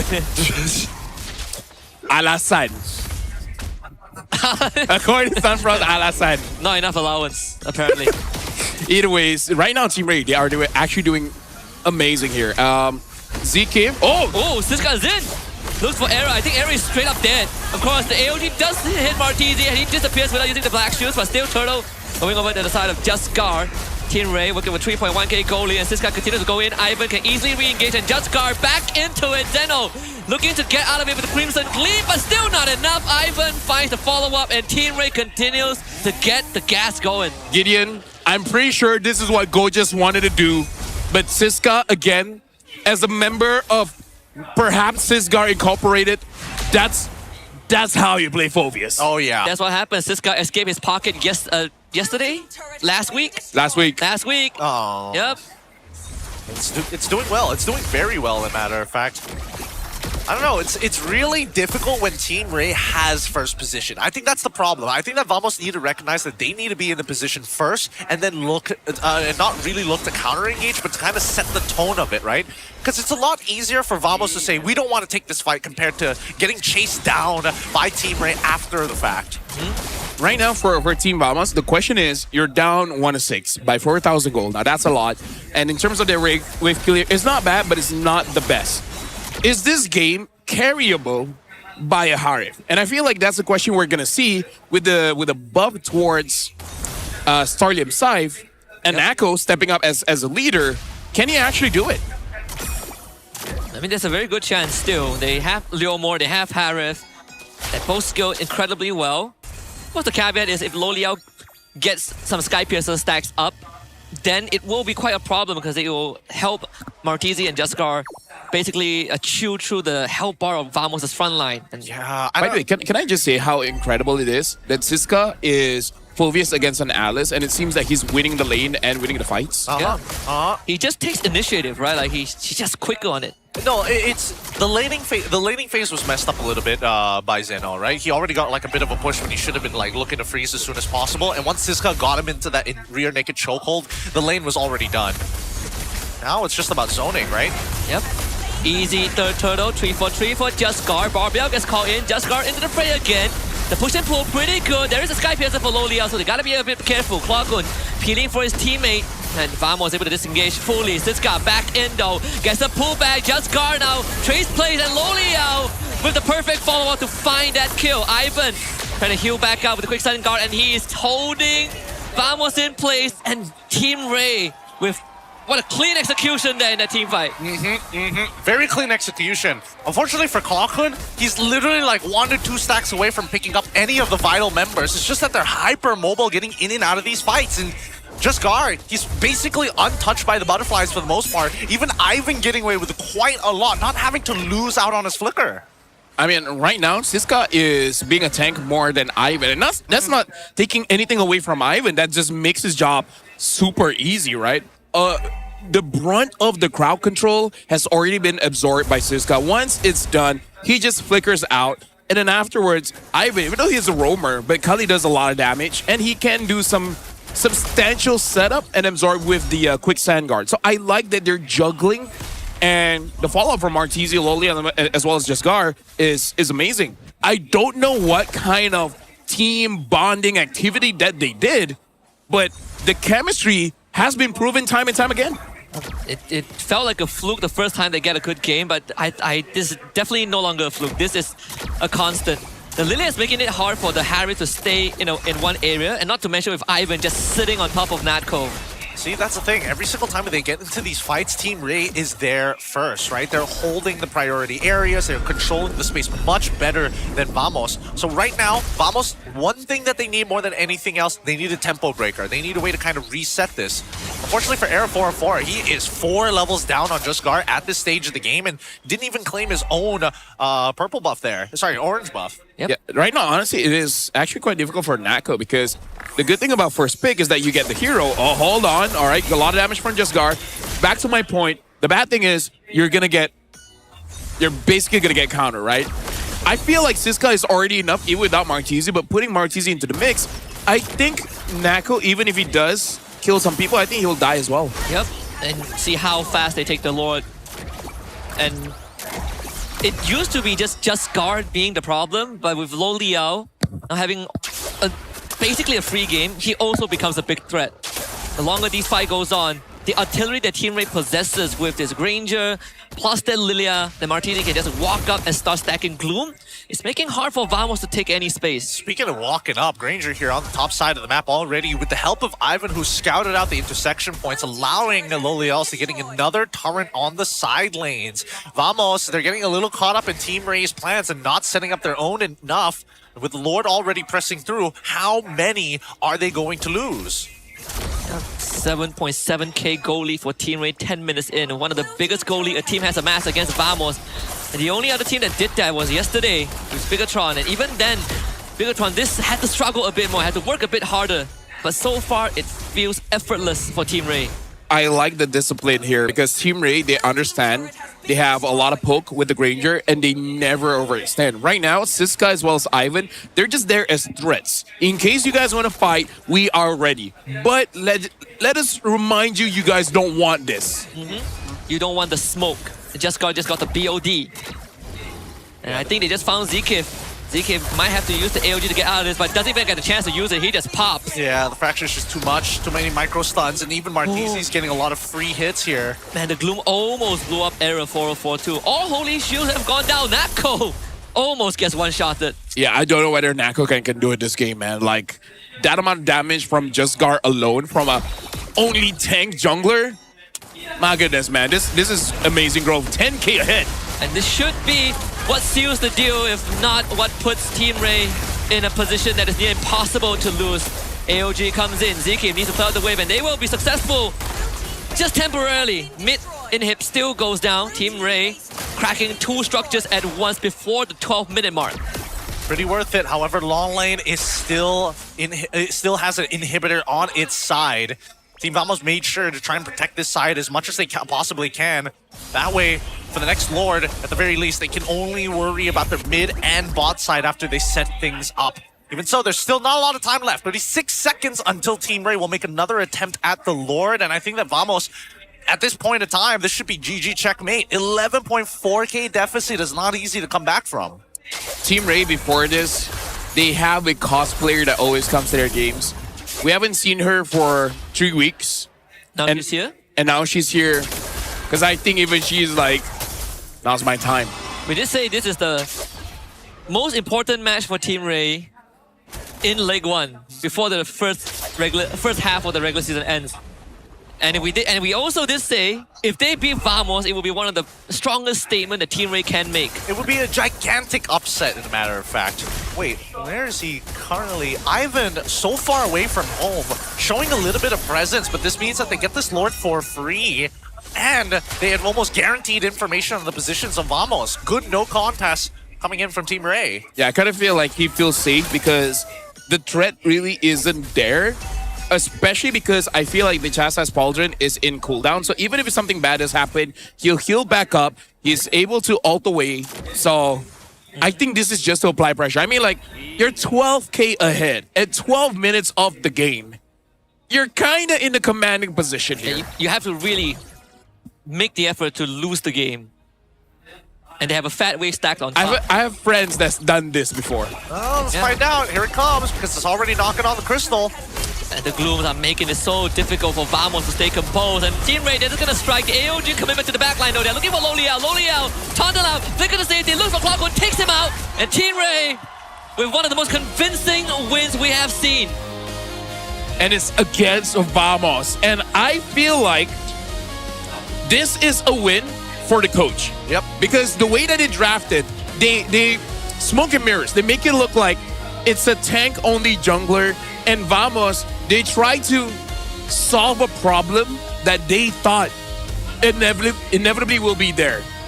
Nolan came up, and I think even Vamos like, guys, I think we got bamboozled. That's exactly what they said. It's well, we might find out later whether that's exactly what they said, but for the most part, it's good drafting. It's also good decision making in the game, and one of the few times that we see a very cohesive Team Rey, it didn't feel like anybody was like too out of the loop about what was going on individually in lane and outside of it when it came down to the macro rotates. And it's also a game where Team Rey, they are always the first one to make the move. They're always the first one to be a lot more decisive on what to do. I think the initiative that's being taken by Siska and Ivan in particular is super impressive. Speaking of Siska, Siska said that this series would most probably be a 2-1. Judging from game 1, it was very one-sided. I can see Vamos coming back from that one, but also it will be very interesting to see how this affects their mental, because I feel like even as a coach, it might be just a small tilter because you think you were in control the entire time. Little do you know, you're walking into a trap. Yeah, it's a game where they drafted Harif first, right? And we know how strong Harif is, but Team Rey very prepared for that. This could be the introduction to the assassin version of Just Gar. Yeah, I suppose. But I think it still worked out really, really nicely. Despite Harif being first pick, something must have given Vamos confirmation that that was going to be the way that they wanted to play no matter what. Like, it is penultimate gold laner, right? But you start looking at the supports and then you still have a couple of questions. Even so, let's look at over to our MVP of this game. It's going to be Martizi on this Lilia. Now that Just Gar, he's not on that tank anymore. You would have assumed he loses his shield, but no, he does even better on this Lilia. You want to know my opinion on why Martizi looks better here? Is because before this, his front lines were Ivan as well as Just Gar. And Just Gar is good.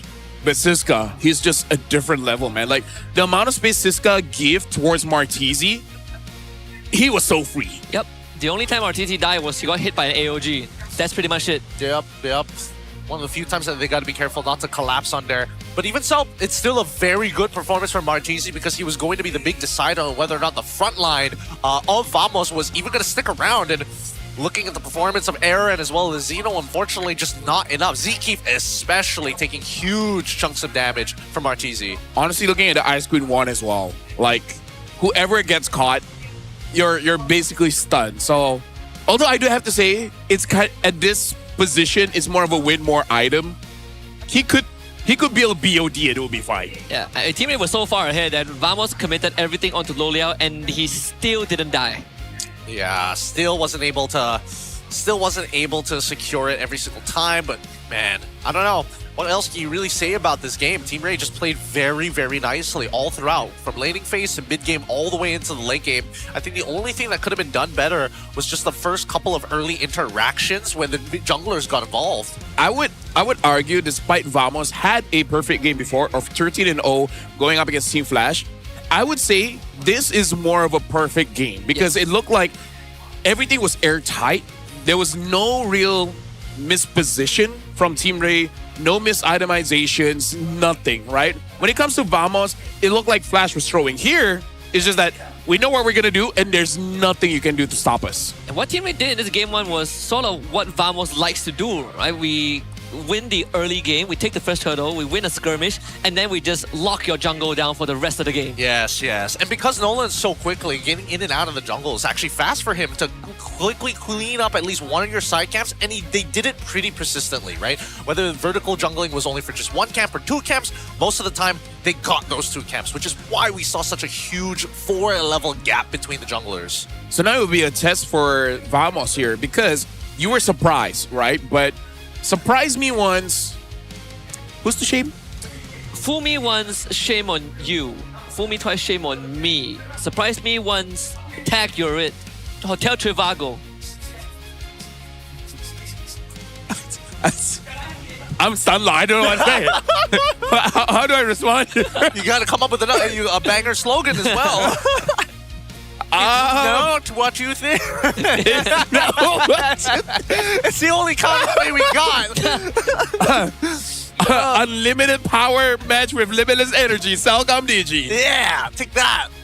I feel like mine was a bit better. But yeah, the carry, man. Martizi being the MVP for this one, it's really just because he's willing to die for the team. He was the only one. Everyone else, Siska frontline, not gonna happen. Ivan, he stand in front of the base, he didn't die. It's only Martizi. He's the real man. Only a real man dies and then responds. Yeah, because look at this, right? Even Martizi losing a majority of his life, he made sure that he was able to, be consistent with Gloom, which can be difficult to do prior to the glowing wand, but he had a lot of help from Siska as well as Justgar to find those moments. Yep, and it's virtually a free game for Loliao too. I think he was able to outlane Natko alone at one point, but once the lead starts spilling into the gold lane, Natko just has to abandon shit. There's nothing else that he could have done. I really like if we could just, frame by frame, look at the positioning of Team Rey players. It does look like for Siska as well as Ivan, they're basically trading places of Siska being in a roam position and Ivan being in the EXP position, going for the key target. So I really like them changing responsibilities mid-fight. Yep, this one. I think this was the whole sequence where Team Rey just darts in and out. Like, Siska was so far out, but he's buying so much time for the team. And I think if you are in Vamos' shoes, you would think that at least you'll get away with something. But Team Rey left no crumbs. Yeah, they really did it. I mean, it's just good usages of the flickers as well, which is something I was questioning, like whether or not it was actually worth holding on to flickers for some people rather than just leaning back into the purifies. But even so, everybody got some mega value out of their battle spells overall throughout the match. Yeah, overall, amazing match coming in from Team Rey. Perfect gameplay. But now Vamos has been on a win streak for a reason, right? They have a system. Even the quote before Nako said, the biggest improvement is their training. Something in training right now is clicking for the team. So now it's a test. Nako is the leader. As a leader, how do you rally back your team to go back against Team Rey? Because Team Rey right now looks flawless. But if you want to win, you got to find that one flaw. I think it's just decisions by neutral, because a lot of the times it's the extra 4 to 5 seconds that it takes for them to make the choice when they're looking for opportunities that we saw Martizi getting a lot of poke damage in. If they are going to play a similar composition again, being able to take care of Martizi is going to be only a partial part of the problem, but it's level 1 and level 2 as well, right? So this laning phase building up into that very first neutral game is one whole phase that we need to see Vamos truly put a lockdown on, because right now, even last week when we saw them, they were looking great. Unfortunately, against Team Rey, not so much. And unless they deal with the problems, I don't see how they're going to recover. Like Nako, yeah, sure, he's having a lot of space, but with compositions and a draft like that, how much more can he actually provide? I have another one as well to ask, but for now, check out Acecraft. The STG game you don't want to miss. Random skills, bullet deflection, and retro cartoon art style that brings back childhood memories. It's basically a roguelike game, but with a plane that shoots random objects. Actually, it is kind of fun. I haven't played it for a while, but I will be checking that out. But now, for Husky, do you feel like because Zeno had a hard time is one reasons why Vamos doesn't look as clean? Because every other time his Uranus was free, unkillable. This time against Siska doesn't look good. I'm going to let you think about that for a while, because for now, I'm going to be throwing it over with Poji And I'm unsure who's he going to talk with, but just going to throw it over to Poji, so good luck to him. Terima kasih rakan-rakan caster saya. Anda kembali bersama saya Popo J. Jadi sekarang kita ada panggilan remix istimewa bersama dengan tetamu kita. Jom kita tengok siapa tetamu kita. Hai So. Hai. Halo. Apa khabar So? Baik-baik, sehat-sehat. Khabar. Okay So, soalan yang pertama lepas awak dah tengok pertemuan di antara Vamos dan juga Team Rey tadi. Benda tu macam yang awak jangkakan tak ataupun tak expect langsung Team Rey boleh sebagus itu? Saya dah expect dah tadi. Dari awal lagi tengok drum je dah tengok. Ni Team Rey menang ni. Team Rey menang. Jadi kalau pada pendapat awak dekat mana kelemahan ataupun kesilapan pasukan Vamos sebenarnya? Pasukan Vamos, diorang tak ada hero yang boleh halang farming Nolan tu, Dok. Faham. Tapi penatlah, kita tak naklah sembang pasal game tadi. So, kalau boleh saya nak tanyalah Zokon, awak ni dah bermain daripada MPL Malaysia season yang pertama tau, bersama dengan Team Cyan, kemudian Asia Cyan kan. Kalau awak punya pasukan tu masih lagi bersaing dan juga bertanding dekat MPL sekarang kan, awak rasa sejauh mana kekuatan pasukan awak dekat MPL ni? Oi, aku rasa lah kan. Aku rasa macam boleh-boleh duk tim ni. Boleh-boleh sebenarnya. Dulu sebab tak ada coach je. Tak ada analisis, tak ada daftar kan. Kalau sekarang kan lengkap semuanya. Jadi aku rasa boleh duk. Betul. Boleh. Boleh Kalau boleh lah. Kalau untuk awak masuk dekat dalam mana-mana tim untuk bertanding dekat MPL kan, awak nak join tim mana? Aku rasa aku nak masuk tim mana yang best? Tim mana yang boleh pukul nama, Dok? Tim mana yang boleh pukul nama? Dia baca komen dulu. Tim mana yang boleh pukul nama Mana? Tim SRG lah, Dok. Senang menang. Auto famous. Senang. Betul. Okey, faham. Okey lah, baguslah jawapan. Maksudnya tahu-tahu macam dah memang kuat, barang jadilah tim jadi.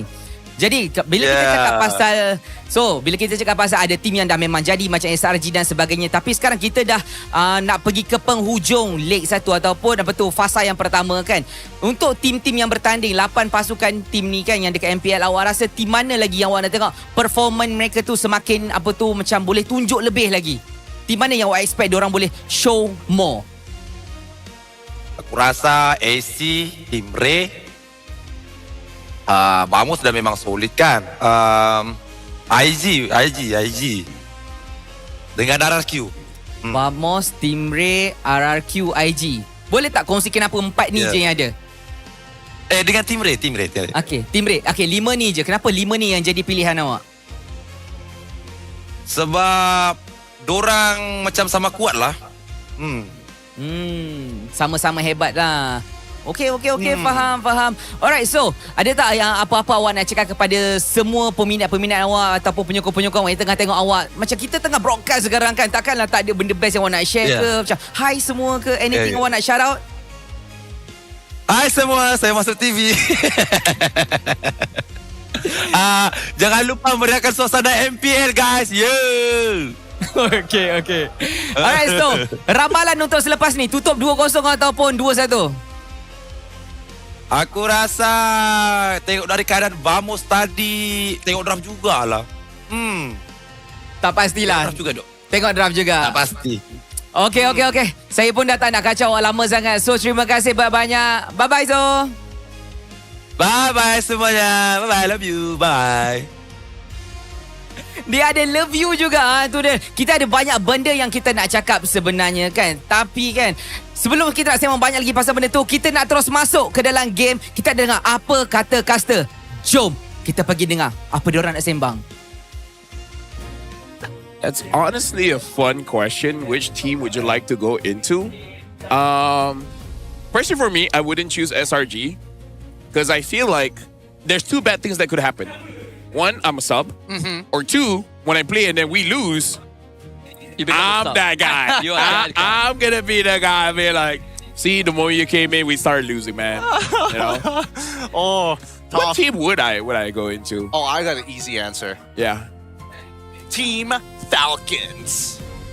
Oh, not even MPL M1. Nah. I have one It's big too. money. RRQ Hoshi. Can't get any worse than that. Not even Tora this time round. Yeah, Hoshi had it worse. Ninth place still. Hey man, Have you seen the charts? Just one straight line. Just you bring back Akira. RQ Akira. Oh, I know. Bacon Time. That's my favorite team. Oh, really? Bacon Time over full sets? Because it's Bacon Time. every time. I have no idea for me. Maybe Really? I just really don't like everyone. Maybe. Have you thought of man? What's that team again? Oh, okay. Never My mind. actual before this, my favorite team that I like that got me into esports in the first place was funny enough, TSM. Now Turtle Mania. Gary is number 1, 27 with Just Guard 26, Air 44 24. Annabelle. Oh, funny enough, I actually had 24 Turtle, and Hazel got 16. Man, Hazel needs to step up. He's kind of bad. This is why Jaskar is the best import jungler, baby. It's crushing it. Statistically correct. Statistically accurate. Statistically, the one that's close to him is Annabelle. All Aaron needs to do is to get one turtle in the series. And then he separates himself with Annabelle. Yeah, that's all he needs to do. It's the only way. They've got 23 more seconds until we start looking into what the drafting phase. But let's talk adjustments here, right? Because I think that from Vamos' POV, man, I feel like just don't pick Harry first because it is strong. Yeah. But it's clearly counterable. And you don't even get to that stage where he got countered, right? You guys just lost everywhere else. And he got his items, but his team is just not equipped to help him out. And I kind of don't blame his team. It's just that they were all just, they just lost too hard. Yup. But going back to my question, do you feel like if Zeno actually wins the matchup, which is he should have, it would be much better for Vamos? It would be better, but I don't think it solves the fundamental issues that Vamos were struggling with, right? Like, it's just Team Rey just sat in the jungle for too long. I think if Zeno has a slightly decent laning phase, he shows up, he's still gonna get like one-shotted by the Nolan. What do you think, Gideon? Because you did see the laning phase, and it was smart by Siska basically controlling the entire wave. Yeah, no, the entire point of it is because you can't out-sustain her in the middle of the wave. If there's more than one target, she can out-sustain anybody in level 4. But prior to that, I think that if the laning phase went a little bit better and Alice shows up first, maybe it's more of a deterrent for Nolan. I can't guarantee that it's a complete winning scenario, assuming that the members coming in from Team Rey were like clumped up very, very close. Then it's a different scenario. Altogether. Yeah. Oh, interesting. Rush Okay. control. I don't know if it's like Russo and control or just rush control. Because you would assume that Vamos is like more Malay-centric kind of thing. So like Russo might be the other thing. Yeah, rush control. Well, Gwyn got banned, so right now Zushin is open, but I feel like Martizi is comfortable fighting against the Zushin at this point. Yep, I mean, he was the first one to be given Lilia. So Uranus in first this pick? league. What is the counter for Uranus right now? Uranus first pick is, I mean, it's not Just carry. just carry. Like, you know Nako is going to pick that carry. Because right now it's just unfortunate that Esme is kind of like not a thing. Yeah. And Lunox is sometimes a thing. Wow, so it's Loliao's turn. Yeah, but at least they ban out the Phobias, right? Yep. Phobia's hardly banned. I mean, the chip being banned out was... I don't think Vamos will ever use the chip, so it doesn't really matter too much. But taking the Harif away... Is the Harif matchup still carry favor in the early game? Depends how many Synchro Fissures do you get hit by. That's really the bottom line here. If you get hit by the Synchro Fissure like once, it's done. That's just too much damage that you can't deal with. Do they take two scenes here? No, they take the Khalid and the Uranus away. Okay, good opener. Good opener from the side of Vamos. Well, is it Lilia again? I feel like they could wait on it, honestly. Because even if Lilia gets picked, you can still counter with a high burst long range mage. Boxia is open. Actually, Boxia is not bad. I would kind of also want to see something like a Cho to deal with this Khalid as well. At least something to stop the healing. They go If it's not a Cho, I don't know if they want to eventually go for something like a Hilda. This is dangerous grass. Yep. So there is some merit towards it. They choose the Jushin as well as the Baxia. Classic. Thank God. I was thinking if there's any other variations that Team Rey wanted to, make it a little weird here and there, whether they were considering getting things like Kimmy for an example, but I kind of want to see an Eve here. a little bit. I was thinking about Eve as well. But whether or not it's going to find that value is going to be a different... Actually, no. They've got some synergy already. Yeah, they got the Khalid, and then, it does decent against Zushin and Baxia. Yeah. I would even say better than decent. Yeah. But they could also consider banning... Wait a minute. They could consider banning out... Do they want to ban out something like Sora? They do take the Lilith away. It's pretty good against what Team Rey has right now. I think it's fine no matter what. Even by himself against the Jushin, there's an opportunity to actually win out the trade after the first liftoff. I mean, Lila is good against the Hive as well. So opening from both teams are actually very strong, very solid. So now I feel like transitioning, especially for Vamos here, because you're basically going to get 3 heroes at least, right? So I think what you want is to make sure that Siska doesn't have a hero that could give problems for Xeno. The question is, what's going to be the problems? I'm even thinking a possible Masha. There's no chips, but just because it's Siska, I think he somehow can make it work. Can somehow make it work? You might be right here. Yep, you might be right. I think there's also an argument that maybe he goes for something super lane dominant, whether it's Benedetta in the situation. Oh, yeah. Or like we saw in the previous game from Team Rey, banning out the Yuzong, right? Like if he doesn't want to interact with the Uranus at all, you can just proxy the wave and you just move. Yeah. Just move first. That's how BTRM used to do it to get those early first bloods. Honestly, like, unironically, the best idea is to force Siska on something like a Lapu. It is strong, but I think you're better off him with a Lapu than any other EXP that he's shown so far, or at least any that we've talked about so far. I think he can get away with a Sora. Yeah, I mean, he has good Sora games too. Yeah. I think Sora is okay.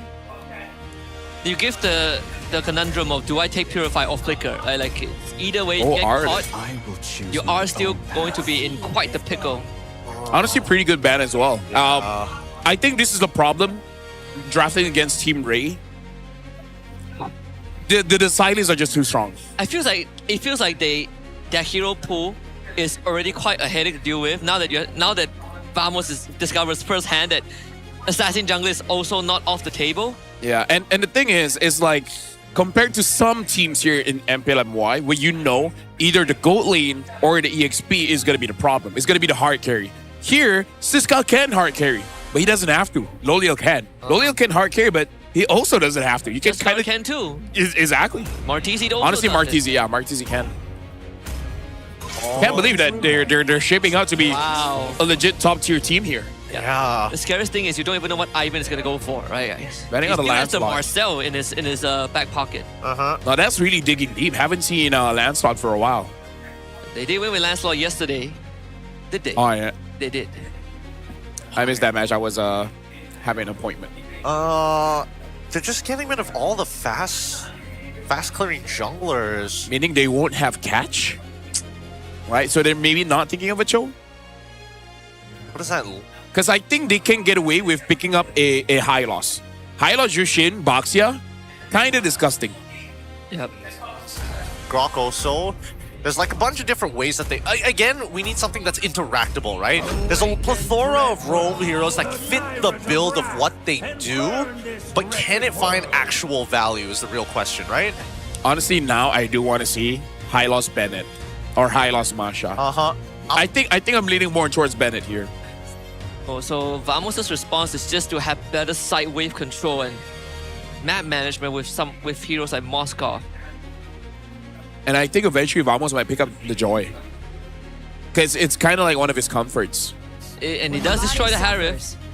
Benedetta does come out.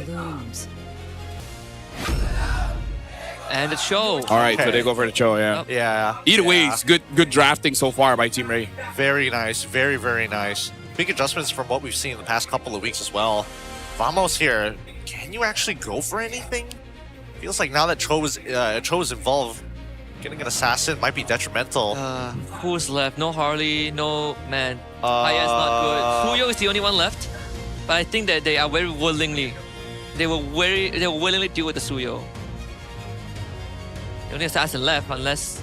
Yeah, not gonna lie, most assassins does struggle. The Leomord is still here. But I don't think this is a Leomord game. Yep. Yeah, I agree. Or do you go like Fredrin here? I think this is like if you're going Fredrin, it's a surrender to the matchup. I think the only thing that can like go toe to toe. So it's the Joy. It's probably it's either just you're either playing into Joy or you're playing into like something else. I was thinking what other potential fighters that could like buy space and time, and the only one that comes to mind but plays more towards the early game is only Martis. That's the only thing that can kind of get in and out of these fights relatively safe. I agree. I think what they were discussing is between the Joy and the Yi Sun Shin. But at the same time, I feel like we need something early. We cannot give the map over. Like you said, like it's just the Martis. Like the moment you give the map to Team Rey for the first 4 minutes of the game, you're kind of conceding the entire game. So it'll be exciting to see because this time around, a little bit of a swap on either side in terms of the heroes they have access to, but in terms of the raw goals, it's different. Siska wants to get to that back line. Xeno wants to be the first to move. Let's head into the land of Dawn for game number 2 between Team Rey and Team Vamos. It's been quite a while since our last upset here in MPL MY, and this could be the next big one. Team Rey up 1-0, and they will be on the blue side for game 2 with Vamos on red.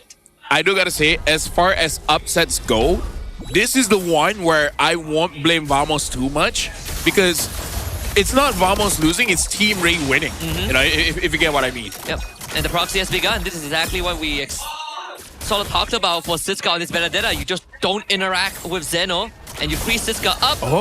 And the Petrify for the Purify. Siska is looking for first blood potential. Siska might actually do it. This is the last slash.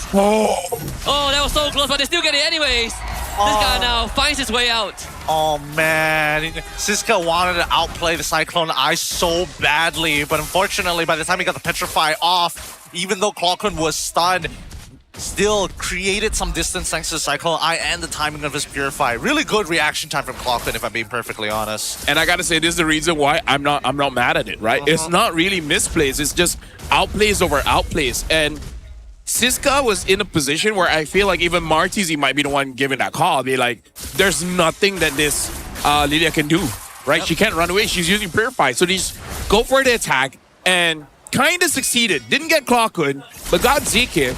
Either way, it's a big win for Team Rey. Yep. And now they're able to more confidently walk up here with their level advantage to get this first initial push. I'm surprised that they let them walk out of the lane without taxing them that hard. I would have imagined that at least Zhu Xin is going to put some hurt onto Zeke. Arrow 4 did get the XP crab, so the one thing that Vamos can bank on is Arrow 4 being ahead in terms of experience. But you can say the same for mid lane as well. Martizi is ahead of Clockun in terms of experience as well. He will be the first one to hit level 4. Yeah, and I feel like this is a trade that Team Rey are comfortable with because, you know, they don't mind just Garb being behind because everyone else can carry. But Martizi is off position. Very careful. Still holding on to the ult. Just Garb better. Takes the turtle away. Clockun getting absolutely destroyed by Ivan, who now needs to escape. Ivan hits level 4. And here comes the beacon. This Zeke up. Also does the same to Zeno. Zeno goes down. Loliao joins Team Rey with another 2 kills. Why did we wait so long to ult there? You knew that Siska was going to go in. Why didn't Martizi also go hop over the wall with his ult as well to get into the pit? Why was there such big hesitation there from Martizi? I mean, I don't know. I think they were banking that even if they lose the turtle, because that was kind of a 50-50, that they just go for the fights. I don't mind. I don't mind if you're like going for the fights or going for the turtle. You got to pick one. But why go for the fight and then you lag behind during the fight for almost no reason? Well, either ways, right now, Jasgar finds Nako. He's gonna get lifted up. Has to use the Purify. Clockun with the same fate. Black Shoes out. It's the only thing that's keeping them alive. But that means Loliao gets freed up bottom. Yeah, but that's a lot of resources, right? If Nako with no Purify and Clockun with no ult, this means that TR actually have the initiative to make the first move here. Can I just say, I don't know if it's because Ivan is there. What Team Rey, like the movements and everything, it reminds me of the previous Homeboys. A little bit. Right? Like the way that they back up each other, the way that they're positioning. It might be an Ivan thing, actually. Attempt onto Siska. It's going to be futile. It's just too hard to take him down. This also allows Jescar to cash back up in experience. So far, the objectives have been 100% going over to Team Rey. Yeah. This could change at any moment at this point. The Team Rey, they've got so much initiative on their side, right? They've got a lot of tempo, mainly. And Arrow 404, at the very least, is going to be the level ahead from just Gar. Making sure that he maintains that level lead is pretty important to these neutral objectives. It could buy them bits of time if he shows presence. Oh, look at the Benedetta trying to get a flank. Found an exploration as well. Natko, this time, that's only at the SOD, able to displace himself, but Lolia will claim it anyways. Ivan even escapes now. Jescar able to turn around, Lolia across the wall, and Arrow 4-4 able to hop, skip, jump away. Unfortunately, not the same for Zeno. Siska goes in with the final blow and disengages with the I-4 and 9. Nicely played by Siska. But now they've got no resources to actually play around this turtle for the time being. They find a catch! Not in the right direction, but Ivan will full on commit to force the flicker out. And I mean, Vamos, they are just forced to expend resources defensively. And again, so far, Gideon looks like a perfect game. 5 minutes in, 5 kills. All of the turtles for Team Rey. This is... I expect them to be good, not this good. This is real life. Yeah. This is real life. I'm not complaining about the game, I'm happy. Yep, they are playing like a team. And it's for real this time. Oh. Neko. Oh, receives some help from Zikib. Final blow, Radiant stance. Oh. The iframes, so good from this guy. The SOD connects Natko, gets the kill, but isn't worth it though. And Martini's gonna come in, Natko will die. Oh, thanks. And now Zikib's to be taken back. A fight happens off screen as well. They found a kick on the Era. Era ends up going down, and Clarkun will have to slowly walk away from there. They'll honor him. Clarkun, Black Shoes, back into a spot where Martizi can stack the lander on top of him. The kick doesn't connect, and Vamos barely gets out. Yeah, Martizi focused on the wave. Focused on the wave. Should have walked up a little bit further to go catch Clarkun, but that's still resetting his Purify back onto cooldown, which is exactly what they need at the end of the day. They're going to have battle spells for the next upcoming battle, and Team Vamos, especially for Clarkun and Zeke, it might not come in time. 55 seconds until that neutral objective, so at least we know that Zeke will have his flicker up for the next turtle. And Siska this time has a Petrify. So there is space for a play, and I think Vamos are trying to turn their attention over to try and keep this Benedetta in check. But Team Rey, they have the same idea. Nako gets jumped on, Purify against. This guy comes in with the final blow, hits the Petrify on the Nako. This guy so great with the initiation. Black Shield's already out. This guy getting jumped up by Arrow 404, and they find a trade down bot. Can't get one back here, but at the very least, trading your EXP for a gold is always a good time. And Martizi now proxies the wave as they're about to crack open bot tier 1. Right now, in terms of what Team Vamos can really do, it's honestly Zeke is the only one that can really start a fight. Everyone else, it's just a lot of movements, but not a lot of stopping power. So I think that's part of the problem here for Team Rey. They're able to move around without getting punished. I think that's the biggest thing. The draft that Team Vamos has is not very punishing. It's about moving forward. It's not about stopping everyone. Ever got kicked. He made an attempt, but it's going to cost him his life. Ivan, though, does go down. SOD connects. The damage is there, but unfortunately, Team Rey are just too far ahead. Oh, man. Can we calculate Loliel's APM there for a moment? Like, my God, non-stop dashing, unlimited, does not even delay any time, doesn't miss a beat. Ortizi gonna get jumped on by Zeke. He actually hits the minion instead. That's forced the Crimson Beacon out. So at least Vamos are able to get some responses out from Team Rey, but up to this point, Natko hasn't really been able to put on any side lane pressures because of the amount of coverage Team Rey has, and not to mention Siska doing a great job in just keeping these lanes in check. And I kind of feel like being 1-3-0 makes it so that it doesn't matter if you find Lolia or Siska, you're going to lose that 1v1. Yeah. And I feel like this is just Team Rey doing what Vamos wants to do, but better, right? Like we discussed this in the previous game where Gideon said that basically Team Rey is doing the Vamos. Win early, control the jungle, and then make them a non-factor. Well, everyone from Vamos is such a non-factor, even Era's heart rate has gone down. It's only 100. Clock was still flatline. Did get the buff, I think. Knock up kick, Purify out from Zeno. This guy winning in the wings as well, so Vamos needs to be very careful. Once this mid-tier 1 goes down, Team Rey is going to have free reign. Yeah, that's exactly what they want here, because they are currently at their peak strength for a lot of their early game heroes. Siska, this is the strongest he's ever going to be in this game. Same goes for Lolios, but at least Lolios can scale with a Holy Crystal. Siska doesn't have that benefit. Yeah, Zeno is taking so much damage and he has no Purify, so he's gonna go down instantly. Sky Pierce the stack for Martizi. Zikib comes in, jumps on the Martizi, but they just don't have enough. Nako getting stunned on Loliao. He's already in the back. Arrow 4-4 comes in, but unfortunately there's not enough damage. Ivan re-engages, gets the Jikundo knockup. Siska to the back, cuts them all down. They get the lift out again. Zikib is dead, and 4 down for Vamos. Woo! I love the fact that we got the Infinix Note 60 Pro in Siska's hands. We can watch him make the play as it goes down. Very cool stuff. Very cool stuff here. Let's look at the instant replay one more time to break this down for you guys. Yeah, honestly, looking at all the sequence here, we got to look at how Team Rey, they juggle the damage. This is something that they've been doing ever since game number 1, especially when it comes to tower diving. It looks so good. And Arrow 4-4 tried an attempt at Martizi. But again, comes to the problem of the draft where Team Vamos, you can move forward, but you can't stop someone. If they had one more crowd control, doesn't matter mid or jungle, maybe the team fight would have looked a bit different. Yeah.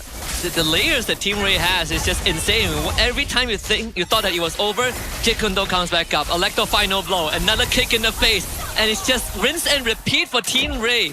Yep, very short cooldowns. Most importantly, just being able to cycle through. Okay, the electrifying beats just to clear out this wave. They'll throw everything Garden Sync just to make sure this mid-tier 1 stays alive, but just means that now they're being held hostage in their own jungle here. Yep.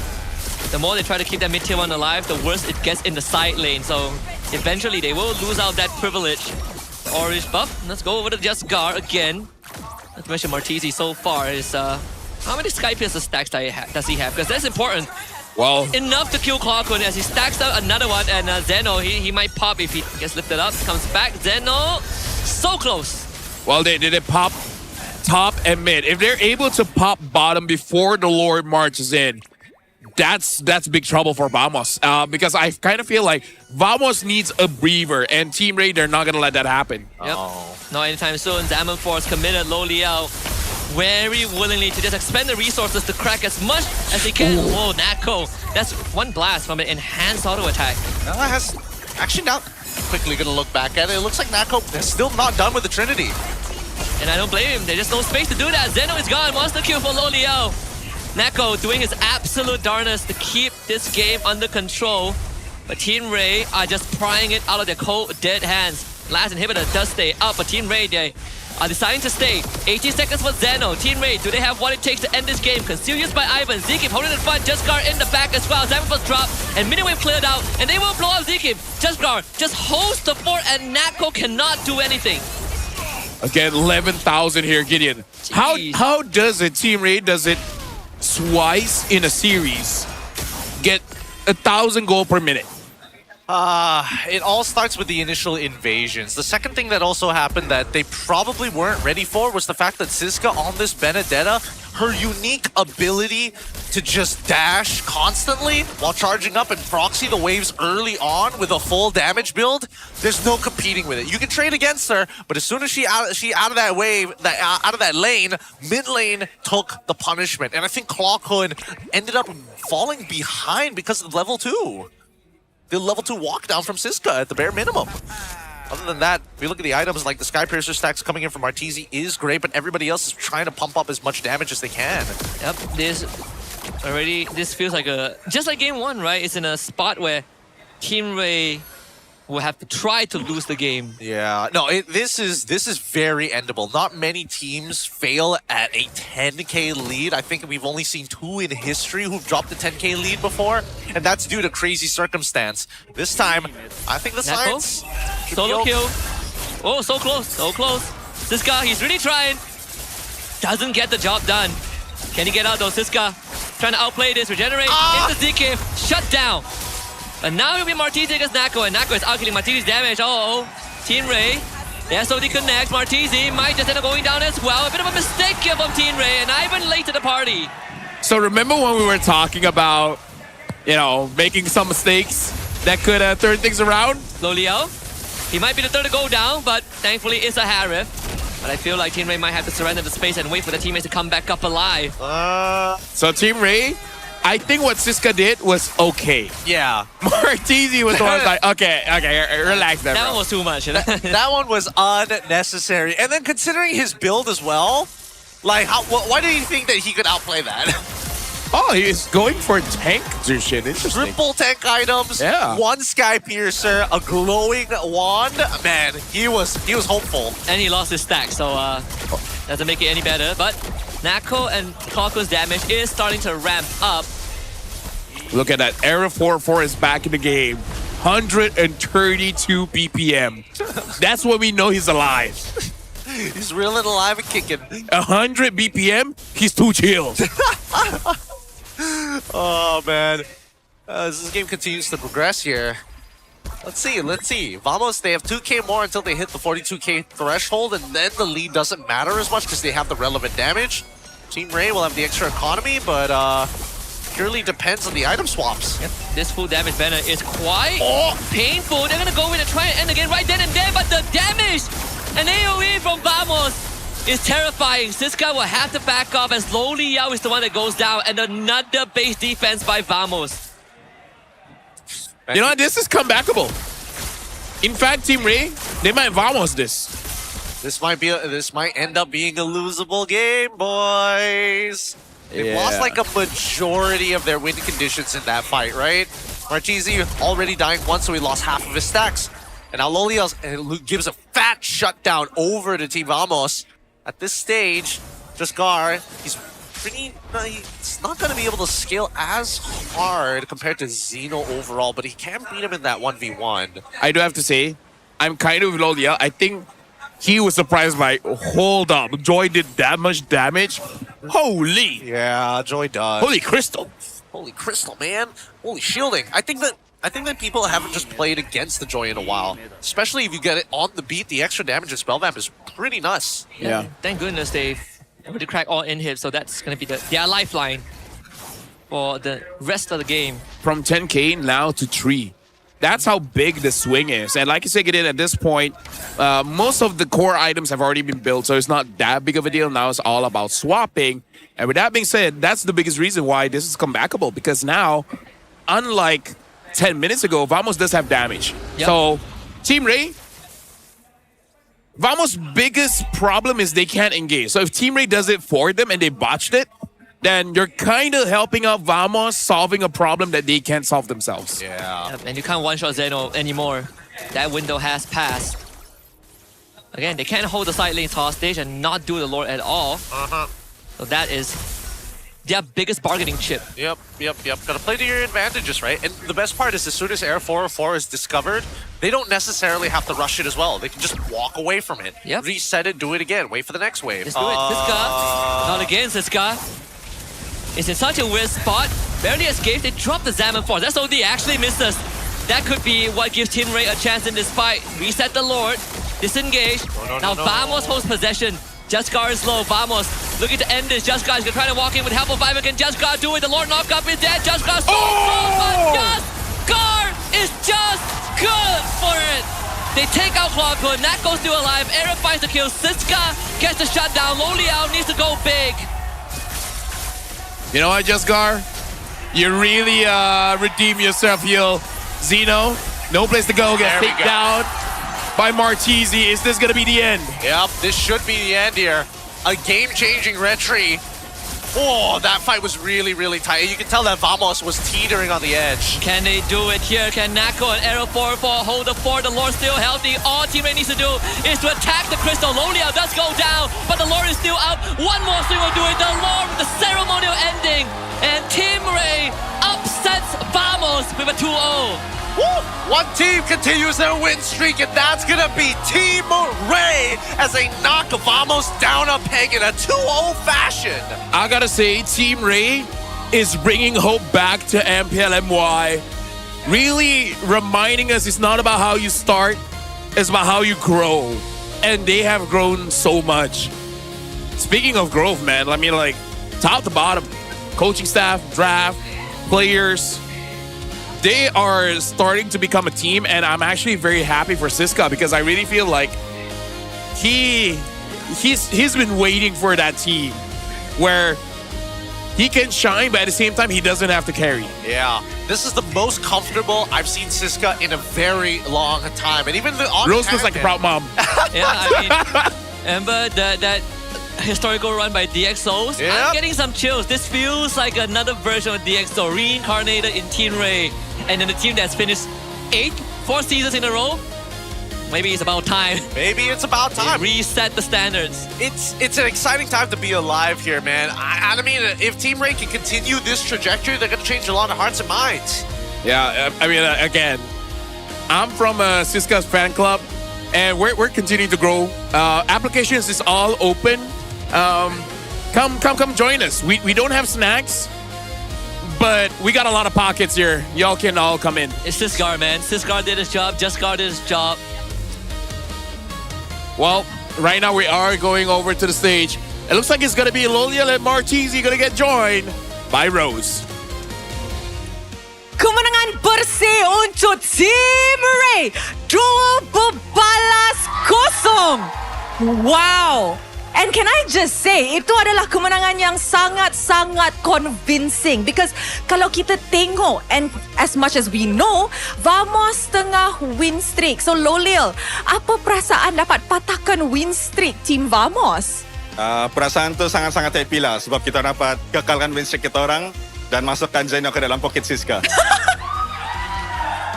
Berjaya ya? Kenapa semua orang akan tolong EXP untuk Ton Ada apa dengan EXP laner suddenly? Sebab EXP kita orang masih muda kan. Jadi kita orang nak bagi dia pengalaman baru lah dalam MPL MY ni. So you guys yang akan tolong lah. Betul. Tolong tambah fire. Okay, Loliel. I just want to be honest, that game was really, really good and sangat-sangat clean daripada side Team Rey. Especially di game pertama pun, score pun macam 11-1 or something like that. Did you honestly masuk game hari ni dan expect untuk menang bersih macam ni? Ataupun you actually expected sangat-sangat close fight dan game sengit lah daripada Vamos? Sejujurnya kita orang tak expect apapun sebab kita orang just do our best untuk every matches yang kita orang main lah. Jadi bersyukur sangat dengan kemenangan hari ini. Okay. Now Loliel, ramai orang kata di musim ni, first of all, sebelum kita masuk, ramai orang kata AC adalah contender, betul? Lepas tu, masa tengah-tengah musim ni pun, ramai orang cakap prestasi Vamos kekalkan ni nampak macam boleh jadi the true contender. Tapi you guys just kalahkan contender. And esok pula you guys akan jumpa AC. So how prepared are you to take down another contender esok? Kita orang just prepared mentally lah. Kita orang akan kekalkan gameplay macam hari ini untuk pertandingan besok dan memenangkan game menentang AC. Very, very clean game today, guys. And of course, kita pun nak borak dengan Martizi. Rambut baru Mana ada rambut baru Ada buff ke hari ni? Tak ada pun, saya just saja je. Okay, Martizi, Rose nak tanya.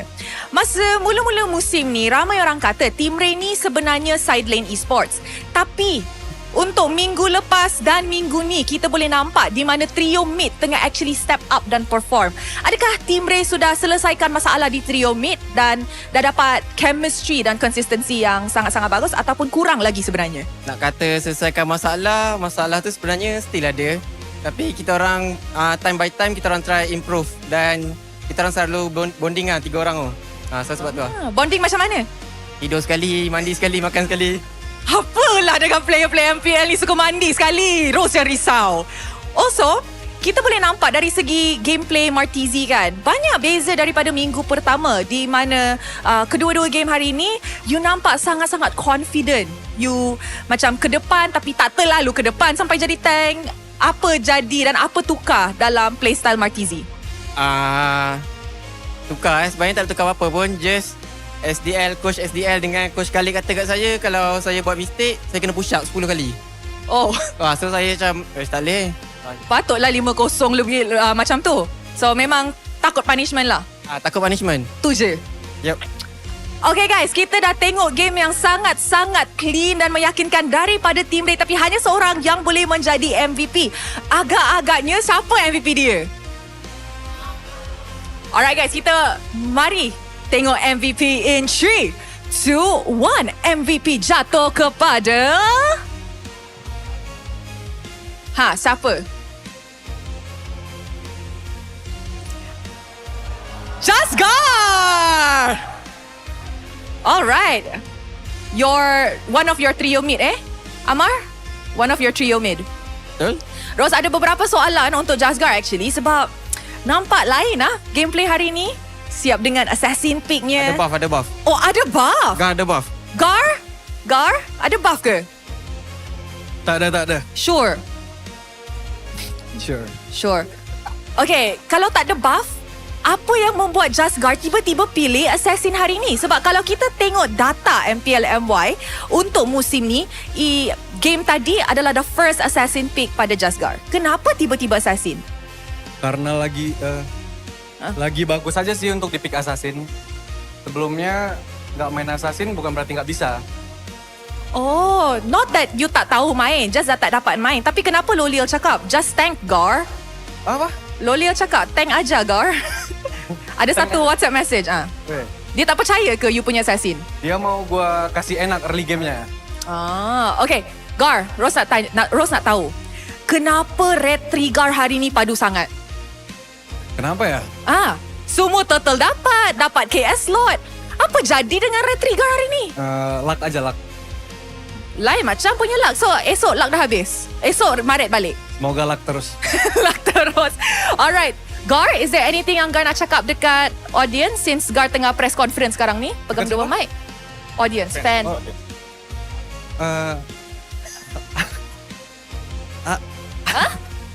Makasih udah nonton. Halo. Ni bukan hater. Jangan hello. Iya. Ni fan. Terima kasih udah support. Alright boys, congratulations, amazing game. With that, mari let's show it back to our casters to analyze apa actually yang terjadi dalam perlawanan clean sweep ni menentang dengan Team Vamos.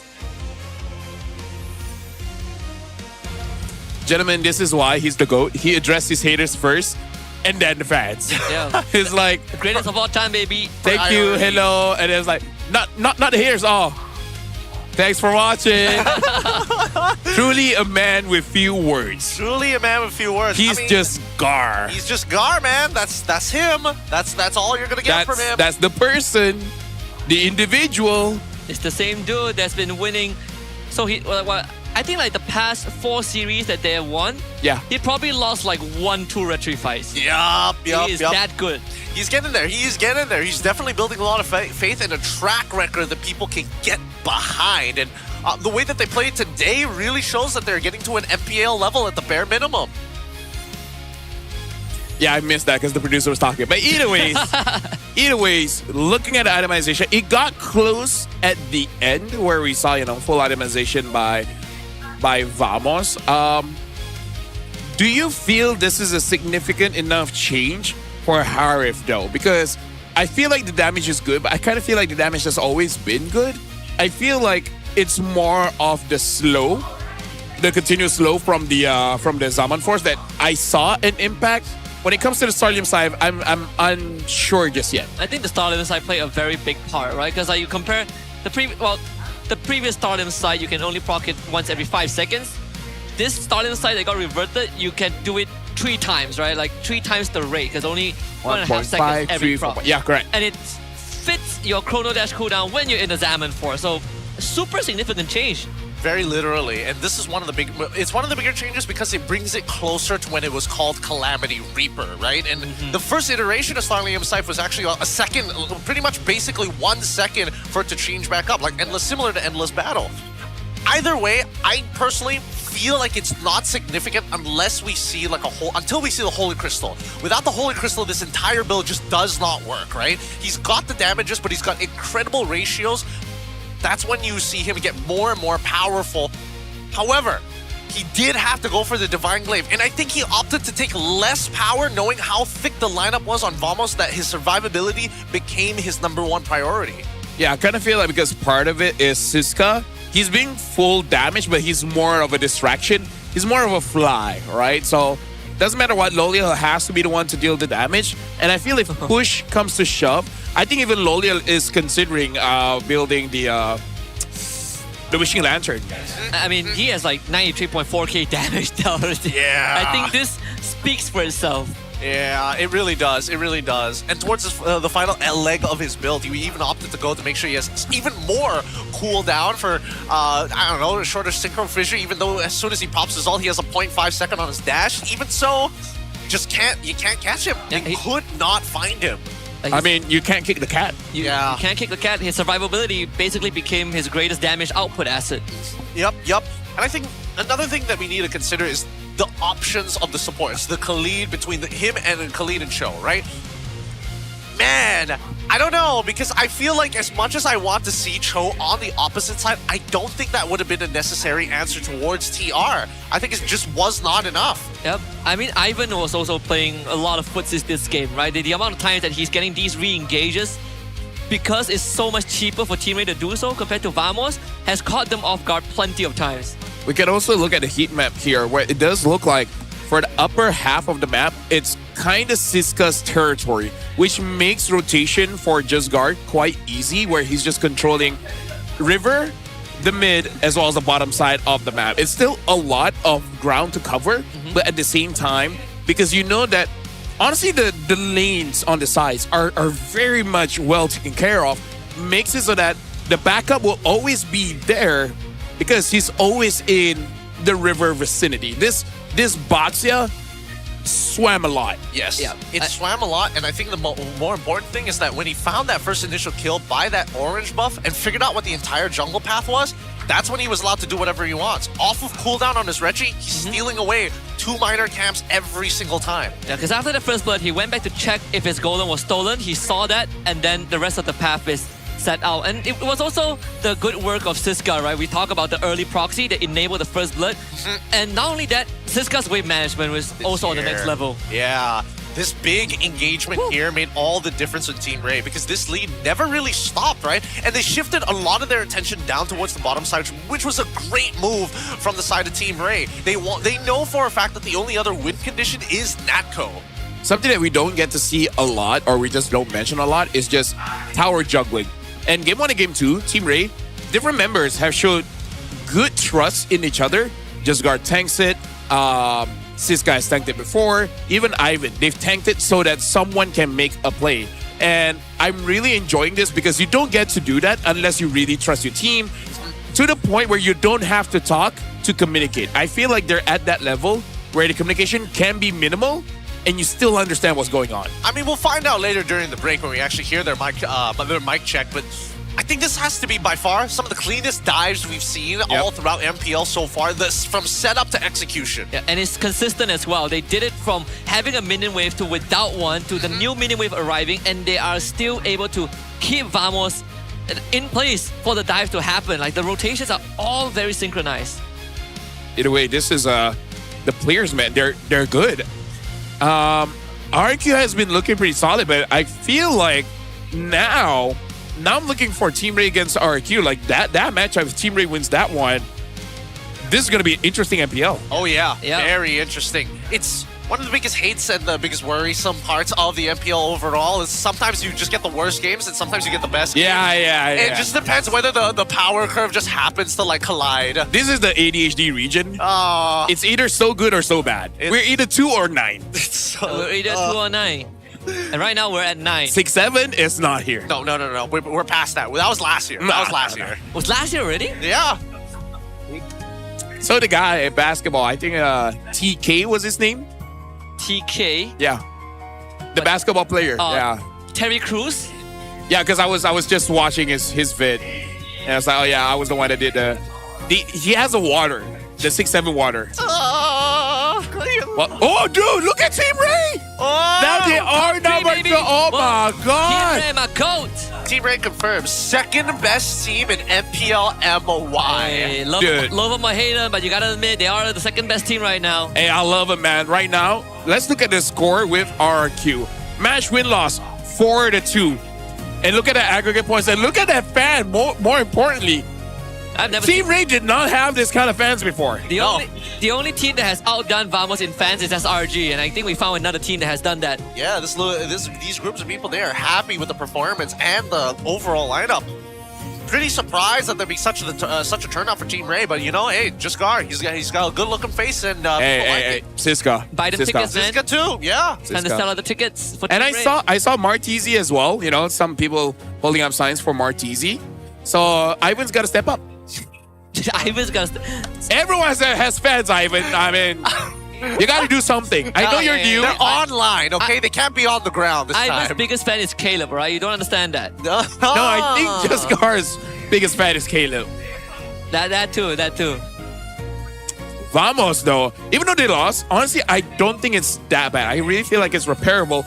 After this, going up against IG, Gorgeous is there waiting, and he did look pretty down just now, so I hope he can recover by the time their matchup is happening on the 1st of May, which is selling fast. Make sure you guys grab that ticket. And May 8th, the rematch. Yep. It's their third defeat of the season, and they did lose to IG the first time they met. So that is going to be fun. Yeah. Well, let's look at Team Rey here, Gideon. Yeah, I think that... this is... Oh, what a schedule. I think the win streak will continue. For a while. Well, honestly, if tomorrow... Well, for a while, maybe for the next 2 weeks, we'll see. Like their toughest is on 22nd and 23rd. Yeah. So that RQ match is gonna have to wait. It's gonna have to wait for a long time. Jeez. Even the Vamos rematch is in 3 weeks. Wait, imagine if Team Rey is able to beat SRG for their final match. Like, that's a good way to transition into a playoff. Maybe. I'm more interested about the AC into next week. AC again. If they couldn't figure it out the first time, let's do it the second time the following week. AC, man. AC. I don't know how they're going to deal with that. If Team Rey is looking this good, AC, oh, brother, they better show us the best. Well, Valens just joined and there are some improvements. So hopefully after a week or so, I feel like Ivan helped Team Rey make the team fights look more clean. Hopefully Valens can do the same. I mean, he has been top 3 for a while, right? Oh, that is true. He has been top 3 for a while, but I know he also has very strong opinions. Well, speaking of opinions, we're going to hear the opinions of the players during the matchup. So let's listen to the mic check before we move on to our final match of the day. Dari kiri kita, Pak. Ayo, cek keluar. Leomar nembak, Pak. Leomar nembak. Ready, guys? Boleh. Tengah. Kir. Di mana kau? Hari mati. Dikasuk. Boleh, guys. Nice, Ton. Dekat teman lu kalau, Ton. Nice. Bro. Dapat gua. Jangan yang ada ulti ya. Koli. Kita yang ini lah. Kali. Boleh. Kali dulu ya. Boleh, Jawa. Masuk udah buang. Mau ke pintu. Ayo sini, guys. OTW, guys. Boleh. Buang puri. Puri dia. Gua TW bawah. Nice. Berarti. Coy. Gua TB. Jaga aku. Joynya sini ya. Punturan. Apres tak. Tengok hari, guys. Blocking situ tuh. Boleh, Gip. Di hari. Hati-hati. Lala main, guys. Main. Ni kuat tu. Bom dah dia tu. Ni lawan. Maju dia. Kuat kick. Coy, kuat kick. Dapat gua. Dapat. Ini. Kali. Kali enggak ada doa. Fight. Let's go. Kepojoy.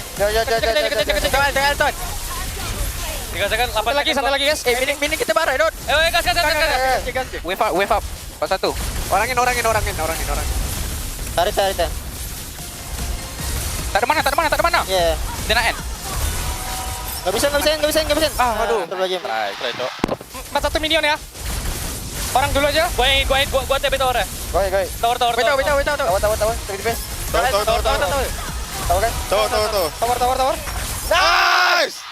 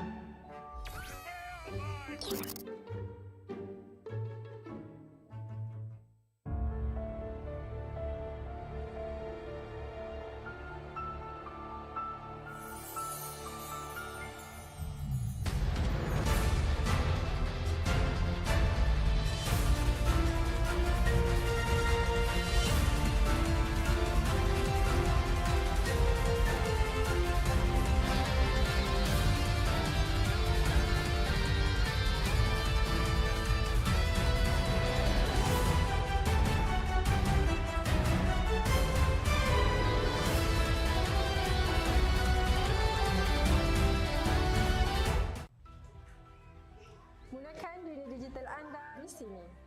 Di Todak Academy, anak saya berpeluang untuk belajar dan eksplor minat dia. Akademi kami mencorak masa depan industri game. Di Todak Academy, saya boleh eksplor banyak ilmu baru. Akademi kami merayakan juara e-sport masa harapan. Cipta impian anda bersama kami di Todak Academy. Cultured by Todak.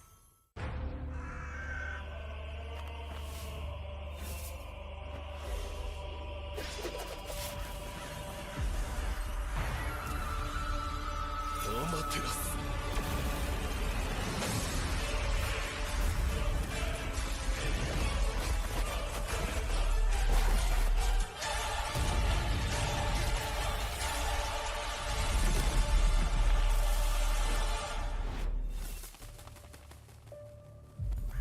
愚かなる弟よ。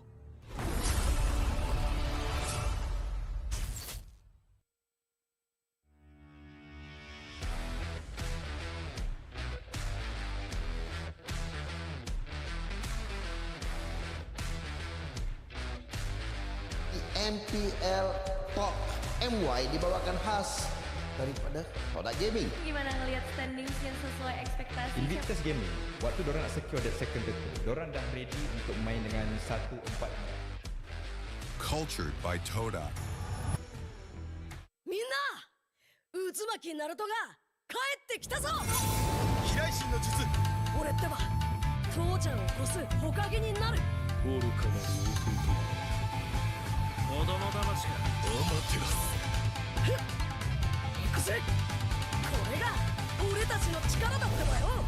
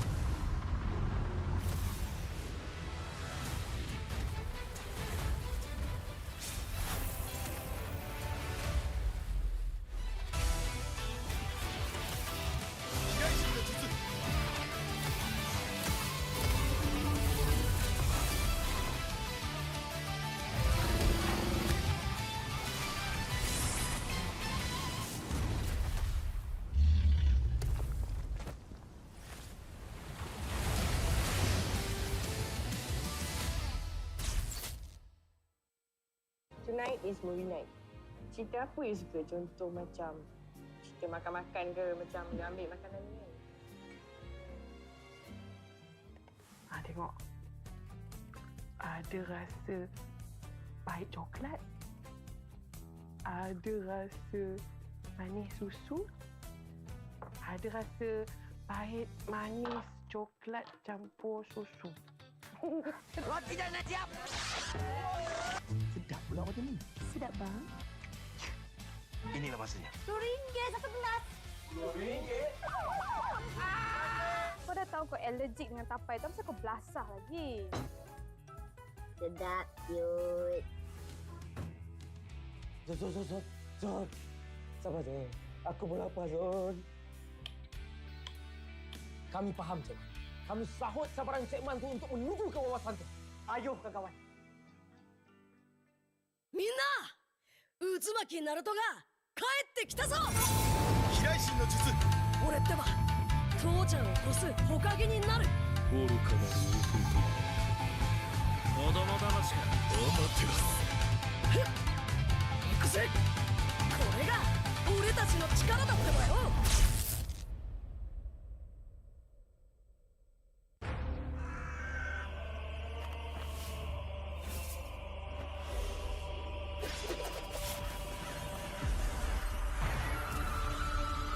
アマテラス。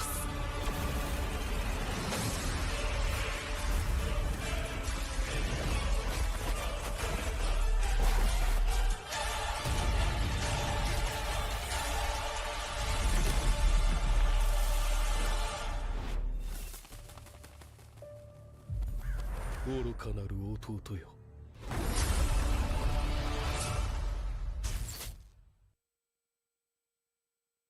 Welcome to the Hook Battlefield. Welcome to the Hook Battlefield.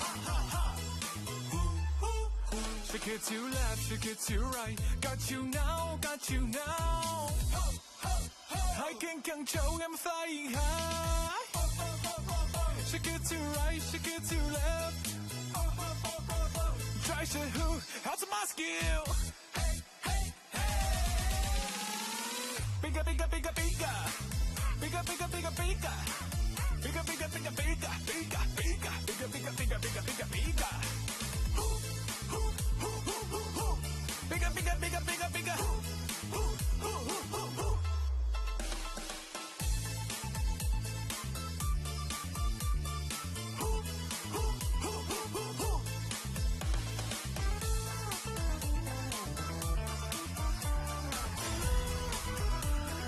Welcome to the Hook Battlefield.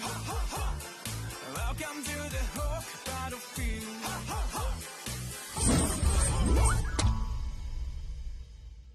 Saya tengok ending semalam. Tak ada tonton. Tak ada tonton.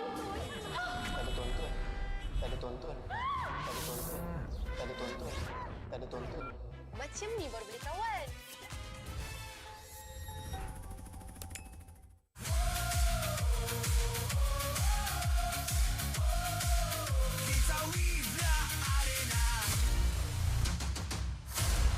Sekeping je.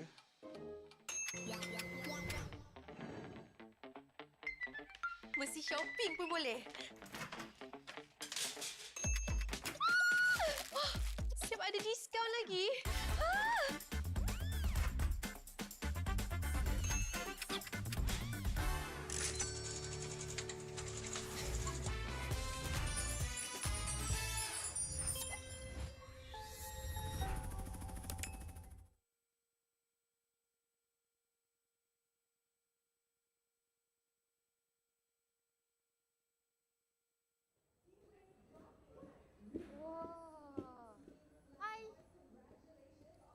Selamat berkenalan. Weh, sabar, sabar. Sabar bang, sabar bang, sabar bang. Bang, sabar bang. Tahu excited jumpa saya bang. Salam semula. Salam, salam. Sini, sini, sini. Cuba sabar. Tahu nervous. Tak apa, tak apa. Saya bangun untuk awak. Good boy, good boy, good boy. Excited sangat ni. Excited sangat ni. Tiba baru lepas menang ke? Aduh, tak boleh cakap pula. Boleh lepas menang ah. Ke bawa kalah. Kalau kalah nah, boleh pakai tak kat tangan tu. Sebab dapat macam perlukan juga ni sebab kalah. Ui! Gatal kau! Gatal! Boleh buat apa lagi ni? Cakaplah, cakap. Nak menari? Oh, nak menari lah. Okey, okey. Tengok sikit menari. Boleh buat menari macam mana?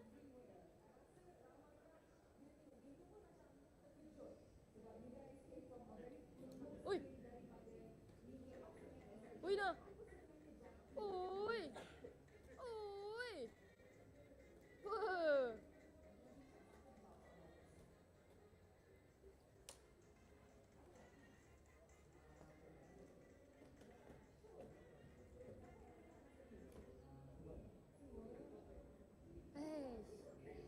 Korang kalau nak tengok benda-benda best macam ni, jangan lupa untuk datang ke MPL MY di Quill City Mall. Bye! Welcome to the Hook Battlefield. Welcome to the Hook Battlefield. Shake it to left, shake it to right. Got you now, got you now. I can control, I'm flying high. Shake it to right, shake it to left. Try to who, how's my skill? Bigger, bigger, bigger, bigger. Bigger, bigger, bigger, bigger. Bigger, bigger, bigger, bigger. Bigger, bigger, bigger, bigger, bigger, bigger, bigger, bigger.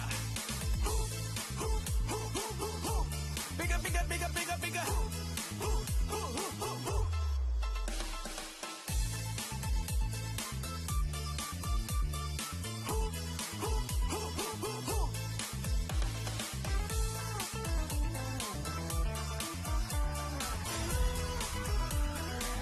Welcome to the Hook battlefield. Welcome to the Hook battlefield.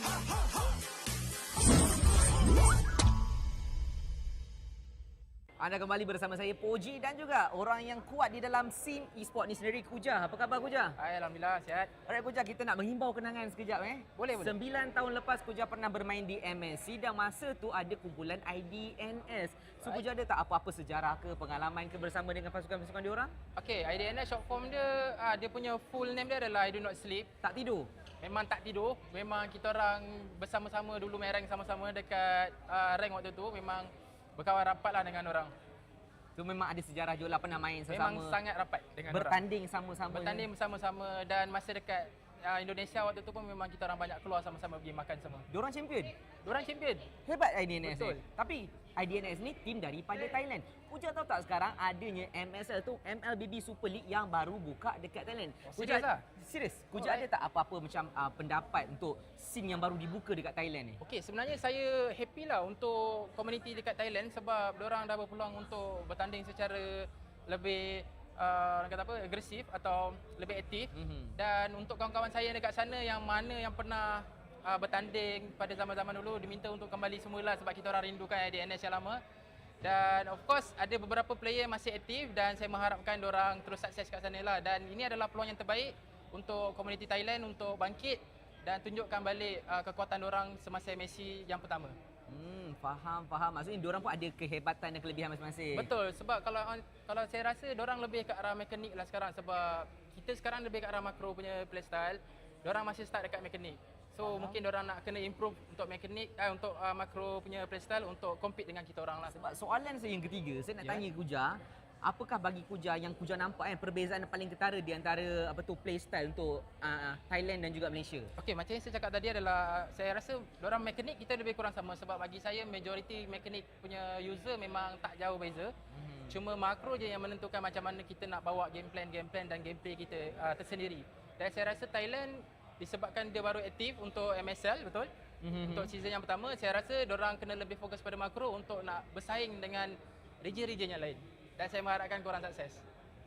Okey, tapi bila macam Kuja cakap ada tengok kawan, diorang pernah buka liga yang baru. Kuja tahu tak, ada juga info yang menariknya. Untuk MSL kali ni kan, champion dia kita akan hantar pergi ke wildcard untuk EWC. Wow, tanya. So directly dapat terus wildcard Directly dapat. So untuk benda ni sendirilah, adakah Kuja rasa adalah satu benda yang bagus untuk scene diorang dan juga untuk fan diorang secara menyeluruh? Okey, of course benda ni memang sangat bagus untuk komuniti Thailand seperti saya cakap tadi. Cuma bagi saya lebih happy untuk Mobile Legends sendiri sebab dia telah membuka lagi besar cabang-cabang di serata dunia dan saya mengharapkan lebih banyak lagi negara-negara lain yang terlibat untuk kita besarkan dan kita majukan komuniti ini bersama. Baik. Itu sahaja daripada saya. Anything nak shout out kepada kawan-kawan IDNS kalau diorang tengah tengok benda ni? Okey, untuk IDNS yang semua nama ZZ kat belakang, mungkin saya tak ingat sangat lah. Mungkin saya ingat cuma Amzi dan Frame TZ, saya tak ingat lah. Tapi memang kalau tengok muka saya memang kenal. Saya mengharapkan korang come back. Dan untuk komuniti Thailand, all the best. So sekarang you guys dah ada platform yang sangat-sangat baik untuk you guys tunjukkan bakat. Dan saya mengharapkan korang terus maju jaya ke hadapan. Dan jumpa di international. Good luck guys, all the best. Terima kasih Kuja. Itu saja daripada saya dan Kuja. Kita jumpa kejap lagi. Sawadee.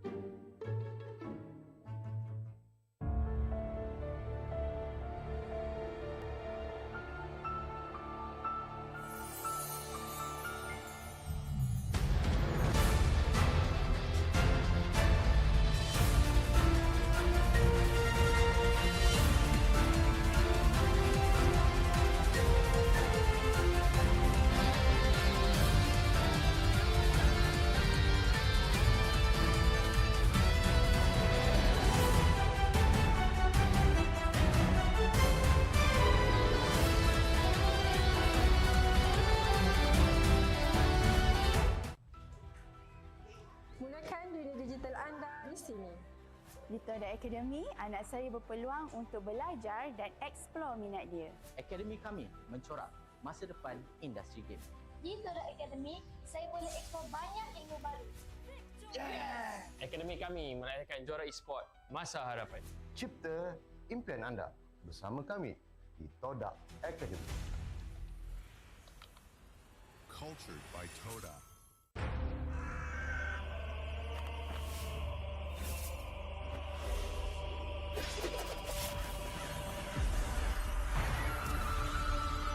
Amaterasu.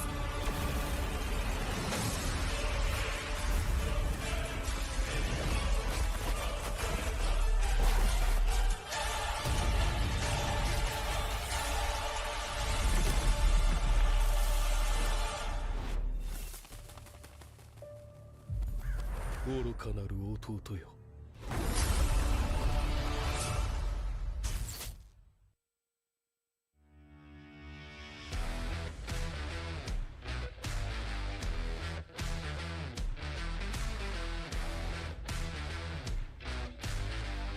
MPL Talk MY dibawakan khas daripada Toda Gaming. Gimana ngelihat standings yang sesuai ekspektasi? Invictus Gaming, waktu diorang nak secure that second turtle, diorang dah ready untuk main dengan 1-4. Cultured by Toda. みんな渦巻きナルトが帰ってきたぞ。飛来神の術。俺ってば父ちゃんを越す火影になる。愚かなる弟よ。子供騙しがアマテラス。行くぜ。これが俺たちの力だってばよ。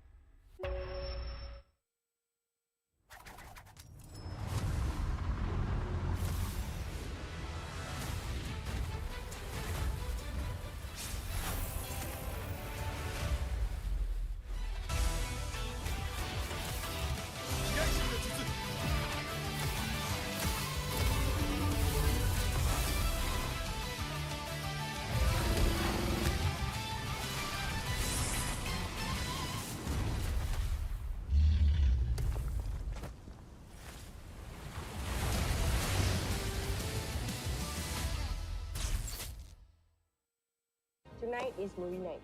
Cerita apa you suka? Contoh macam cerita makan-makan ke, macam dia ambil makanan ni kan? Tengok. Ada rasa pahit coklat. Ada rasa manis susu. Ada rasa pahit manis coklat campur susu. Roti dah nak siap. Sedap pula macam ni. Sedap bang. Inilah masanya. RM2 satu gelas. RM2? Kau dah tahu kau allergic dengan tapai tu, kenapa kau belasah lagi? Sedap, cute. Zon. Sabar je. Aku pun lapar, Zon. Kami faham, Cik. Kami sahut sabaran Cik Man tu untuk menuju ke wawasan tu. Ayo, kawan-kawan. みんな渦巻きナルトが帰ってきたぞ。飛来神の術。俺ってば父ちゃんを越す火影になる。愚かなる弟よ。子供騙しがアマテラス。行くぜ。これが俺たちの力だってばよ。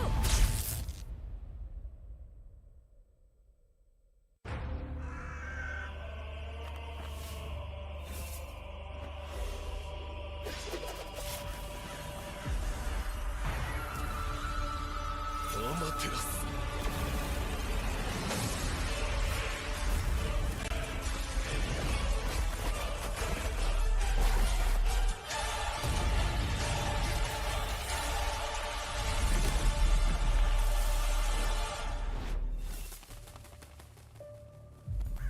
愚かなる弟よ。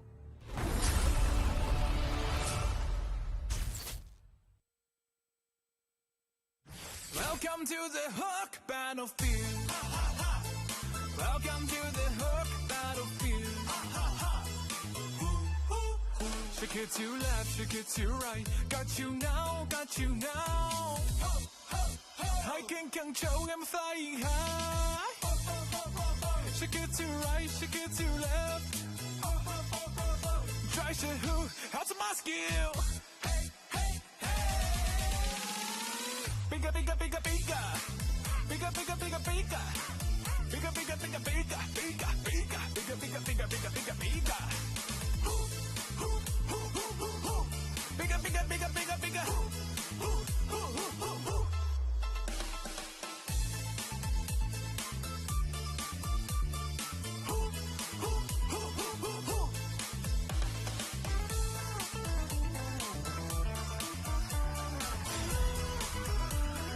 Welcome to the Hook battlefield. Welcome to the Hook battlefield.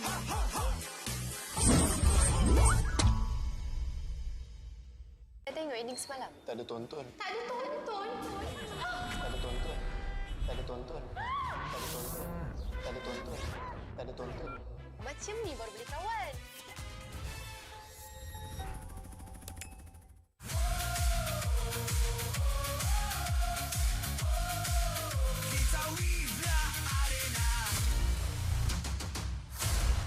Sekeping je.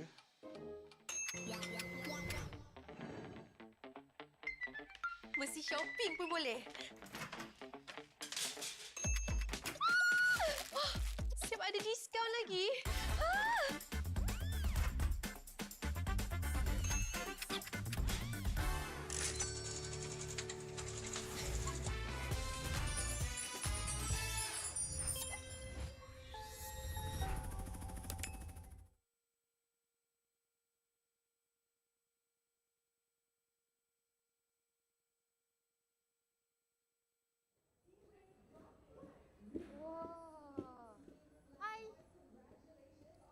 Selamat berkenalan.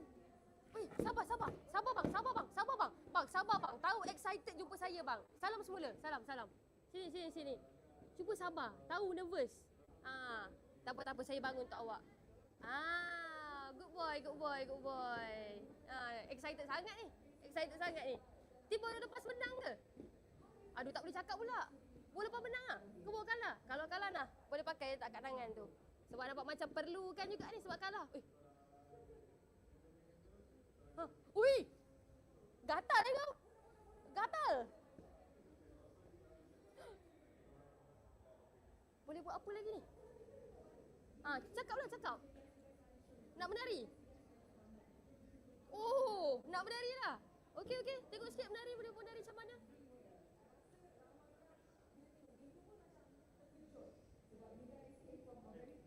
Ui! Ui dah! Oi. Oi.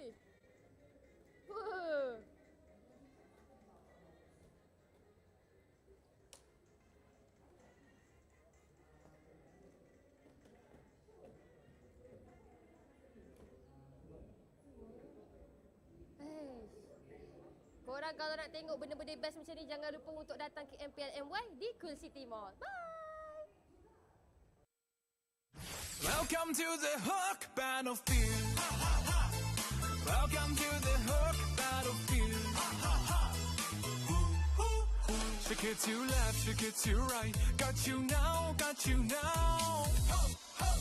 I can control, I'm flying high. Shake it to right, shake it to left. Try to who, how's my skill? Bigger, bigger, bigger, bigger. Bigger, bigger, bigger, bigger. Bigger, bigger, bigger, bigger. Bigger, bigger, bigger, bigger, bigger, bigger, bigger, bigger. Bigger, bigger, bigger, bigger, bigger.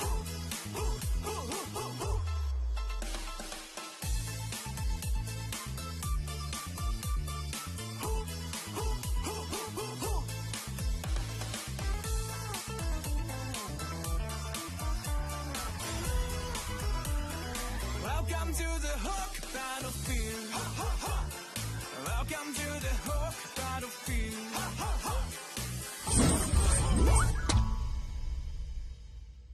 Anda kembali bersama saya Poji dan juga orang yang kuat di dalam scene e-sport ni sendiri, Kuja. Apa khabar Kuja? Alhamdulillah sihat. Alright Kuja, kita nak menghimbau kenangan sekejap Boleh. 9 tahun lepas Kuja pernah bermain di MSC dan masa tu ada kumpulan IDNS.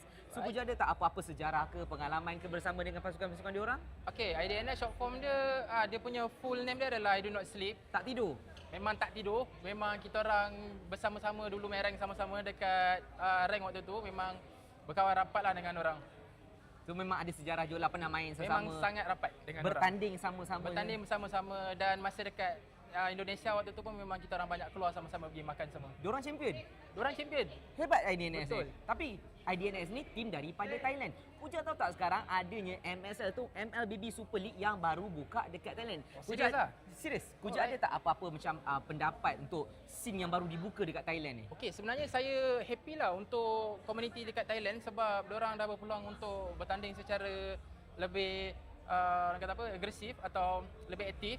Dan untuk kawan-kawan saya dekat sana yang mana yang pernah bertanding pada zaman-zaman dulu diminta untuk kembali semula sebab kita orang rindukan IDNS yang lama. Dan of course ada beberapa player masih aktif dan saya mengharapkan diorang terus sukses kat sana lah. Dan ini adalah peluang yang terbaik untuk komuniti Thailand untuk bangkit dan tunjukkan balik kekuatan diorang semasa MSC yang pertama.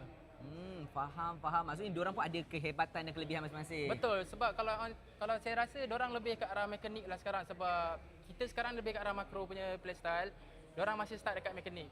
So mungkin diorang nak kena improve untuk mekanik untuk makro punya playstyle untuk compete dengan kita orang lah. Sebab soalan saya yang ketiga, saya nak tanya Kuja, apakah bagi Kuja yang Kuja nampak perbezaan yang paling ketara di antara playstyle untuk Thailand dan juga Malaysia? Okey, macam yang saya cakap tadi adalah saya rasa diorang mekanik kita lebih kurang sama sebab bagi saya majoriti mekanik punya user memang tak jauh beza.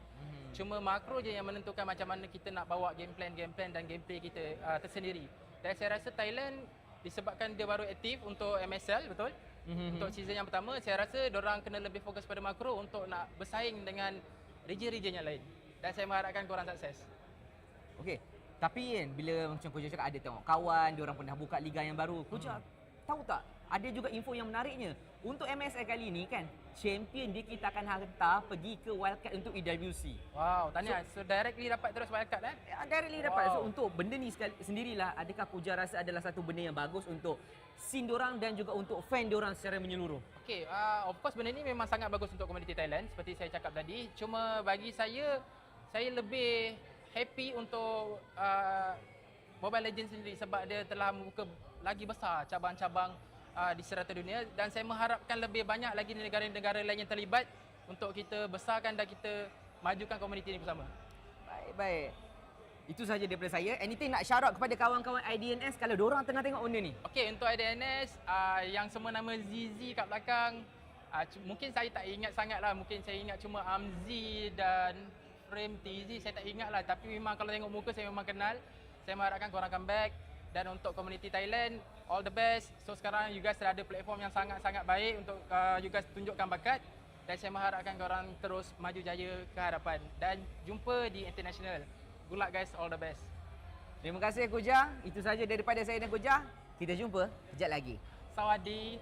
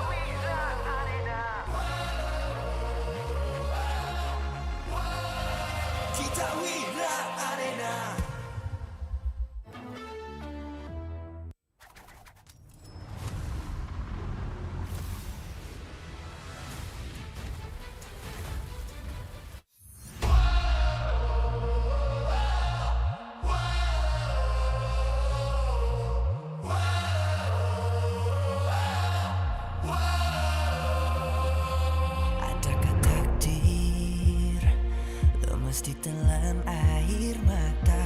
Selamanya ku takkan di bawah perjalananku sampai ke puncak. Dalam perjuangan, bila hati terang menyala, setiap luka jadi kekuatan. Pengorbanan yang jauh ujungnya. Sudah tiba masanya melangkah takdir, jalan yang gendir ku tempuh. Bangkit bersama kita juara, membanggakan negara. Kita kawan pentas dunia, Wira Arena. Bangkit bersama kita juara, membanggakan negara. Kerana di hujung cerita pastinya kita Wira Arena. Kita Wira Arena. Kita Wira Arena. Sweat and grind, guess we never gon' fade. This that definition of a legend. Every single move that I make, feel it ain't no doubt. Dorang kena aku, I'm a winner. Cuba check gerak-geri aku semua tiptoe macam ballerina. Genggam bara api, biasa berjadi arah. Mimpiku mula menjadi, tiada siapa je yang halang. Kalau bikin hari-hari, benda susah jadi senang. Segala cabaran aku ready, masa depan aku terang. Tiba masanya melangkah takdir, jalan yang gendir ku tempuh. Bangkit bersama kita juara, membanggakan negara. Kita kawan pentas dunia, Wira Arena. Bangkit bersama kita juara, membanggakan negara. Kerana di hujung cerita pastinya kita Wira Arena. Kita Wira Arena. Kita Wira Arena. Satu hati, satu jiwa, bangkit bersama kita Wira Arena. Yeah. Dari bayang kenyala api, nama kita terpahat di bumi. Yeah. Bangkit bersama kita juara, membanggakan negara.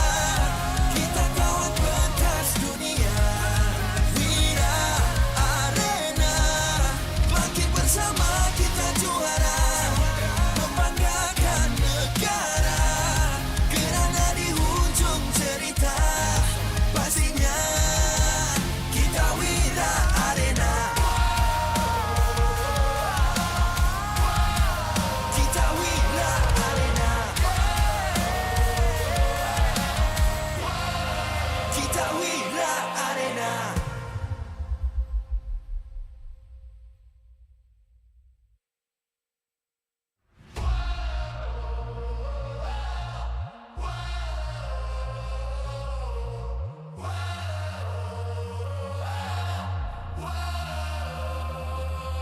Adakah takdir lemas ditelan air mata? Selamanya ku takkan di bawah perjalananku sampai ke puncak.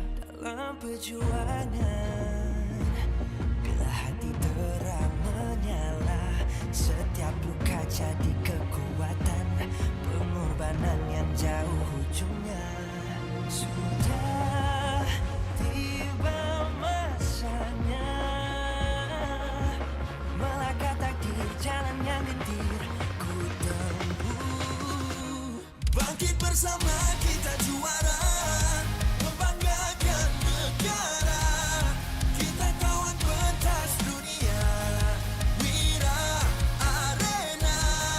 Bangkit bersama kita juara, membanggakan negara. Kerana di hujung cerita pastinya kita Wira Arena.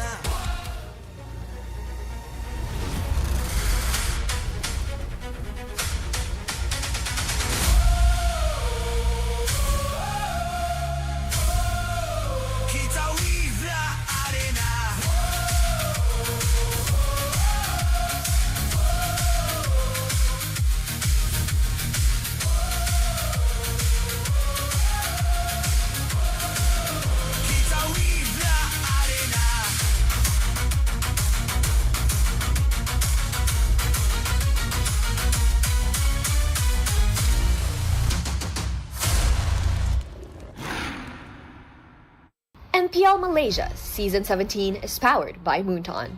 Presented by Celcom DG. Power up now with Celcom DG Prepaid 5G. Climb to mythical immortal with unlimited 5G power, uncapped hyperspeed, and endless entertainment. Celcom DG Prepaid 5G. Limitless. Made for Gen Now. Infinix Note 60 Pro. It's note what you think. With Snapdragon 7S Gen 4 plus 3D Ice Core Vapor Chamber cooling, active matrix display, and 90-watt wired plus 30-watt wireless charge. Grab your Infinix Note 60 Pro. Available now at Infinix official store or TikTok shop Infinix Malaysia. Official food delivery Grab. Definitely focused when full. When people is hungry, they lose focus. Then, they will have bad aim or bad performance during the game time. Hence, order from GrabFood to stay focused. Cultured by Torak. Torak Academy, a leader in digital creative education where potential becomes success.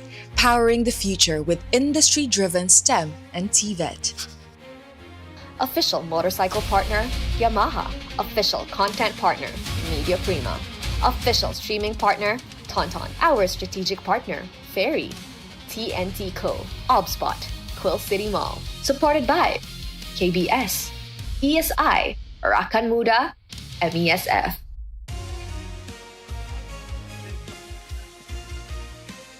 Oh wait, it's us. I thought it was Rose. Hey guys, you guys are here somewhere. I know you guys are here somewhere. Over the rainbow. Over the rainbow. Thank you very much, Husky. As you guys can see here, it is nighttime around 7:57 p.m. RRQ going up against Bigatron MY by Vitality in MPL MY Season 17 here in Quill City Mall, Selangor. Not Selangor, Kuala Lumpur. And the code is 12400. I mean, the 400, you should have started off with that. That would be a lot closer. All right. Well, welcome to the English broadcast. My name is Afel. Alongside me is Husky and Gideon. Not gonna lie, I really thought Russ was gonna open for this one. Man missed it. Man missed the bill. But we've got an exciting game, of course. Once again, RRQ Tora going to be playing up again. Maybe BTRM by Vitality are going to be the ones on top. It's tough to say because the losing streak and the track record does not look good. Yeah, we've got the Indonesian Derby here. This is technically, this is on paper the match of the week. And looks good for one team. Well, you guys can look good too by getting your carry skin, free Ice Helen carry skin. Make sure you guys scan the QR code or just redeem Hexness Trial. There's a lot of y'all in this times codes. Yeah, I'm waiting for when they come up with the carry skin, except she's Asian. Yeah. Either black or white, one or the other. Fans? Honestly, that makes a little more sense. Like the little light ball, the light charger, it could just be one spinning fan. Saucers? Saucer? I don't know about that one. That might be a little... That's not Asian? Master Chef carry. She throws out wok. You know what? Zait skin, roti canai. Hey. Now that's an idea. Speaking of ideas, you guys can power now with Celcom DG Prepaid 5G Power Pass. Go limitless with unlimited 5G power and uncapped hyperspeed. Now that's hyperspeed. That's not like very fast, not super speed. It's hyperspeed. Even better than iShow speed. Yep. It's doing pretty good in WWE as far as I've seen. For the time being, of course. But we also got to tell you about Mobile Legends Adventure, which is a relaxing idle RPG where you can collect 100 plus heroes. Not going to tell us exactly how many heroes because there's just so many. Level up with ease and enjoy idle rewards anytime. Build your strategy in auto battles, explore endless game modes, and fight players worldwide in global PvP. Download Mobile Legends Adventure and start your idle adventure today. You want to know why it's 100 plus? Because, there's like the different rarities, right? SSR, SSR plus, and but isn't blah, blah, blah. Aren't they like one? Yeah, but it's unfortunate. A lot of like the ML characters, they're not of the higher ranks. Oh. Yeah, basically, like Franco is just fodder. Irithel is fodder, except if you get the enhanced version. I kind of forgot what it's called. Yeah. You can see Angela in that game. Yeah, Angela is actually supposed to be in the fodder kind of rarity. Yep. But she's actually like S tier. And just pretty good. Yeah, she's pretty good. Oh, okay. Something to keep in mind, especially for those who want to get into the Mobile Legends adventure. But we got to talk about BTRM versus RRQ because, again, this is the decider. Only one of these teams are going to have, regain some momentum after their big losses. Yeah, I mean we got to talk about BTRM. They win against Flash. And that's all. And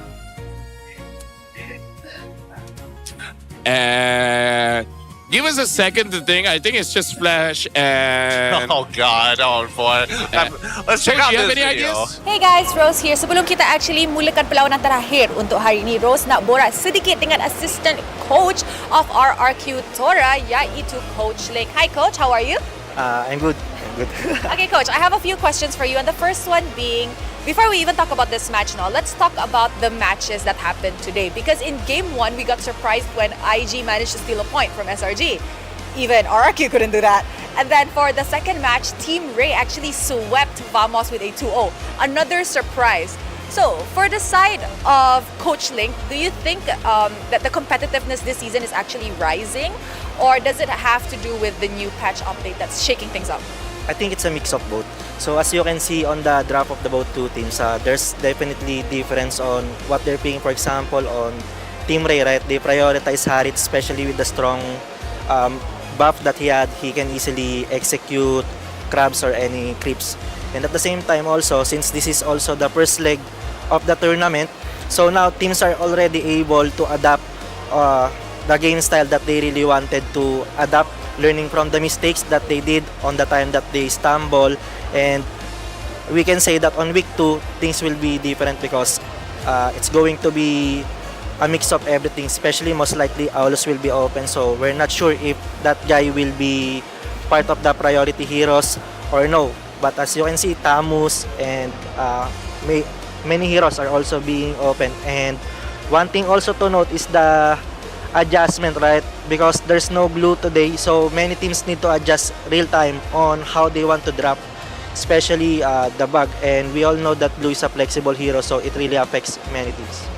Yeah, I agree. I feel like coaches have really a tough job because they have to prepare the night before or a few nights before the game itself and on the fly in case any bugs happen in which sudden heroes are just permanent banned throughout the tournament. Now, with the focus being on the trio mid, how do you think your trio mid can actually fare up against its competition? Because we know that Team Rey and VMS, particularly them, and IG as well, has been popping up in the trio mid. For us, we are continuously developing, especially now that we know that the enemies are actually targeting Banas. So on our perspective, then we just need to expand our hero pool more and show them what other heroes we got with the same mastery as the Cho. They keep banning, same with the Sora, because those two heroes are not the only heroes that we can use. Now, Coach, you mentioned about the target bans and all that kind of things. We did notice that your first two losses actually, has been contributed to the fact that the opponents has been banning or like actually going up against like, hold on, you can cut that part off. Okay, Coach, speaking about the target bans that has been happening from the side of your opponent, we know that certain hero pools or certain playstyles cannot be brought up from the side of RRQ Tora due to the restraints because of the opponents knowing the type of hero pool that your team has. So, seems like hero pool is a problem for RRQ Tora. How quickly can we actually resolve this issue? Actually, I want to address first the fact that it's not our 100% during that week because maybe many of you does not know, but Gary was sick that time. So although we really perform good at our scrim, but because our player is not feeling well, then definitely it will affect the performance of our players. But that aside, we learned our lessons on Vamos, and as you can see, we really gave a good fight against SRG, and that really showed us where we really are standing at this point. Okay, one last question. Currently number 4 in the league's ranking. We went from 1 to 4 really quick, Coach Lake. How do you think RRQ Tora can bounce back and still remain a contender as we close up leg 1 and entering leg 2? Actually, on my perspective and Coach Hasa's perspective, regular season is just regular season. The important part is we managed to secure our slot because playoffs is the one that we will have our 100% and show them how serious we really are. Oh, playoff is the real deal. You know what, Coach? Thank you. Good luck for your match up against BTRM by Vitality. Ito sahaja daripada Coach Ling, and with that, mari let's show it back to the casters untuk mulakan perlawanan ini. Thank you very much, Rose, as well as Coach Link. And I do understand whatever they say. Like, it's just regular season, but it's the playoffs. But I don't know. I really feel like we still got to consider the placement. Like, I'm not entirely sure with the new format what placement number 1 is going at, number 2 is going at, blah, blah, blah, and all those kind of things. But I think even regular season, getting top 2 is going to be pretty important. And I really feel like for our Kitora, it's important for this matchup because we did hear that Gary was sick, and we actually didn't know, but we didn't bring it up. So I hope by this time everyone is in relatively good health and then can get new momentum. For now, we do have something to talk about, restoring momentum here. I think for BTR, if they win this one, that's gonna be huge leaps and bounds of their confidence. But I don't know, something about BTR makes me feel like even if they do get the confidence, it won't sustain them for long. Well, I mean, if we're comparing them to RRQ Toro, who has shown that they can play a clean game, BTRM has failed to find a single series to really give us like a pillar of an example of what they should look like at their peak. Yeah, if you just take the sample size of the past 2 series, these teams have lost. RRQ Toro arguably had hardest games to play, right? Yep. BTRM, they played Vamos, but their series before Vamos was a relatively simple one. It's against Team Rey. But for RQ Tora, they lost to Vamos, and then they gave a decent fight to SRG. And I think Coach Link also recognized that against Vamos, they definitely were taught some lessons, but they put up a good fight against SRG despite not being at 100%. And I think that itself should give them enough faith coming into the series. I guess something we can talk about as well is Coach Sasa. He is a marksman player, gold laner, and I really wonder if there's something a little bit extra that he can do with this new patch, because we saw the big improvements of Ruff, right? Looking at online, everyone keeps talking about how Ruff was actually not that great at best B tier, but now he's really rising up as one of the best. But now we got to talk about Bigatron and Y by Vitality, and we're talking about gold laners. We got to talk about Chiku, guys. He's been doing good, but he can't be the only one doing good. Of course, and that's what makes this game so exciting, right? Because Chico, guys, has been, a big proprietor for this team and carrying them through the later stages of the game. It's whether or not they can survive the early to mid is the big question, because that's where a lot of their downfalls actually happen. And some bigger throws, of course, but naturally, I do want to see Chiku guys face off in that 1v1v rough. Yeah, like yesterday, I think especially after yesterday's series, which is still fresh in a lot of people's mind, the flag has been diverted from Annabelle onto Smooth. So now there's some questions, right? Can Smooth still deliver the consistency up against a team like RQ Tora? And considering that he's supposed to be one of the more stable laners, it begs the question whether or not Dairon can break through him in the laning phase, or whether or not they need a little bit of help from elsewhere, because that's not the only thing we have to talk about. We also got to talk about the roamer matchups here, because I think that Super Yoshi, alongside with Dairon, it was identified that a lot of their weaknesses comes down to the hero pool, and drafting just became a potential win condition for BTR. Yeah. I think the biggest challenge right now for BTRM is trying to tame Super Yoshi, right? Like, I think you put aside the series against Vamos, against SRG, both games in a row he was given healed up. That was on paper supposed to fall off, but Super Yoshi gave us one of the best healed up performances, even in situations where it felt like he shouldn't be that effective. With that being said, even Super Yoshi said that he has a bit of a hero pool problem, and SRG used that to their advantage. Even though he was good on the Hilda, it was a situation where there was nothing else, right? They banned out the Cho and then nothing, right? Yes. Now with the changes of Marcel, and his Marcel, I think it wasn't hitting the peak yet, but to be fair, no one has hit that just yet. I want to see, is that one of the focuses of RQ Tora, of making sure that Super Yoshi just has a little bit more to play with? Well, I think this game is going to be a very big tell, because the last time we saw that both Dairon's and Super Yoshi's picks were prioritized on red side, assuming that they get it, but we're just going to have to wait and see whether they've improved from that point. Well, you don't have to wait for that long, because right now we will be inviting both Bigatron and Y by Vitality as well as RQ Tora onto the stage to start the match.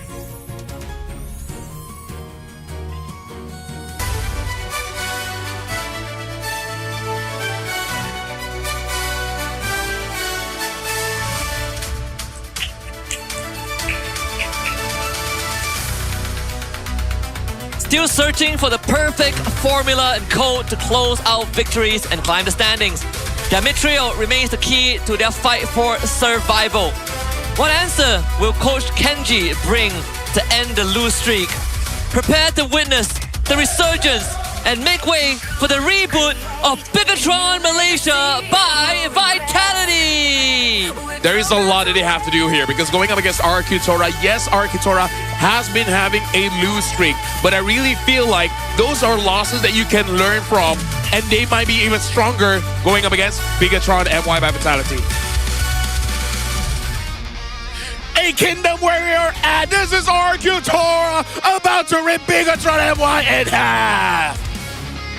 Pulangan Dyron. They left last week with disappointment, empty-handed and without a single point. Now they return to rise again and prove they are still true contenders for the throne. Will they finally end their losing streak? Prepare for the roar of the King of the Jungle! Make way for RRQ Tora! And again, I have to say they are still contenders. Right now, Team Rey looking very solid at number 2. But RQ Tora is really the team that can challenge that. And they're going to challenge that with their coaches, Sasa as well as Coach Ling. And for Bigatron MY by Vitality, it's Kenji as well as Amzik that will be assistant coach. And then making sure that everything runs well, we have Franklin. Just to make sure, in case anything does happen, everything is accounted for. And now we will be inviting for both teams to go for the fist bump.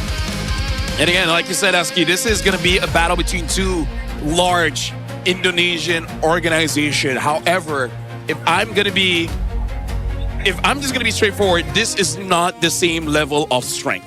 Despite the losses of RQ Tora, it's not a hot take to say that they are strong. Yeah, I think the magnitude, the significance of this matchup is sort of the same of what we saw yesterday between AC and IG. You know, there is that organization pride behind the scenes, but in this case, RQ Tora has sort of been the comfort that a lot of the ID fans lean on because RQ Hoshi isn't doing too well. So being able to bounce back in this series, it's going to restore a lot of hope. I mean, ideally, it restores a lot of hope for anybody who wins in it. For RRQ, it's a lot less serious. For BTR, it's pretty important for them to at least find a win to set themselves up for at least the playoffs. Because again, only top 6. But we did get a quote from one of our boys. It's Mirko. The end for the robots. BTRM looks like they're all over the place. Their drafts are weak. Their players don't seem to connect. I think they didn't scout their roster properly and probably tried to build a team as quickly as possible just to enter the MPL MY. I don't think they can recover this season, so I'm expecting a major revamp next season. You know you're in deep waters when even Mirko, a diehard fan of the robots, disowned your MY branch. You know, he said it yesterday on broadcast. He's like, I don't own them. You know, this is the branch that I don't, fanboy over. It's the long distance cousins you don't really talk to at the family gathering. Oh, that's nice. Thanks, DG. Welcome, DG, giving free diamonds. Thank you for coming. Let's go, RQ. You want 2-0? Saya datang sebab member paksa. I see. Actually, we need to do a head count of how many people come here because someone else made them. You know what? And they got to thank that friend, right? You come here, have a good time, and think of all the things that you would do otherwise, right? You could die, but instead you're here. But what if I die here? Better. That's both off the bucket list. Exactly. You can kill two birds with one stick. 2 bows with 1 cannonball. I think. There you go. That's what Einstein used to say. Yeah, well, that's what he was going for with the loss of inertia. I saw a video that a time traveler. He's dyslexic, so I think the video is like he wanted to go for. He killed Einstein, but he wanted to kill someone else. So who was he after?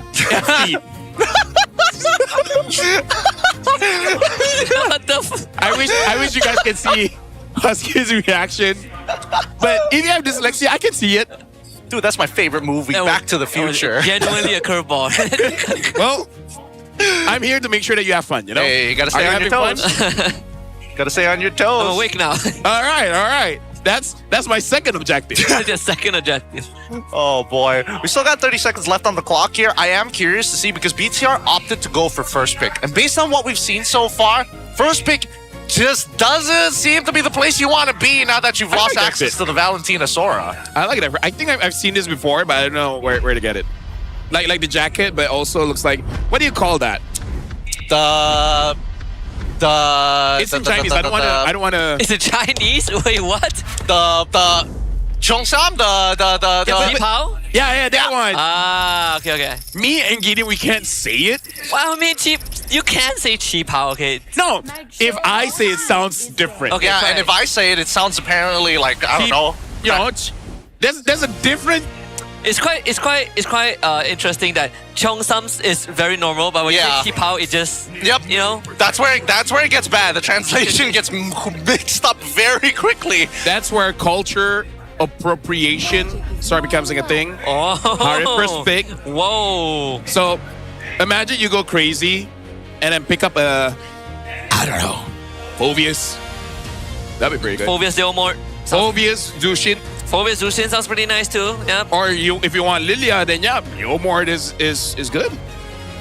If you don't want the Jushin, you could go Phoveus Leomort and then take a Lilia afterwards. Yeah, both of them pretty good overall. Really depends, but I think that Jushin is a must-not give at this point. You need to give him something reliable. I don't know, well. man. Like my friend used Jushin twice. We lost both games. What was the KD? What was the KD? Yeah. What was the KD? What was KD? Have you seen the Jushin with 80 Sky Piercer stacks? Huh? 80 and still lost.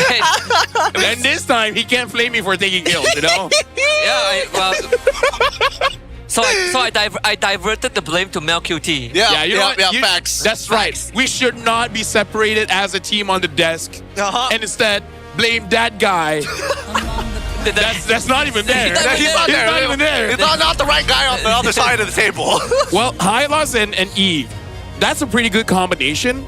And actually, this does make it very awkward if you do want to pick up a Phoveus here. It does. Yeah, it's awkward for Phoveus, awkward for Leomort too. Is it awkward for Uranus? Not too much. You have a Uranus and a Khalid. Or just pick up Sora.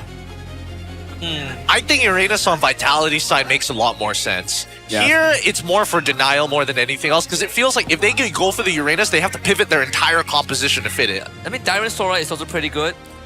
Or Claude. They can pick up Claude here for Rough. That's true as well. I mean, we haven't seen Arlo for a very long time, right? Only like week 1, and afterwards he wasn't really picked anymore. Not as often, but I think there's a pretty good argument to leave it up to Arlet in case the marksman shows up here. But they go for the safe bet. They go for the Sora first. Now we've got like a decent idea of what's going to happen because now, at least for RRQ side, they can deepen the pool and make sure that they can short staff the EXP side if worst comes to worst, right? Get rid of the Fove, make Uranus. sure you get rid of the Uranus as well, save yourself some time. Yeah, I think both those bans is already solid enough. And Dyron should be able to do a lot more because when it comes to the jungle, I'm sorry to say, I'm really not that worried about Annabelle. Right? Like, the Fanny is scary. Other than that, it's just so it's actually, you know what, Valentina. So they're worried about a smooth Valentina XP. I can see it. I personally wouldn't be too worried about that. I think the worst case scenario, they just default back to the Benedetta. But the track record for a smooth Benedetta has been 0-4 so far, so it's not looking too good. Yeah, he might go 0-5 today if we see it again, right? And I think there is a bit of an argument for it, but let's see what the next couple of bans are. They're targeting the assassins. They don't want our RQ to be as quick. It might just force them in onto Yishin Shin. Which is a weird thing to say in this age, where before it's kind of like a premium to have the Yishin Shin. Oh yeah. I do feel like having the Phoveus banned out, I don't know, is it really worth it? Because maybe Dyron will have a hard time in lane, but once out of lane, I think they are able to handle it. I mean, sure, but if you're already banning out the Valentina at this point, you might as well just double down, right? Yep. I think the question is between Phoveus and Uranus. Which one do they... If they are going to go for Yishin Shin... Oh, Fredrin, interesting. Oh, okay. Annabelle, if they want to go tank. The Uranus jungle. Oh yeah, Uranus jungle. Actually, maybe not bad. Uranus jungle, especially if RQ is forced to go Yishin Shin. That is true, but imagine they just go with Hive jungle. I mean, there's still a Suyo left on the board if all else fails. It's not the best in this scenario. There are a lot of ways to stop him and blow him up, but it is something that Gary can look at. I'm trying to think, is there anything else? Because if this is RRQ's attempt to answer, to say, you know what, we'll give you the Arlet, but we're going to take away all the enablers, so you have to make the play by yourself. BTR, I think it's an okay draft. Do you want to go for Leomord? You know, just more horsepower? Yeah. Take Leomord, add in an Arlet, call it a day, right? You have plenty of ways to displace and actually re-trigger the Vengeance once again. I'm down for that. Yeah. Except, there's no space for the Arlet here, right? No, for BTR, not RRQ. But RRQ... Because we were talking about Leomord for BTR. I think RRQ, there is some risk going up against the Hylos and the Eve. Maybe not the what best. What if they go box, Banned. That's they banned it. My bad. Yeah. It's okay, I made the same mistake. But you guys just didn't hear it. They have the... No, we just chose not to acknowledge it. There's a big difference. I couldn't help myself. There we go. The studio fits in the gaps. If you need somebody to clean up, if you need somebody to engage, they at least have that guy. They have strong engagement tools and a good way to actually cancel out... Well, not really cancel out, but slow down the RWM's DPS. What does that leave BTRM? I kind of want to... I think the safest is Leo Phoveus. It will be a slightly bit annoying for the Phoveus, but you're kind of annoying for RRQ as well.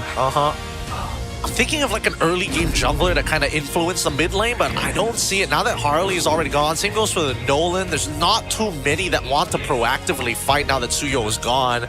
So it feels like the Uranus is something that BTRM has pushed themselves back into a corner. Yep. And then finally we get the Leomord. Yeah, that was Leomord. Not that bad, you know, he does have some moments. This draft just doesn't have a lot of stopping power. That's yeah. This draft should be very comfortable for Annabelle and Chico guys, theoretically. Because this is just screaming, I'm gonna dive and hope for the best. It's kind of like spray and pray. Oh man, I don't know. I think a Claude is still okay here for RRQ. Yeah, I think Claude is always okay, unless you want to go carry here. But you do struggle a bit against Eve. Yeah.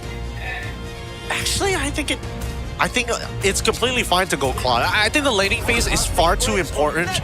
Yep. And it shouldn't be sacrificed just because you're playing carry and you can't walk up anymore, right? That's just a trade that you can't afford to take. And Claude is just easier to recover. Man, Dyron's got a lot of work this game. We don't have a lot of heroes that has a fade, huh? But Claude is rocking it quite well. No, Paquito's got a fade. Pac's got a fade. Yep. Teresa's got a fade.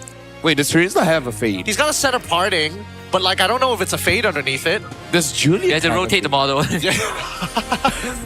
Well, either ways, right now in terms of the draft, I do feel like RQ's draft is more complete. When it comes to BTR's draft, it's more simple, right? But it's one of those drafts that your win condition is slightly a bit more narrower compared to RQ Taurus. I think the scariest part is if the first couple of minutes fall into RQ Tora and Super Yoshi is a level ahead of his opposing roamer, that means he can just walk in and man fight the Leomord before he gets Barbiel. Right.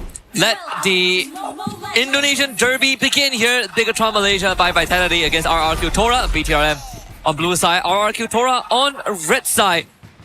All things considered, the odds still favor RRQ, no matter how you look at it. And I'd say, Kim, we talk about how he needs a reliable mid laner. Zuzin is one of the best, even though his past Zuzin game hasn't really been the most effective one, but in that case, it was against SRG.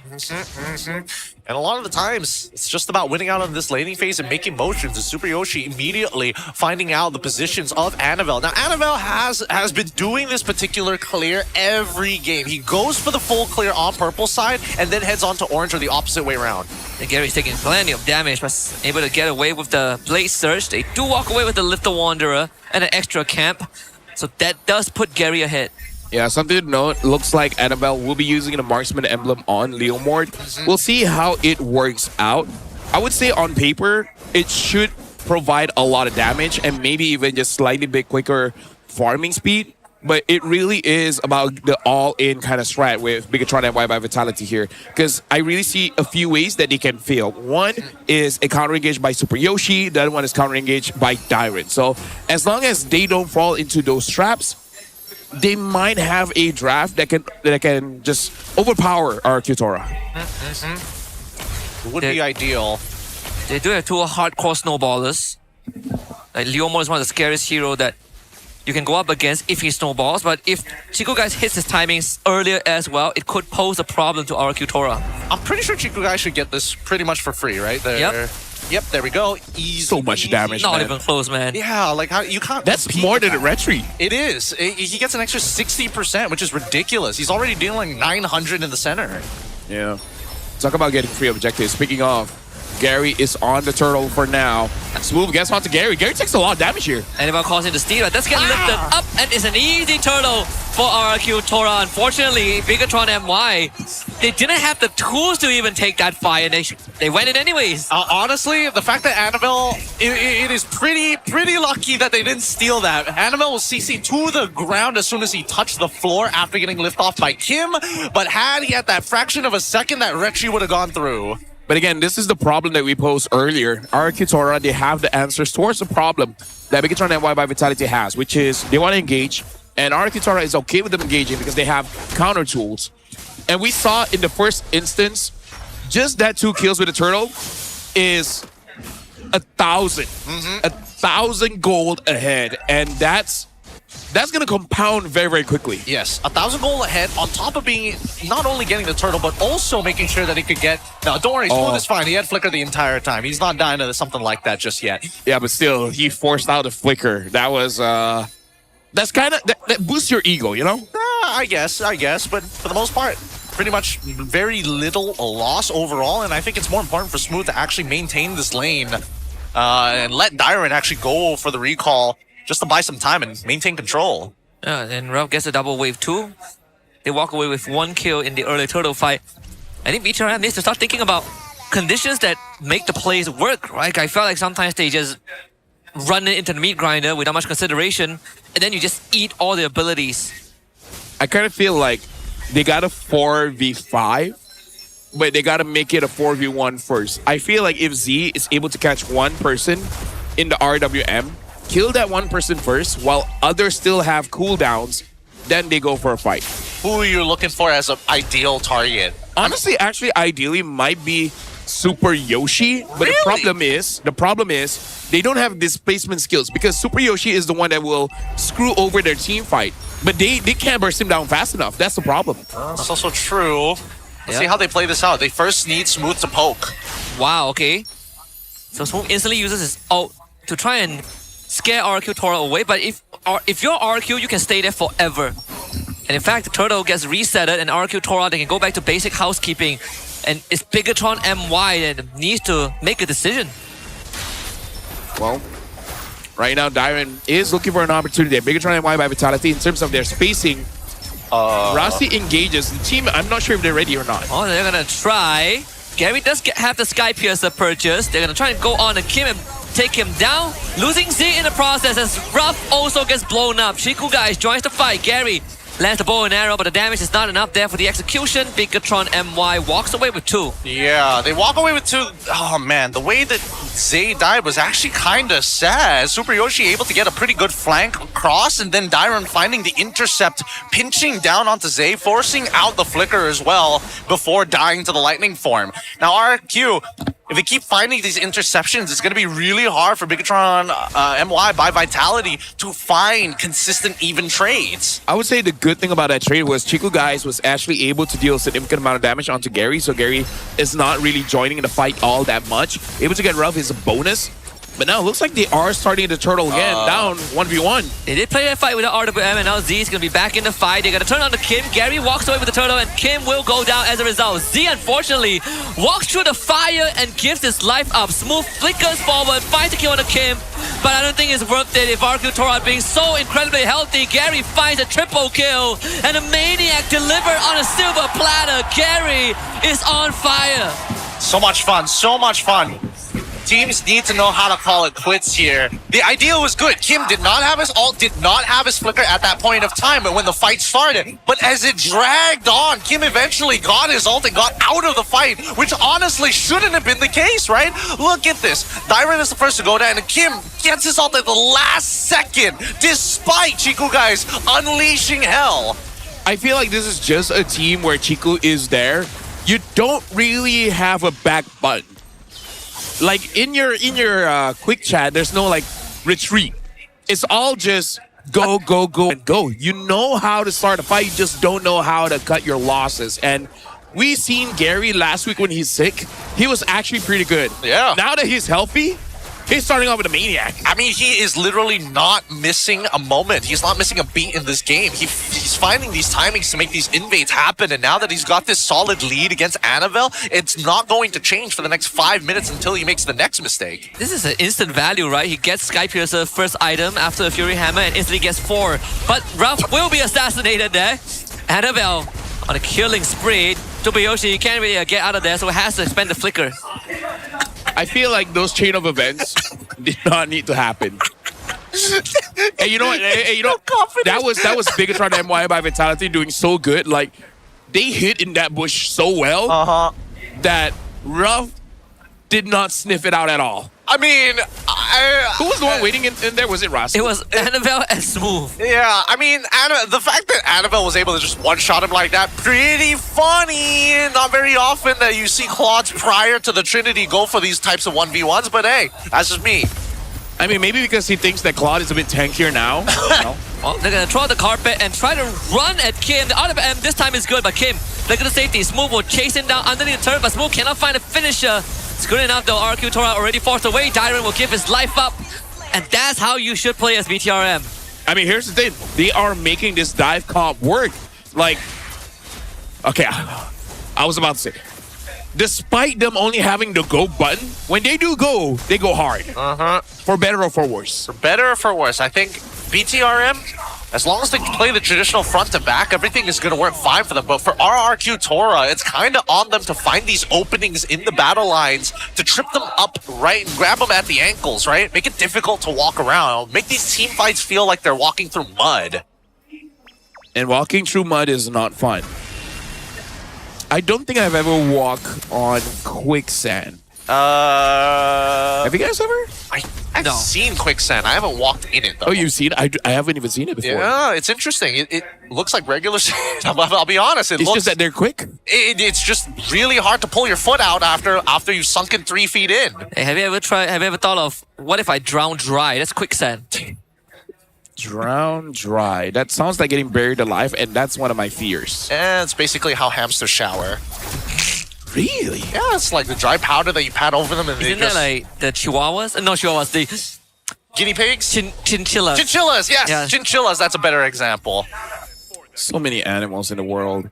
Right now, RQ Tora, they are on the back foot here. Bigatron MY by Vitality, they're actually showing up quite strong. And Chiku, guys, is making this Hive looks very deadly. Quite a lot of damage. How many items does he have? Does he already have the Trinity? He doesn't have the Coley just yet, and yet still a lot of damage. Yeah, I mean, it's pretty hard to play as a carry when you have 2 heroes on the enemy team that 2-shots you. Well, I mean, look at that. Even Dairon feeling the wrath of Jiku here. Brought down to 50%. He can't take this type of poke, and I think he might be itemizing. Yeah, he's itemizing full tank as well. He's got Radiant Armor already down and Chastised Pauldron, but I think it's just not enough right now. Yeah, it's unfortunate. It does feel like the Radiant is good against Z, but now it's just like, you know what? Chico even got the buff. Maybe I need a Venus. That would be ideal. That would be pretty great. I don't know. What would be the most optimized build? Because the more MR you... Even if you stack all MR... I mean, they do have 4 magic sources, so I think it's not that bad. It's like the Radiant Armor counters like a good chunk of them, right? Whether it's whether it's the Smooth, Z, yeah. Now, I think... Whoa. Whoa. Oh. Okay, that's a lot of damage. Damn, that hurt. Ralph is really not respecting any damage from Bigatron MY, huh? Maybe they can kill Chico now. Chico still has to Purify. Try to get his team revitalized from Rasi, keeps him alive, and an RWM as a respawn. That is perfect. And now RQ Tora needs to run, but there's a red carpet on top of them. They're not running anywhere anytime soon. Dairon will fall. Kim follows. Annabelle calls in. The steal is Barbie out, baby. Triple kill for Chico, guys. Oh no, that was a big whiff by Dyron. He missed the first half of his abilities in his lightning form and then had to flicker away. Didn't find any value from the ults here, and now RRQ pushed back and missing a holy shield on their mid. Hopefully they don't lose that top side. It's coming in, please. Somebody catch that wave. Nope, never mind. Doesn't matter. I gotta tell you, Gideon, I'm a bit disappointed with RQ Tora's, you know, the way that they've been playing right now. But I'm actually quite proud seeing how Bigatron MY by Vitality, they're using the draft very well. This is a very straightforward draft. There's only one way you play this, and they're playing it well, especially Chico, guys. Yeah, they're doing a really good job of playing for the full, all protecting the president, right? They just got to make sure that they can give some incentives to RRQ so they bite on the bait. And that's why Annabelle is going out of his way with Zay to actually look that tantalizing unless they find the flank on Chiku. And even then, right? If we just simulate another more team fights and Dyron misses those 3 abilities again onto Chiku 3 different times, this game's done for. Unfortunately, the team name just got longer. Now it's Bigatron MY by Vitality with CG. In collaboration. In collaboration with CG. I mean, the fact that Chico didn't even have to use his Purify in that whole chain of events, right? Yeah. It's wild enough. It's wild enough. But now that he did purchase the Ice Queen's wand, it's going to be a lot more difficult for BTR to get in and out of these fights. Maybe that makes a difference here. We'll find out. Same as Z. That's 1 pop on the rough. If I have the help of the Glorious Pathway to take the top in him. I'm not sure how Arcutora needs can defend this though. RWM used very early. Smooth will just hold them all back as the rest of RQ will have to contend with the Lord. That's 2 structures down. And Arcutora having to deal with a 5k goal lead on the side of BTRM. Oh, truthfully, I don't. The comeback is going to be a little hard for RRQ Tora, right? They did have that early lead against Bigatron by Vitality, but we didn't see them actually snowball out of control. We didn't get to see the dives. We didn't get to see the big conversions other than T1s and T1s on top and bottom side. In comparison to Bigatron, despite losing out that early stage, they still managed to recover by stealing away the bombs. Now look at the position that they're in. How does Gary walk into his own jungle without the T2s to protect him? Honestly, Ruff, Kim, and Dyron, they're not performing to the standard that we know them of. And I said as a joke, but honestly, it does look like Chico being in his CEO form, where he's just telling everyone what to do, and then everyone's just like, "Sir, yes, sir." Mm-hmm. That's a good moniker for him, you know, the CEO. The CEO could be a case of what we saw with teams that Chico Enforce Officer. Yeah, that previously lost to like SRG, right? Like you play very good and then you lose 1 game. Yeah. And then you just stop performing. I mean, for RQ's case, they did lose to Vamos first before the SRG encounter, which the fight was a lot closer, but maybe that's the reason. So Team Rey avoided it because they didn't have a win streak 1 and they won at least 1 game. Yep. So to avoid the curse, at least 1 game needs to be won. If you go 0-2, that's kind of GG. It's still crazy that Team Rey and IG are the only 2 teams so far that's able to take a game off of SRG. Okay, so now we have our top 3. Yep. And now we just need the rest, They're going to have to catch up quick here. I'm pretty sure that RQ Tora, they've done this 3 times already. And each time, oh no, they send Gary to the top side. Yeah, now he has to run all the way back down because it looks like they're rushing it. This is exactly how they lost to SRG last time, and Gary is just not present in the moment.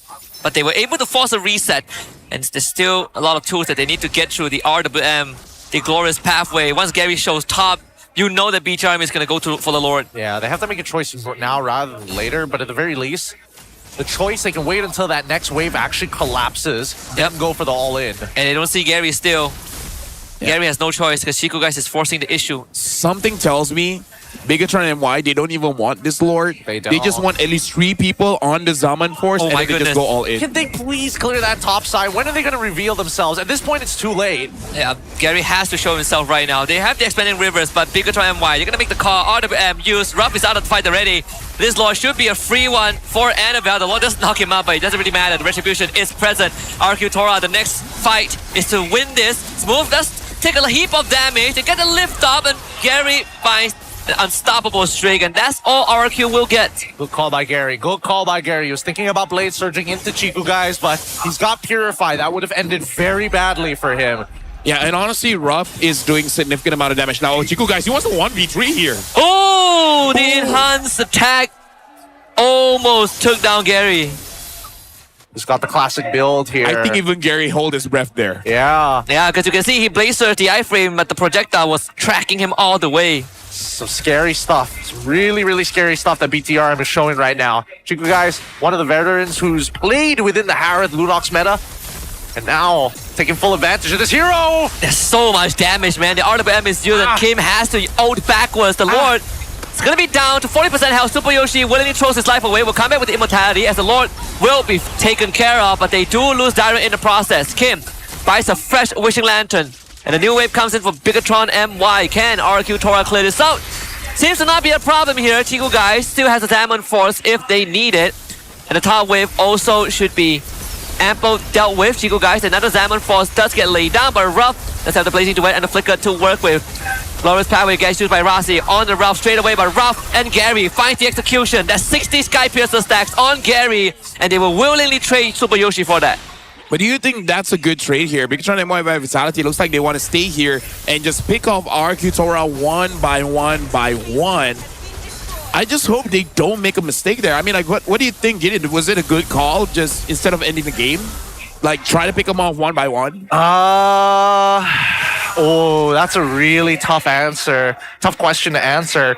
Mainly because here's what it boils down to, right? If we had to compare the wave clear of both teams, Bigatron is definitely slightly better at stalling the waves, but clearing the waves takes a bit of work. Same goes for RRQ, but what they're good at is when they commit their ults, they're actually decently good at clearing waves fast, but it's a big resource to do that. For example, if Ruff wants to clear a Lord-empowered wave with the Lord, he has the Blazing Duet. Same goes for Kim if he wants to have any sort of damage to actually clear those waves. It's a huge problem when those waves are coming from multiple angles, but once they're all together, it's much easier to clear. So that's what RRQ is willing to do, right? Take our inhibitors, we can't really sit on top of it, but what we can do is actually sit right by our crystal. Well, right now, Chiku, guys, has sold his boots and instead went for a Wishing Lantern. So just full-on damage here. And when it comes to the defense items of Dyrant, instead of going for more MR, he actually went for a Dominance Ice. And I think he's going for an Oracle next to have a little bit more healing. But again, the biggest problem of Arkitora is one hit from Harith and it just I don't know, your life flashes before your eyes. No, they need a miracle to win this game. That Wishing Lantern, if it wasn't already enough previously, that Wishing Lantern would be the final nail in the coffin. Big wave pushing down bot. And Dyrant's gonna pull the trigger, but it doesn't really matter. Smooth is out of there. And oh boy, RQ, you have to make a decision pretty soon. It's pretty good. BTRM can still bait this out, right? Dyrant's ult is pretty short in terms of its cooldown, but BTRM, they don't set it up. They don't set it up. They're just letting the waves do it. I really think they're waiting for Super Yoshi to have a very good set. And Gary just come and clean up. Oh, Chiku guy. Oh! Chiku guy's not going to wait. It's going straight for Gary, and Gary is out of there. And that should open up room for them to take the Lord. One hit and Ruff is half HP, man. This is not good for Arkitora. Yeah, there's no camp for Gary to heal back up as well. They use the Conceal to get Gary into a hidden position, but unfortunately, Rasi will scout that out. And the bottom wave is now in the base of RQ. Yeah. Honestly, they can end the game here if they make sure Arkitora stays here. There's a wave, RQ. There is a wave. The wave is taking your base. Someone has to go home. The Lord is no longer in the consideration. Give it a Bigatron MY. You need to deal with this crashing wave. The minions almost being the end of RQ Tora, but it might as well be because Bigatron are knocking on their front door. Dyrant in, finding tree. RQ Tora not even in position to respond. And Dyrant, he's gonna throw his life volleys, but Chiku guys, a bit too much of a monster. Lord coming down mid. 4v5. RQ Tora, do we have what it takes? Gary certainly does to find a kill, but Super Yoshi will try to stall it out.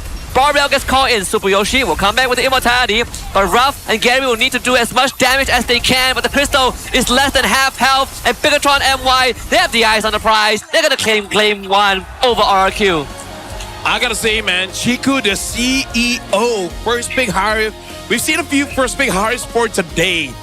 But Chico is the one that played with the most confidence, I gotta say. Yeah, definitely was the best one we've seen today, right? Really took the initiative on himself. With Rossi, without Rossi, doesn't matter. I got Purify, you don't have enough CC, and all of your CC sets an icon. Very predictable. He can outplay it.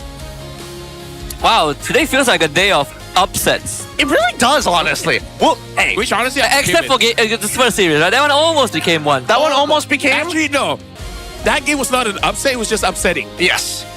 Yes, so it's an upset too. Do you think that this one is going to end up the same way? BTRM, they could. I mean, considering the way they play compared to RRQ, like, is RRQ going to change in one game? Is that what we're expecting here? Or is this a 2-0 for BTRM? That's what I'm hoping, because if their answer is simply ban Harif. The thing is, Chiku is kind of good at multiple different heroes. Yeah, but there are heroes that are more manageable, I think, in his hands. For example, the YSS is a whole lot more manageable in Chiku's hands than the Harif. I think banning Harif could just be the way. I think if you ban a Harif, then one thing is going to be left open. Yeah. So they should be getting first pick after this. Wait, who's the home team again? I have a feeling they could let Freya through. RQ is going to be first pick. And I wonder if they want to first pick the Harif, but I feel like BTR, they would first pick the Harif. I think BTR would ban Harif, Freya, +1. But for now, I think we know who the MVP is going to be. Chiku, the CEO. It was like, oh no, I'm MVP.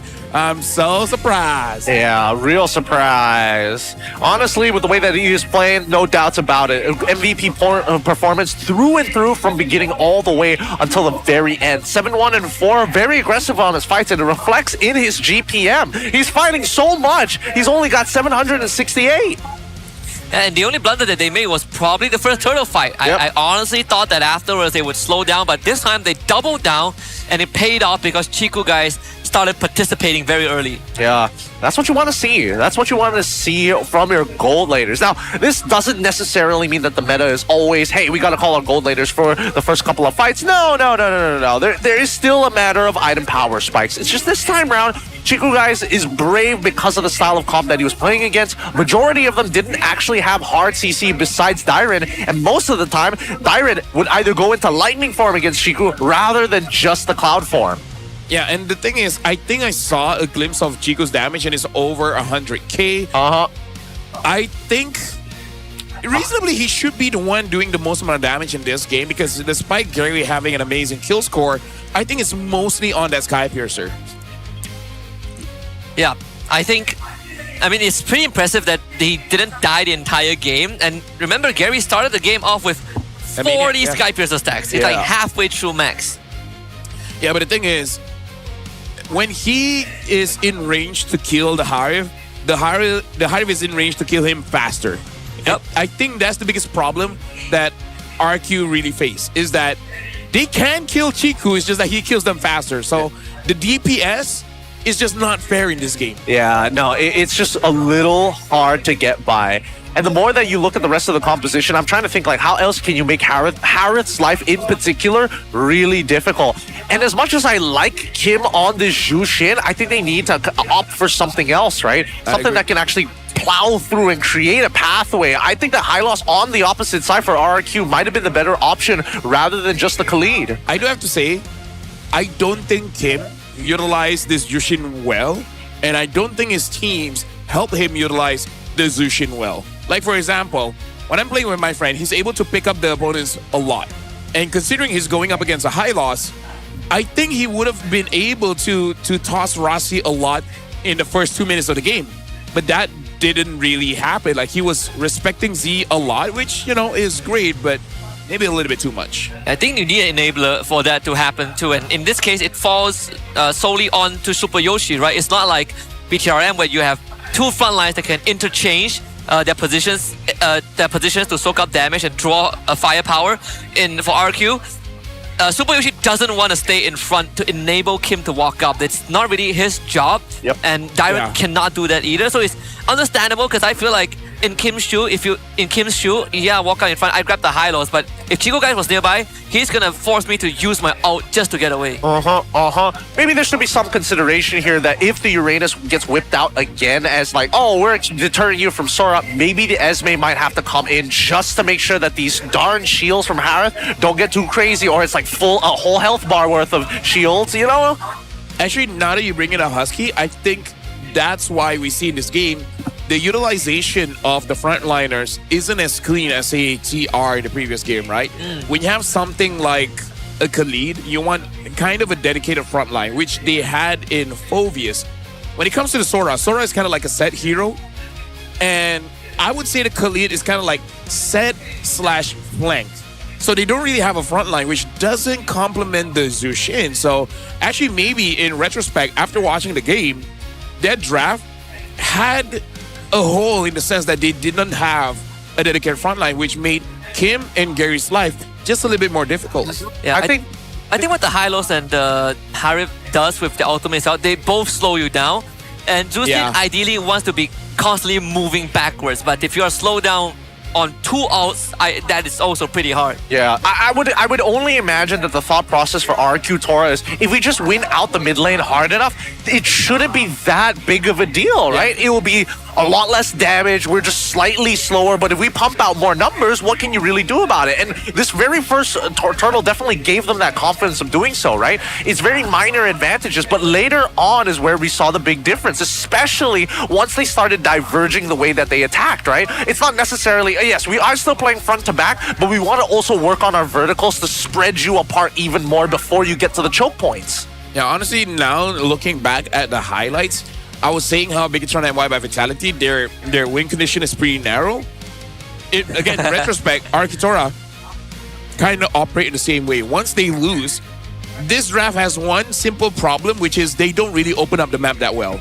Right? Yeah. And as any professional player, that's kind of a game that's very hard to come back with. Like, the moment you enter a bush, you die. The moment someone's alone, you die just because no one's opening up the map. Yeah. If your Khalid walks in and just gets law and order by a Hylos, and then he dies from, the bursts of Yeef and Harith, the game is pretty much on hard mode already, because the only tool of getting info and really holding back BTRM has been dealt with. And even Dyron, you go full tank, you crowd control BTRM, they just raw dog through it. They just power through your crowd control. Yeah, I don't know if this is like a design flaw, but what I find crazy is that every single time we see Harith kind of come back into the meta, the item builds, it feels like there is, yes, it is clear that the late game is what it's designed for, but it just feels like no matter what items you buy, it doesn't matter. He still will melt you no matter, like, wow, getting radiant armor buys you 1 extra auto attack. Like he was one of those characters that made me feel as a tank that my items don't matter. They don't. Because starting side gives true damage. He has insane ratio. Like what? His chrono dash enhanced attack is like what? 100% of your total magic damage? Yeah. Like 70 to 100% total is insane. It's a lot. As a frontline, I can accept dying if I see you have Divine Glaive. I get upset when you don't even have Holy Crystal. Yeah. And I'm melting. I'm like, what is this? What's going on? I have my MR. Why am I not enough? It really reminds me that I'm a guy. I think they really want to balance him. They should revert the chrono dash damage buff, and they should make, when you're on the Zaman's Force, your chrono dash cooldown isn't that low.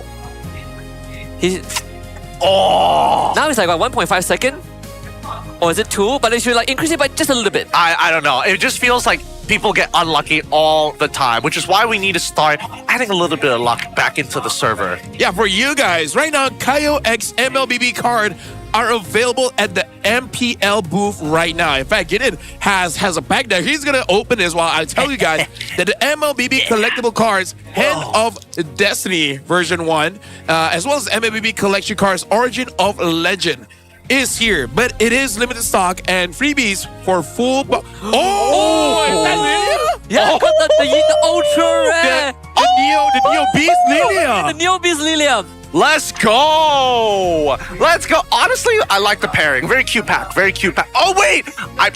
I didn't realize they actually have the character backs as well. Yeah. And then hitting the Lilia on the first pack. Oh my goodness. Wait, that's actually so sick. The fact that she's meta right now is so meta. Look at that bat. Oh. I got a Fredrin one yesterday. You got a Fredrin one yesterday? Yeah. Let's go. Neo Beast. Wait, yeah, do we give me the Lilia so I can. Here you go. We got a better one. Don't worry, we still have others like the Diggy. They're supposed to be doing an ad read, but we're getting too interested in all these cards. Once again, we'd like to thank KO so much for giving us another addictable hobby that we're probably going to spend. We're going to spend so much money on this unnecessarily. It's actually pretty affordable price as well. Really? But yeah, it's pretty affordable.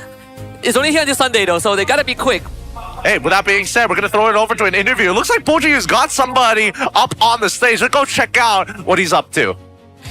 Terima kasih rakan caster sekalian. Anda kembali bersama saya Poji untuk kita ada call istimewa bersama orang daripada jauh, daripada Sabang, Ranger Mas. Apa khabar Ranger Mas? Hai, baik. How are you? Malaysia, how are you Malaysia? Baik-baik saja. Woo. Alright. Jadi Ranger Mas, selepas awak tengok game tadi kan, daripada game pertama pertemuan di antara RRQ Tora bertemu dengan BTRM. Apa perasaan awak? Apa yang awak boleh cakap tentang pertandingan? Adakah dia macam one-sided ke ataupun RRQ hilang taring ke? Anything yang awak boleh nampak daripada game tadi? Okay, first of all, I'm sorry I'm not good in English, so I will be half in bahasa ya. Ya tak apa-apa, bisa. Serumpun. Saya kira ini nampaknya RRQ sudah berhasil mendapatkan early game-nya, tapi aku tidak tahu beberapa unnecessary move terlihat dilakukan oleh para pemain dari RRQ yang akhirnya membuat BTR Malaysia yang akhirnya berhasil mendapatkan game tersebut. Faham. Jadi itulah yang berlaku pada pendapat awak. Baik, sekarang kita nak lompat sekejap daripada MPL Malaysia pergi kepada MPL Indonesia sendiri. Yes, alright. Apa perasaan awak bila waktu RRQ Hoshi tak berjaya untuk ke pentas playoff? Gak lolos lah, senang cerita, ke playoff. Jadi, apakah harapan Ranger Mas sendiri untuk RRQ Tora di leg kedua yang akan datang nanti? Ya, bisa kita lihat RRQ Tora masih memiliki kesempatan, apalagi RRQ Tora sangat kuat sebelumnya di MPL Malaysia, pernah mendapatkan klasemen number 2. Jadi saya harap RRQ Tora membuktikan kalau mereka bisa bangkit setelah game kekalahan tadi. Faham. So hopefully diorang boleh buktikan lah juga ya. Tapi untuk macam RRQ Hoshi tak ada nak cakap apa-apa lah untuk mereka sebab mereka tak lepas ke playoff. Aku mungkin ini pertama kalinya melihat RRQ Hoshi tidak berhasil mendapatkan kemenangan sama sekali sampai leg pertama. Selama saya berkarir menjadi caster di MPL, ini cukup mengagetkan buat saya pribadi dan tidak sempat pernah terpikirkan oleh saya. Jadi agak terkejut lah ya. Betul sekali. Sama sekali tidak ada satu poin pun itu terkejut buat saya. Faham. Baik, jadi sekarang bila kita bercakap pasal kejutan dan sebagainya, sebenarnya untuk di MPL Malaysia juga saya terkejut bila diumumkan BTR dan juga RRQ akan datang ke Malaysia untuk MPL pada kali ini. Dan pada pendapat awak sendiri Ranger Mas, dengan kehadiran dua organisasi besar datang ke Malaysia, apa perasaan bila tengok semua benda? Adakah ini yang boleh kita katakan sebagai satu meta yang agak diverse, Malaysia Indonesia bergabung gitu? Menurut saya ini membuktikan MPL Malaysia sebesar itu. Viewersnya besar, penontonnya besar, dan bahkan super fansnya luar biasa. Jadi menurut saya ini bukti bahwa MPL Malaysia tidak boleh diragukan lagi, dan seluruh region yang ada di dunia mereka harus khawatir kembali kalau MPL Malaysia akan bisa menguasai kejuaraan internasional. Terima kasih banyak-banyak. Dan untuk selepas ini, terima kasih untuk kata-katanya Ranger Mas. Sebelum kita nak tutup panggilan ni kan, pada pendapat awak sendiri untuk game seterusnya, siapa yang akan menang, siapa yang akan kalah? Akanakah ada comeback ataupun akan ditutup dengan 2-0? Menurut saya harap akan ada 2-1 untuk siapapun itu. Mau untuk RRQ atau untuk BTR Malaysia, tapi saya harap menjadi match yang sangat luar biasa karena super fans dari Malaysia semua sudah menunggu itu, sudah ramai sekali. Terima kasih banyak untuk super fans para Malaysia. Semoga bisa datang ke MPL ID. Saya tunggu di MPL ID. Terima kasih banyak-banyak Ranger Mas. Jadi itu saja antara perbualan antara saya dengan awak. Terima kasih. Nanti kita jumpa di Indonesia, okay? Bye-bye. Thank you Malaysia. Ui, dia punya semangat dia sebab dia rasa bangga, dia rasa seronok bila dia tengok peminat-peminat, penyokong-penyokong semua yang bersorak, bercerita tentang kita punya MPL Malaysia. Dan itu saja perbincangan saya dengan dia. Tapi untuk game ini masih lagi belum terjawab. RRQ ke BTR? Jom kita pergi tengok. Thank you very much, Pautan. Shout out to Ranger Emas. Like, the dude is a sweetheart. You know, like people see him high energy, play-by-play, Indocast, but you meet him, you know, face to face when the cameras are off. He's just a very genuine guy. That's the best way to describe him. He is literally the persona of a Harley Davidson. He's real loud and he's real honest at what he's good at and what he's not. That's a pretty chill guy. I met him. I think the first time I met him was at EWC. I think so. Okay, no, that can't be possible. No. Okay, my most recent memory. Oh, okay, fair enough. I'll rephrase that. Yeah. Most recent memory. Pretty chill guy. I cannot bet on my face. Yeah. I cannot explain. I cannot explain when we say genuine. He is truly one of a kind. Truly one of a kind. But first, let us talk about our top 5 rankers when it comes down to the gold lane here. Listed up, Innocent, of course. But you look at the numbers and they're honestly not too far apart. Very not too far. Like, Ruff and Chico guys 1 apart. Nako and Loliel like 8. And then Instant Loliel 9. Which, you know, in a bigger context is kind of big, but it's not like previous seasons where someone's like 900 and then the second one's like 700 something. That's the thing, right? Yeah. I'm noticing across MPLs, especially in Malaysia, we're not seeing too many people actually break into the 800 as often as I would like to have seen other than like decent games. But even compared to last year, the maximum amounts, we have nowhere close. Like, it's such a 120 goal difference. One thing that I do have to say is that we don't have too many 10K differences. Yeah. Yep. I feel like previous seasons that was a little bit more common. Nice. Getting the Gushin skin. Now here's my tip, right? If you have the Gushin skin and you see a Leslie and Haya on the opposite team, just one-shot them. Exactly. Just get both of them at the same time. I nearly got all of them, to be fair. Be able to do it. You have to make sure that you actually one-shot him. I got both of them low. I didn't get the second half because I got hit by a lightning charger from Novaria. From her ult, by the way. Low and dead is a very big difference. Yeah. I still have the second part of my combo. That's like at least 35 seconds worth of difference. It's like a lore being low and you actually getting the lore is always pretty different. Hey man, just because Red Tree was like what, 0.5 second, 0.2 off, that made the difference. Okay, it's small margins. We really should start live stream our games just to see us blaming each other when we lose. And look at this high-loss player talking, man. No, consider, hey, it's a mechanically difficult hero to play. Okay, I agree. I agree. Hey, do you see a lot of players using it? No. We just did. And he won. That is fair. That is fair. But in terms of the bans, that first half gone so quickly. Harith, a good optimization, but they're still getting rid of the Boxia and the Fanny from the side of RRQ. Yeah, gotta ban the Harith, man. A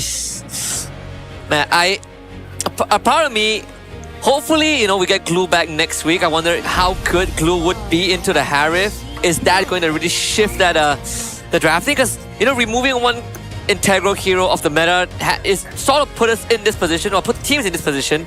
Yeah. Well, I mean, removing and adding at the same time, which is the awkward part. The one that they added is actually a bigger problem. Exactly, right? Because there's no direct counter to it. At least the previous problem, we still have Valentina. Now it's like, what do you do? I'm gonna copy Zaman Force. Like, what am I gonna do? You want to hear a suggestion that I hope Muntan is not hearing? Which is a weird phrase to hear, right? All right. If only they made Minsitar playable. Like, imagine the meta shift if Minsitar is a playable character. Like, they make Jushin do more damage on the ult, and that's enough. With Minsitar, I would argue a little bit more than that. Either make him tankier or give him some kind of independent dash. I have a better idea. When he uses his spear to thrust at his enemies, right, he should put up an army of soldiers and then he takes reduced damage from the front as he attacks. Isn't that what he already does? Yeah. And let me guess, his ult is a global ult where he throws the spear up in the sky and then it lands on the ground. Yes. And then he drops the deny the space. Yes, and he denies the space and then you cannot use mobility skills. And if he uses 4 abilities, the 5th one is free and off cooldown. Yep. And every time he uses his phalanx, he blocks an attack. I know what to do. I 100% know what to do to make Minsitar just a bit better. Make him ranged. No. Make him ranged. Remove the hook. Remove the hook. And instead, your first ability, right, it summons soldiers in front of you. Where you move forward. And then when people hit you, those soldiers are basically like just shield, but with visualization. And while you have a shield, you're immune to CC. So you can position in the middle of everyone and then ult. So basically give him a dash that essentially makes him give him the Always treatment. Oh yeah, give him the Always treatment of running in for half a second. But the visual is a bit different and maybe give more damage or something. Because I feel like the hook is the gimmick that kind of makes people use him bad. Yeah, I think he struggles with laning, right? So instead of the hook, just make him throw his spear and do damage. Yeah. No, honestly, yeah.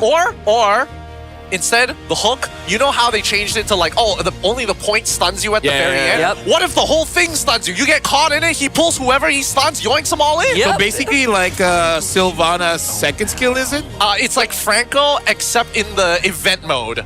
Where it's just like anybody near it, yoink the whole spot. The whole stretch, the whole thing's considered a hitbox. Let me tell you guys, ladies and gentlemen, every single week, every single day, we always find a hero that we want to revamp. And I gotta say, our ideas are bangers. If they can, well, some of them. If they can give all the sun breathing, I'm pretty sure they can change Minsitar. You know?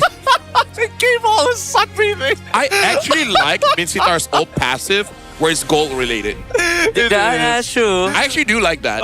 It's a nice touch, and I also like the fact that they've readjusted his model so he's not like, I don't know, looking up at Big Wan when you lock him in. Well, either way, the draft is almost done, by the way. So, just to recap, RQ. God dang, they got the same picks for both sides? I know, right? But there's more adjustment on RQ. Yep. And no Claude. No Claude, no YSS. Well, the Marcel, so that's a new one. You take the Moskov here. Do you guys trust me to try use Marcel in our ranked games? Yeah, sure, why not? I trust you more than the Hellcrit, that's for sure. All right, I'll take it. I'll take that every day. Do you go for Granger here? Because I don't think BTR really has. I mean, the Uranus can screw you over. Honestly, I feel like marksman options of BTR, they can go whatever they want, right? Like you can go Granger, Beatrix, Moskov, doesn't matter. RQ. Actually, you know what? I want BTR to use Beatrix just so that Mel has a reference. RQ probably goes Moskov here, I guess. Right? I mean, sure. Do they? I don't know why I never am that big of a fan of Moskov for some reason. I feel like Moskov is like the best out of the worst. Yeah. Really? I think he's just the bottom of the barrel of the Trinity builds. Yeah. But if like compared to Granger or Beatrix, you have a higher chance of getting just ran over by BTRM. Well, I mean, yeah. Beatrix, in a way. Please. I just... Irithel? Okay. It's Chiku, man. Don't question him. Is there... Like, I feel like for Irithel, it's just the change of mana, HP growth, those kind of things, right? She still deals pretty... laughable damage for most part of the game, and her items are expensive. We need to see what the battle spell is. If he takes Sprint, he might have a chance. If he takes anything other than Sprint, I don't think it's going to be enough. Yeah, what if it's Vengeance? If it's Vengeance, hey, man. He's going to take Arrival and Split Push. And that's when I started asking Moto, can we really talk dude, about the... That's Flash's strat, okay? No. There we go. Sprint. Okay, that's the yep. only reason why you want to bring it in. Wow. It's a little hard to catch him as of right now. So the easiest ones who can do it, Dairen, because it's all around him. Super Yoshi, I would make an argument for it, but it depends on when he uses the ult. So let's find out as we jump into this who's going to come out on top. Game number 2. of Bigatron MY against RRQ Tora. This time RRQ finds themselves on the blue side, the Bigatron MY on the red side. We're going to be on flying clouds, so expect some high-octane action between both teams. I thought you were going to say like some rain. Some what? Rain, because clouds, right? Ah. Which is interesting because not every country has a lot of clouds. Speaking of, I don't know if I'm alone in this one. I was expecting a whole lot of different marksman picks before Irritel comes up. Like, Melissa has changes, Brody has changes, 1-1 has changes. The classic, the Granger, the Beatrix. Even Clint has some changes. Yeah, but all of them kind of suck to the Khalid, right? If Khalid just ults you, what are you going to do? Yeah, I mean, you have to take Purify. Clint is where we draw the line. Exactly. So that's why I was thinking, like, Irritel only makes sense if you take the sprint. It's the only quote-unquote non-immobile degree type hero. Speaking of things we haven't seen for a while, look at Irritel. I don't even remember the name. I just know it gives you crit. The Hardcore? Oh, the Fatal. Yeah. Is that what it's called? Yeah. It's called Fatal. So Gary did go for the Assassin Emblem as opposed to the Marksman that we saw from Area 404, I think. Yesterday. Yeah. Jingu Guys is also running the Fighter Emblem as well for extra sustainability. He knows. He just needs to get his items, and then that's when he can actually start having fun. Up until then, it's just letting people come into his lane. Tax-free. Yep, they didn't see Gary there. Is there a chance? Nope, Rasi pretty far away. I just want to check here if... Mr. Yoshi is doing a pretty good job of just keeping Rasi at bay. Yeah, honestly, he shouldn't be in these like side angles. I personally think that Rasi should show up in the mid lane and force Super Yoshi to come trade with him so he clears the wave, pushes the wave in fast. Well, right now, the turtle as we start up, Annabelle dives in. Super Yoshi instantly dives onto Z, but you do have Annabelle facing up against Diamond, and he gets picked up. Kim doing a very good job there. First blood for Gary again. Super Yoshi keeping this Yip under control. There's no way that Bigatron can join the fight. And once more, Gary off to a great start. Super Yoshi played that very, very well. Zoning out Zay, making sure that he couldn't close the distance in time to get the RWM down, making the combo disconjointed for the side of Bigatron. A good play by RRQ for the time being. Let's see if they can keep this up. Yeah, I like that RRQ Tora, their idea is like, you know what, we should just speed up. But we do have to say, this is almost exactly the spot they were in game number 1. Wind Turtle get almost 1,000 gold ahead, and then what, right? After this is the fight where they get the Maniac. This time, Gary already starts with 2-0. He does not have the Sky Piercer. It does look like he's still going towards it, though. Yep, he's going straight for it right after the Fury Hammer, too. And there are some similarities in the game 2 and game 1 where both the cores, the marksman and the jungler from BTRM deals big burst damage once they get the items online. You know, actually, speaking of which, based on what we've seen here from RRQ Tora, I'm noticing that Gary has a bit of a habit with his jungle path, right? He opts to take the smaller camps, but I think he can set up for something even bigger with the lead that he generates in the early game. He's already a level ahead of Annabelle. He just needs Annabelle to actively use his retry in front of him, and then he's basically got the entire enemy jungle side his. Yep, two guys even commits a heavy crossbow just to make sure that he traced better and clears the wave. Here comes Rasi, finds the freeze, and Ruff will have to flicker. And I think that's already a very good trade because looking at Chico Guy's positioning, I was thinking that he might get ganked. The fact that he got the flicker out of Ruff, I think that's a very good trade. Now, it's only a really good trade if they can get a kill off of it. So I'm looking for Annabelle's next rotation, going to the gold lane, and try to get Ruff. Because that's also kind of what they did in the first game. Make Ruff kind of a non-factor. Killing him twice and then don't worry about him until... ever. Just generally just takes too long, right? Now with 7 seconds left on the clock and the turtle about to spawn, we need to see a movement coming in from RRQ Tora. I expect the invades to be on the orange side of the jungle to happen if RRQ wants to go anywhere. Because going to the purple side and getting that Uranus involved is going to make the things a lot difficult. Yep, the Smooth will absorb some of the pressure. Rasi spots 4 of the RRQ members in the bush. There is the golden hour for the setup. Chico Guys will take this opportunity to double wave mid as well to make sure that BTRM continues to have some sort of a presence around this turtle. Yeah. NFL does have the War Axe here, so I feel like Bigatron and Y by Vitality, they're in prime position to fight. And they can jump on the Z. Super Yoshi with a big wraparound. golden hour, let's get UZ. Gets the shield, but still ends up going down to Gary. Chico guys now joins the fight with a heavy crossbow, gonna try to mow them all down. And does have the damage. Smooth will do the job, and Annabelle now comes in. Rising with the horse, finds 2. A near beautiful play coming in from RRQ Tora. A really great attempt, but nothing much they can do about the golden hour now. Just forced away. Yeah. BTRM, they find the tempo breaker once again, somehow through this game, and Rasi, he's playing hot. Yep, that was a fight that Z wasn't a part of as well. 4v5 that BTRM still won out. I would say is because of Smooth, because he is actually disrupting the battle lines, making it so that RRQ Tora has options, and it does look like RRQ Tora, they fall a bit if they have options.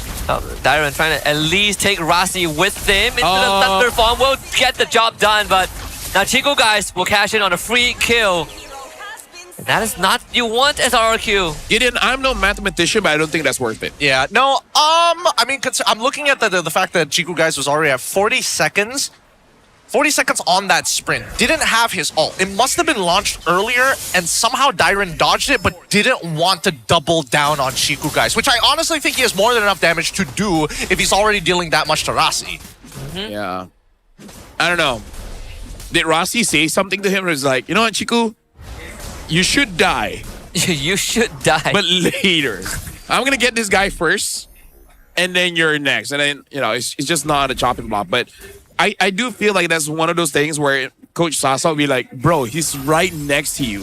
Why'd you go for the rope? I feel like Sasa is having quite a headache right now. Well, we're not sponsored, but I can get him a Panadol. Oh, if only the player rooms faced us and we can look through the mirror to see their expression. Oh no! Early conceal already unlocked by Rasi. Let's go now, Annabelle. The Cloud Dead Waves. Unfortunately, RRQ Tora finding no cigar here. Yeah.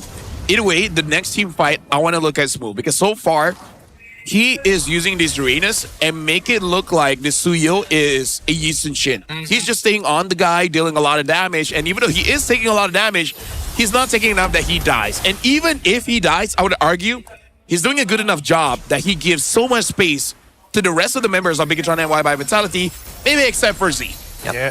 They're trying to wither Super Yoshi down first to reduce his impact, and that gives room for Ruff to take the top tier 1.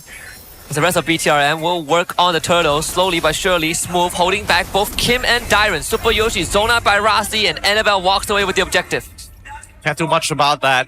Bigatron had the numbers advantage, but at the very least, RRQ Tora did not waste too much time trying to defend this, right? Still covering for the bottom wave, still catching the mid wave, still clearing out their own smaller neutral side camps.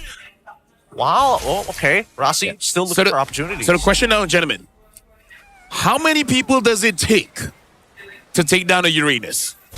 Because it looks like 2 and 3 is not enough so far. Well, we'll see. It does take only 2 to take Tico guys down, but he's able to leap away, and the SOD whizzes by. And now the golden hour gets deployed. All of them will be able to get out of it. Dyron comes back for the re-engage and catches Chico guys. Perfect re-engage from RRQ Tora, Annabelle, and Rasi. Can they hold on? Rasi keeping his teammates safe, but Gary comes in for the cleanup. And now Smooth joins the fight. Finds himself some assists. Z finds a double kill, and Bigatron MY and RRQ trade even. Good play, good play. To answer your question, I think it's going to take 3 people. It's going to take Kim, it's going to take Ruff when he gets the Trinity build, and I think Gary or Dyron. Dyron in his lightning form, Gary specifically has to manage the timing of the Soul Sever. And again, I'm not a gardener, but that does look like the map is not in the favor of RRQ Tora. Like, trading 1 for 3. Even if the 1 dies, you're making it so that 3 people had to work for it. So everyone else does have that moment. The only reason why it will not work out is if Chico guys even have full item, does no damage, which is basically what happened in previous tournaments. That's why we don't see the Irrital that much. Yep, it's very likely that you accidentally one wrong move, right? That's all it takes. This might just be it. Oh! Yeah, another attempt on the Chico guys. The SOD connects, and golden hour unfreezes Chico guy with a platinum snap. Here comes Dyron in the backline. Chico guys will go down. Dyron doing a great job. Gives his life up in the process. All right. They trade up, and that's the best that they could ask for. An EXP for a gold laner, they still have momentum and tempo on their side, right? Look at this. You can see that Gary immediately beelined it all the way to the Lord as soon as possible, and even passed it just to catch that top wave. He's using his mobility to make sure that he can prime this Lord ready, so when the rest of the team actually arrives, they can start looking to fight for position.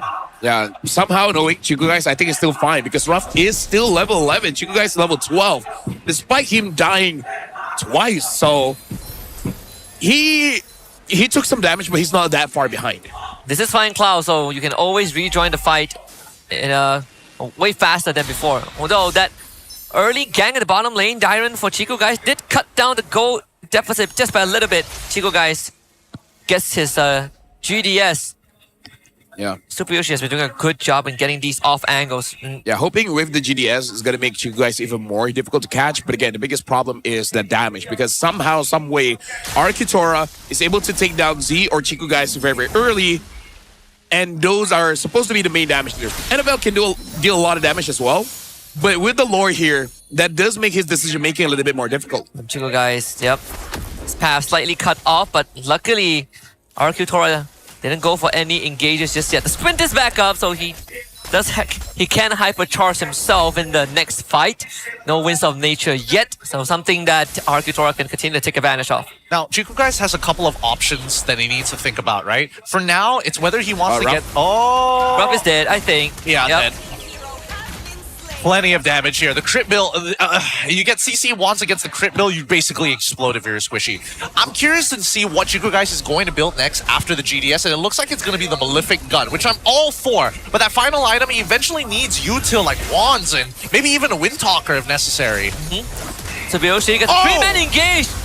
They need to look for more though. The RWM will stop that in place. Super Yoshi try, and Dyron, unfortunately, following his teammates into the grave. Double kill for Annabelle, and BTRM will get Lord. Okay, a few things. Rossi now having the Flash of the Oasis makes team fight so much stronger for BTRM by Vitality, but also what's going on with Ruff? Yeah. What's going on with Dyron? What's going on with Kim? Yeah. This is not early RRQ that we saw because we sung Ruff's favor, like being unkillable for like 2 weeks, and now he can't get a kill.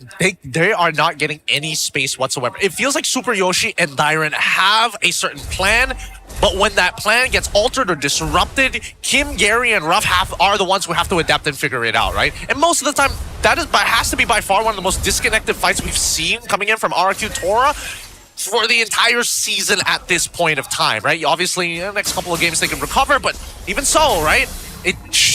I don't find it very acceptable. Yeah. And this attempt on this move also... He's not a friendly neighbor. He's not. He's a squatter. Leave him there for too long, he automatically gets right to your residence, you know? Okay, I learned something new. It's a pretty messed up law, and thank goodness we don't have it here. But RWM gets used. They want the inhibitor. Oh, the golden hour accidentally freezes Annabelle. No more minute wave, so the tower will stay up. And Arkitora, do they want to go for more? The conceal does get used, but Smooth will basically just sandbag them. Yeah, they're still able to get the mid turret here. Arkitora looks like they might lose here because I don't know. It's just a lot of disconnect here. It doesn't seem like a team that has the amazing chemistry that they've known for. Something happened in this past week where it just looks like there's just a big disconnect between the team. I agree. And I think that right now, Super Yoshi has been the only one who has consistently caught Chico guys. And I think if they want to change things up to maybe get a full team fight, they're going to need Gary to land that Blade Surge onto Chico guys. Keep in mind that taking anything other than Purify for a marksman, it's on you. It's risky, right? Any bit of CC could be deadly. And Chico guys doesn't even have the luxury of Flicker. It's just the sprint. He has to prey on his movement. This looks more like the BTRM that gave Vamos a hard game the hard series yesterday up until the last game, which I think is the anomaly, but right now the consistency is there. BTRM doing a lot of the housekeeping, right? And the fact that Annabelle, having some flip-flop performances on this Leomord, today looks a lot better. So, I'm not a therapist, but if I'm understanding you correctly, as long as BTRM does not go game 3, there's a good chance that they just win this out because going game 3 might be the end of them. Yeah. Oh, yeah. I'm not a seer, but with my educated guess, I can confirm that. I'm not a scientist, but I know that if I hold my breath long enough, I'm not going to wake up. Yeah, I'm not a time traveler, but I think every 60 seconds equals a minute in Africa. I'm not dyslexic, so I know which one is Einstein and which one is not. There you go, folks. Now you know that we are not a lot of things. Oh, another gang in bottom lane. This time Super Yoshi is dead to help out. Chico guys gets the shoe. And Ruff might have to outplay this. Is there a window? Unfortunately, no. Rossi just making it impossible for RRQ to get any sort of an advantage. Did you see that fat shield? Oh, yeah. And the heel. That flask. Flask of the Oasis. Oh, my God. Rossi, you won my heart. Literally, that one item combination saved Chico Guys' life. He was literally supposed to die there, and then he healed back up just enough to get the auto attacks down back to full. And Rossi just doing the Lord's work for President Chico Guys right now. Hey, he's the CEO, okay? Yep. President is a bit sensitive here. They say the cameraman never dies, but in this case, he is taking some great shots of Chico Guys, taking down Ruff. Presidents, we only do prime ministers in these parts. Ah, the supreme leader. Wow, okay, maybe not that far down. I actually wouldn't mind going that far just by how funny it is. Hey, no, we're not going that far north. We're keeping it down here in the south. There's no other occasion where I can say supreme leader. Oh, well, he died. Oh my God, can someone clip that? Can someone clip that? Hey, now you know he's public enemy number 1. That's why. Hey, castikers, you know. That's why you can't call him the supreme leader. Yeah. It doesn't take long. He gets assassinated. Gary's 5-0 now. He gets assassinated. Oh my God! He gets assassinated by the snail of SpongeBob. Oh, Gary finds him real great that way. Oh man. No, this game is going to drag out even longer because of that. That was prime time for Bigatron to actually close things out, but losing their main damage source, unforgivable. By the way, how many stacks Rossi has right now? Because the last time was like 34. Yep. So by now... It should have 70. No, sorry. What? 50. 70? I'm not a statistician. You're not a statistician? Yes. Oh, boy. Look, listen. I don't hunt ghosts. But that's scary. 70 stacks on Thunderbelt? Bro. Hey, if Pautan can do it, Marcel can do it. Yeah, unironically, pretty good considering that he's finding like a stack of 3 stacks every single minute at this point. It's pretty easy to stack on Marcel, you know? Yeah, you just walk. You literally don't have to hit people. You just walk past them. I love this kind of heroes. High loss. Marcel. Nah, I prefer the Badangs. Simple projectile, and they're like, what? You have 50 stacks? What? If we're talking about setters, my favorite is Minotaur. Minotaur? Minotaur and Grok. Okay. Yeah, I can get with Grok. Like Minotaur as well gives you that dopamine hit because you hit 1, 2, and then flicker on the third one. It's just boom. that makes you feel like you're a man. It makes you feel like you can have twins. What? That is your measurement of a man. Do you want to join the army? How man are you? How many kids do you want? Not twins, get out of here. Give me, in a span of 9 months, I can give you twins. This is why the Thai army is so rough, right? You draw a black strip and then you yeah. And people faint from Shout out to MSL. Shout out to MSL. You guys can watch 4 games a day on MSL. Check it out. Greatest segue of all time. What was their like age of eligibility to be drafted? Is it the army? Yeah. I don't know. Like here is 18, right? I would assume it's 18 too. Or 17. I don't know. Some of these people. I mean, we had TLKN at like what? Yep. Oh, RWM and Barbell use already. They're looking for Chico Guys, but Chico Guys is well protected. Oh, with 4 of them! The golden hour is gonna stall some time, and Chico Guys is gonna free hit all of them. Annabelle is still alive. Chico Guys, free reign of the battlefield. Smooth will escape. Double kill for Z. Ruff will have to do everything on his own, but it just does not matter. Rossi again With literally the perfect golden hour to set up this golden opportunity for BTRM to run it down mid and get an upset for themselves to reset the stakes and rebalance the leaderboard. BTRM takes down the Tigers 2-0. I'm already texting Marco, man. Wow. Look at Rossi. He's so pumped. Smooth looks like he's just another day in the office. But Rossi is hella happy with that performance. And honestly, he should be with 3 amazing plays on this Marcel. 2 inclusive of the golden hour. And of course, the platinum snap to give Chiku the double kill. Crazy stuff. This has to be one of the greatest wins in the first leg for a team. I mean, TR over Vamos was already impressive, but BTRM over RRQ. Maybe the alphabet TR was the key. Maybe that was it, right? Yeah, it should be STRG. Okay, we don't go that far. Selangor tentu Red Giant. No. I have a better one. Selangor terpaling Red Giants. He's on it. Yeah. Now that's more localized. But man, what a great game this has been. We already have the veterans here with every fan underneath the sun coming out to support these boys. And it made quite the environment. But at least for RRQ, another loss in the books. They're going to have to go back to the drawing board here to fix things up. Well, Rose, Rossi, as well as Move are on stage. So another interview with BTRMY by Vitality. Kemenangan kedua untuk BTRM by Vitality. Boys, congratulations. Akhirnya menang lagi. How are we feeling? We feel good? Okay. Okay ya? Okay ya? Okay. Tenang.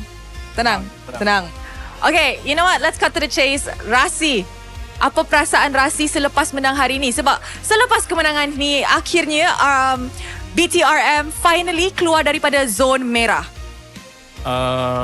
Happy, of course, sebab kita ni stres sangat dari kemarin-kemarin. Sebab kita ada try cara apapun tapi ternyata dari kemarin hasilnya nggak betul. Dan sekarang okay lah, happy. Of course, we can say that gameplay belum pun kita boleh dikira perfect lah kan. Yeah. Mesti ada lagi beberapa benda yang kita kena execute better. In your opinion, how many % of BTRM did we see today? Ini berapa persen? Today? Yeah. Today aku rasa masih 70%. 70%? Yeah. So kita ada 30% lagi untuk kejar untuk leg kedua. Betul. Alright. And of course, di community ramai orang kata that actually problem BTRM ni adalah di trio mid. Do you agree with that? Setuju? Yeah. Macam mana sekarang chemistry di trio mid? Adakah sudah pun selesai masalahnya? Sebab kita tahu Z baru masuk kan. Yeah. So mestilah akan take time. Tapi sudah ke dapat chemistry and the perfect touch? Chemistry pasti sudah dapat tapi belum perfect sangat. Sebab we still new dan lagipun ya still new lah. And nampaknya perform hari ni ada buff Tak apa guys, tadi kita buat macam kita tak nampak kan di skrin tadi. Thank you Rasi. Okay, Smooth. Hello Smooth. Hai. You okay? Okay. Nampak macam berpeluh-berpeluh sikit. Okay. Aman aja. Okay, Smooth, terus nak tanya. Beberapa match sebelum ni actually, BTRM biasanya menang game pertama. Lepas tu tiba-tiba kena reverse sweep. Apa yang punca reverse sweep? Apa jadi? Mungkin sebab kita orang overhype kot dekat game 2. Itu yang jadi macam tu. I see. So, overhype and controlling discipline, consistency dalam game tu adalah punca utama lah. Betul. Okay, and you rasa dah selesai ke masalah tu? Nampak hari ni? Rasanya belum lagi. Kita orang still kena, dengan kemenangan ni kita orang kena konsisten lah apa yang kita orang buat betul dekat tournament tadi.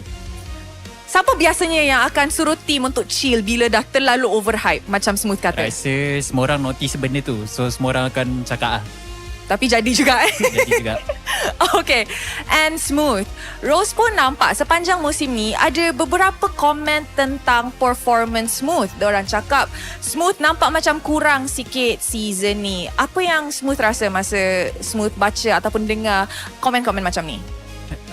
Saya tak kisah. Saya cuma nak main Mobile Legends je. Nak main Mobile Legends, nak tekan-tekan je. Tak kisah pasal orang lain. Kisah. Tapi you rasa ke your performance is not as good as before ke, ataupun you rasa memang just belum sesuai lagi dengan team? Saya rasa saya punya gameplay dia belum connect sepenuhnya dekat team. Dia memang more towards the chemistry lah kan, orang kata. Betul. Okay guys, so I think maybe kita boleh chill on the head lah kan, betul? Bagi masing-masing fokus on gameplay mereka. And guys, kita pun dah nampak an amazing series from the side of BTRM, tapi hanya seorang yang boleh menjadi MVP. Agak-agaknya MVP dia siapa? Woi, ni macam ramai orang vote untuk Chico, tapi kita nak tengok MVP dia in 3, 2, 1. MVP jatuh kepada...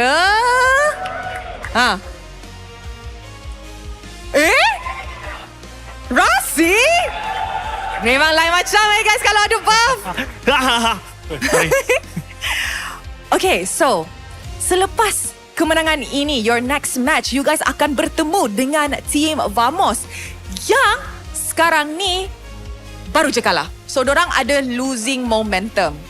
Adakah dengan kemenangan ini, you guys yakin boleh menang lawan Vamos?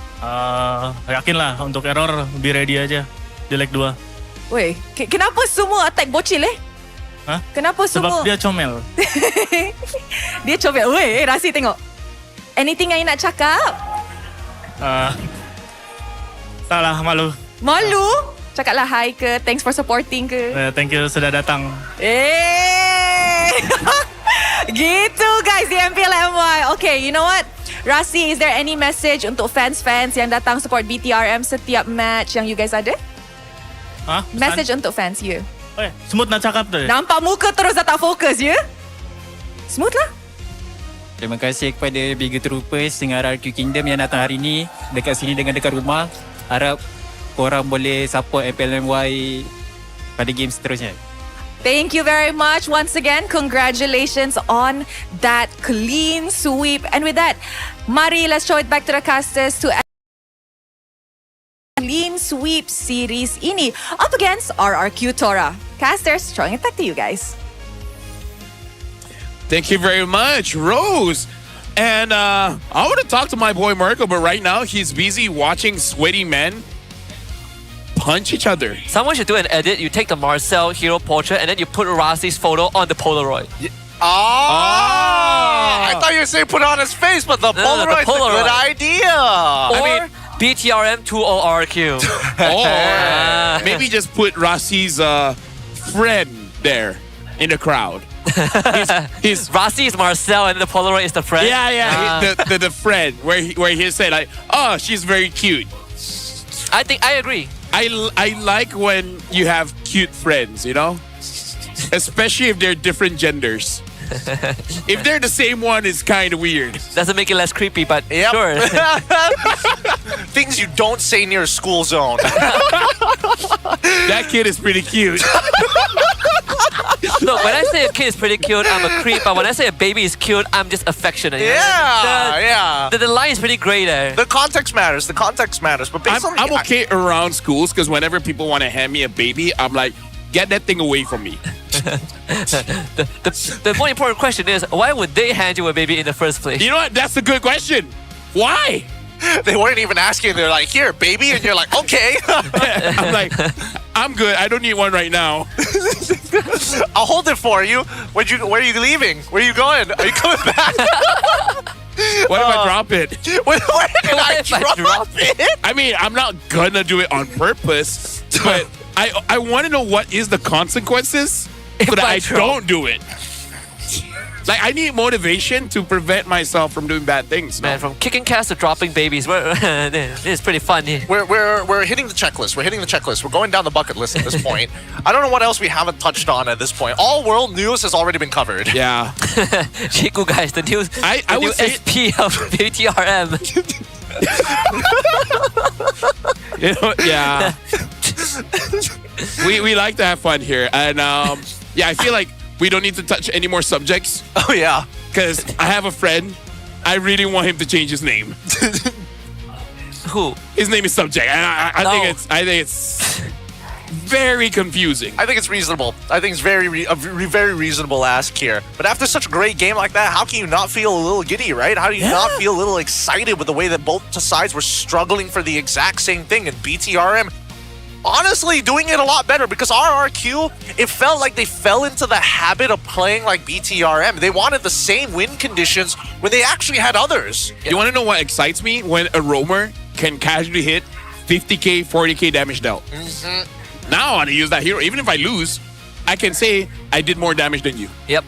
Only drawback is that it's team dependent. That's pretty much it, right? Yeah. It's, but overall, I still think this Marcel is one of the few heroes that I think on release pretty balanced and it's very unique, right? Yes. Like there's no hero like Marcel. I agree. I think that Marcel is definitely one of the more well-designed here. I mean, once Jushin came out, it was just like, guess what? Every other mid laner sucks now. But Harith is well-designed too. Harith is in the same category as Lunox. And Fanny.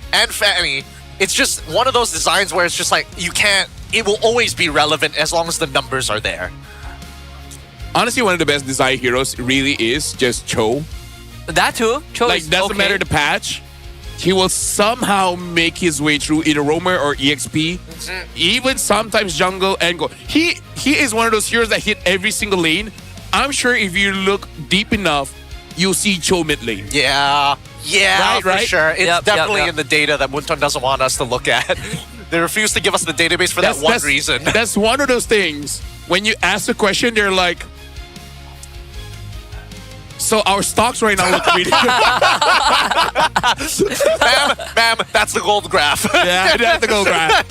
Ma'am, no, please, sir. I'm telling you, these are our sites. No, I see BTRM by Vitality. They're doing very, very well. But also, we also have to talk about the fact that the meta is actually changing so much to the point where that we're losing the artillery mages, which then innately makes us lose sieging potential. Which is why we're seeing a lot of these games, their inhibitors are like up for way too long. Yeah, no, I agree. But again, it's developing because some heroes are emerging. Heroes like Glue is not on the table just yet. And in terms of artillery mages, sometimes I think this way. What if the teams are just bored? Just bored? I mean... Meaning like, I like Eve, I like Farsa, but Lilia is the new thing.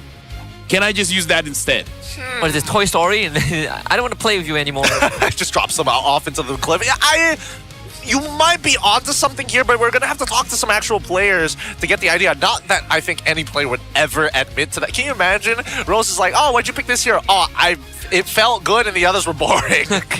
Like, what? Because as an EXP laner, I feel like everyone is waiting for that opportunity where Terizla looks super viable. think he is. No, I mean like the draft. I mean like coach, no counters. In fact, I went lane, so you know Terizla, and then the coach is like, yeah, but Sora, I know, but Terizla. Yeah, Rizzler. I can buy War Axe and I have high base stats and I have the body of a Smith, I have an AoE control. Sounds a bit more reliable than Sora. Just a little bit, but I don't know. At the end of the day, it's whether or not you can just flicker ult, right? And most of the time, even Dyron flicker ulting wasn't able to catch Chiku guys at the right time. He caught him successfully 2 times out of the 5. Oh, look at this. This is beautiful. Look at that shield, dude. The shield, the heal. Ridiculous. And the heal, is it really just Chiku guys, or is that like the delayed? No, the last claw, right? The first one you saw, that one fat chunk, that was a Flask of Oasis. Everything else after auto attacks with Haas Claw. Yeah. Crit build is disgusting. He should have died, man. He honestly should have. But He got Winds of Nature, too. Hey, Supreme Leader, you know? I mean, you gotta protect him no matter what. You're not wrong. You're not wrong. Now we know who is his second in command. Rasi! Honestly, I can see people memeing it, and it will actually make sense. Like, visually, I can see it. I agree. But that does bring us towards the end of the day. And now that after this entire Saturday, SRG still on top, Team Rey just underneath them, Vamos at 4th, RRQ is in 4th, IG in 5th, BTRM jump up into 6th place. They have a contention for playoffs. Yeah. Yep, RQ is facing sort of the same problem as Vamos in the previous season, where they win decent amount of matches, but the aggregate points is what's going to start costing them. Yes. Right now, BTR is just going to hope that Flash and AC don't get their stuff together, you know? hope they just stay bad. And we actually would find out tomorrow because I think those two teams are playing. I know Flash is playing tomorrow. Oh yeah, they're going to be playing, and it's going to be a hectic game here because now that we're already passing the halfway point for the entire league here, by the end of this week, if these teams still have like unsolvable problems, it's kind of over for them, right? Well, we got to look at tomorrow's schedule here. Team Rey against AC, not looking good for AC. Flash going up against IG. I feel like IG has some frustrations that they want to release. They can take it out in Flash. Flash may not be therapists, but they might just have to be. They just have to be for the day. They're the outlet, right? They're like the punching bag. Yeah. Exactly, yeah. But what if Flash wins, right? I mean, today... Adamir is in, yeah? Yeah, might be the difference. What is he playing? EXP? I think EXP. I think EXP. EXP. I don't know, man. I don't know. It's tough because it's quite the comparison between Adamir and Diablo at this point. It's really like what flavor you want to bring. No. So remember we were talking about the Sora as well as the Khalid issue. No frontline, right? Yeah. What if Adamir is just the kind of guy like, hey Zor, you want to play catch? I can be frontline. And and then Zor's like, so it's like, I get to be Baloy this time, locks in Hellcurt. Yeah. He's gonna get some Saber Roam nonsense even though Cho is open. I can see it happening for sure. Yeah, because I feel like Diablo just can't play tank. He has to play those divers. Yep. And then in an interview with players, the management just asked like, Adamir, what can you use? I can use Fovia's stop there. Good enough. I heard what I need to hear. Fovia's was the key word. What's your favorite hero? You're rated no more. No more. Come in. I can only get so hard, sir. Please, take your time. Walk on in. You already sold me with yes, sir. Now you're giving me more than I was expecting. Anyways, BTRM. Up next is Vamos RQ again. SRG is sold out. So y'all can watch this one. For RQ, let's see their trajectory after this. Does it get easier? Oh, this is gonna be rough. Oh, that is rough. I mean, their next 3 matches actually are all matches that they have lost. In a 2-0 fashion. In a 2-0 fashion. So it is going to be that redemption arc for the next couple of weeks, at least for RRQ. But man, their games are getting sold out fast. I don't know about you guys. You might want to pick them up while you still can. Yep. I like that Gideon got my joke. Yeah, I know. I got it too.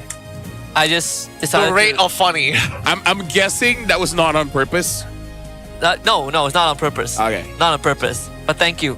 Fun, unintentional, but you know what? It works. I can't wait for you to accidentally laugh at a funeral. I don't go to funerals. I can't wait for you to purposely laugh at a funeral then. I go to a funeral, I stay in the car.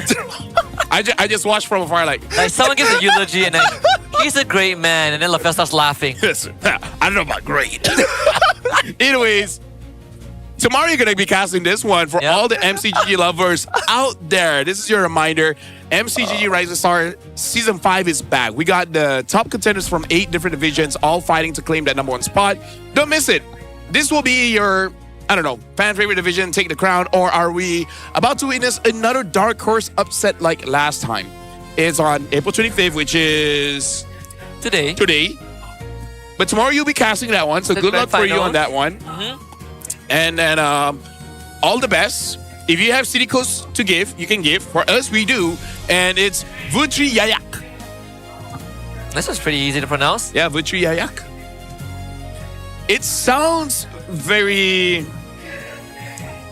Hispanic. It feels like it's an actual word to some degree. I don't know. Something about it is messing with me. I don't know what it is. Some Slavic slang. I feel like it's a bird. I don't know. A bird? It's probably like an expression in some Polish country that we don't have.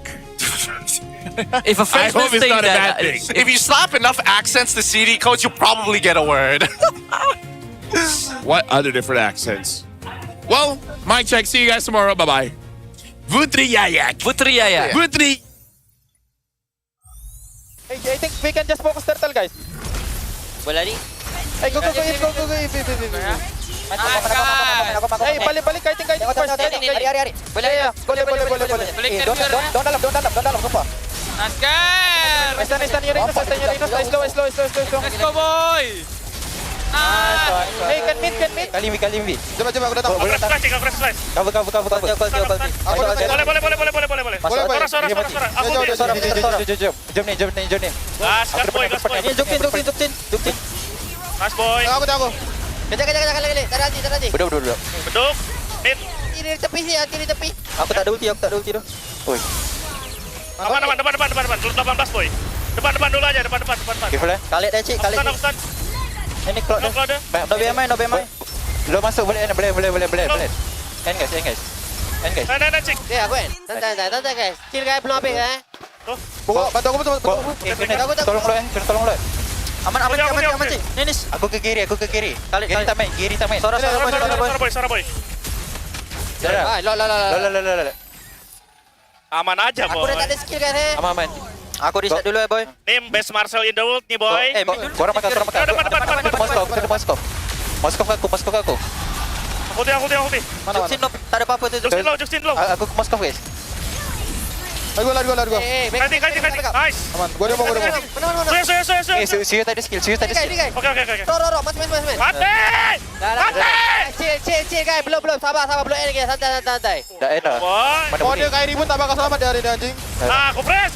Rata. Tidur. Bye. Guys, bye guys. Alhamdulillah guys.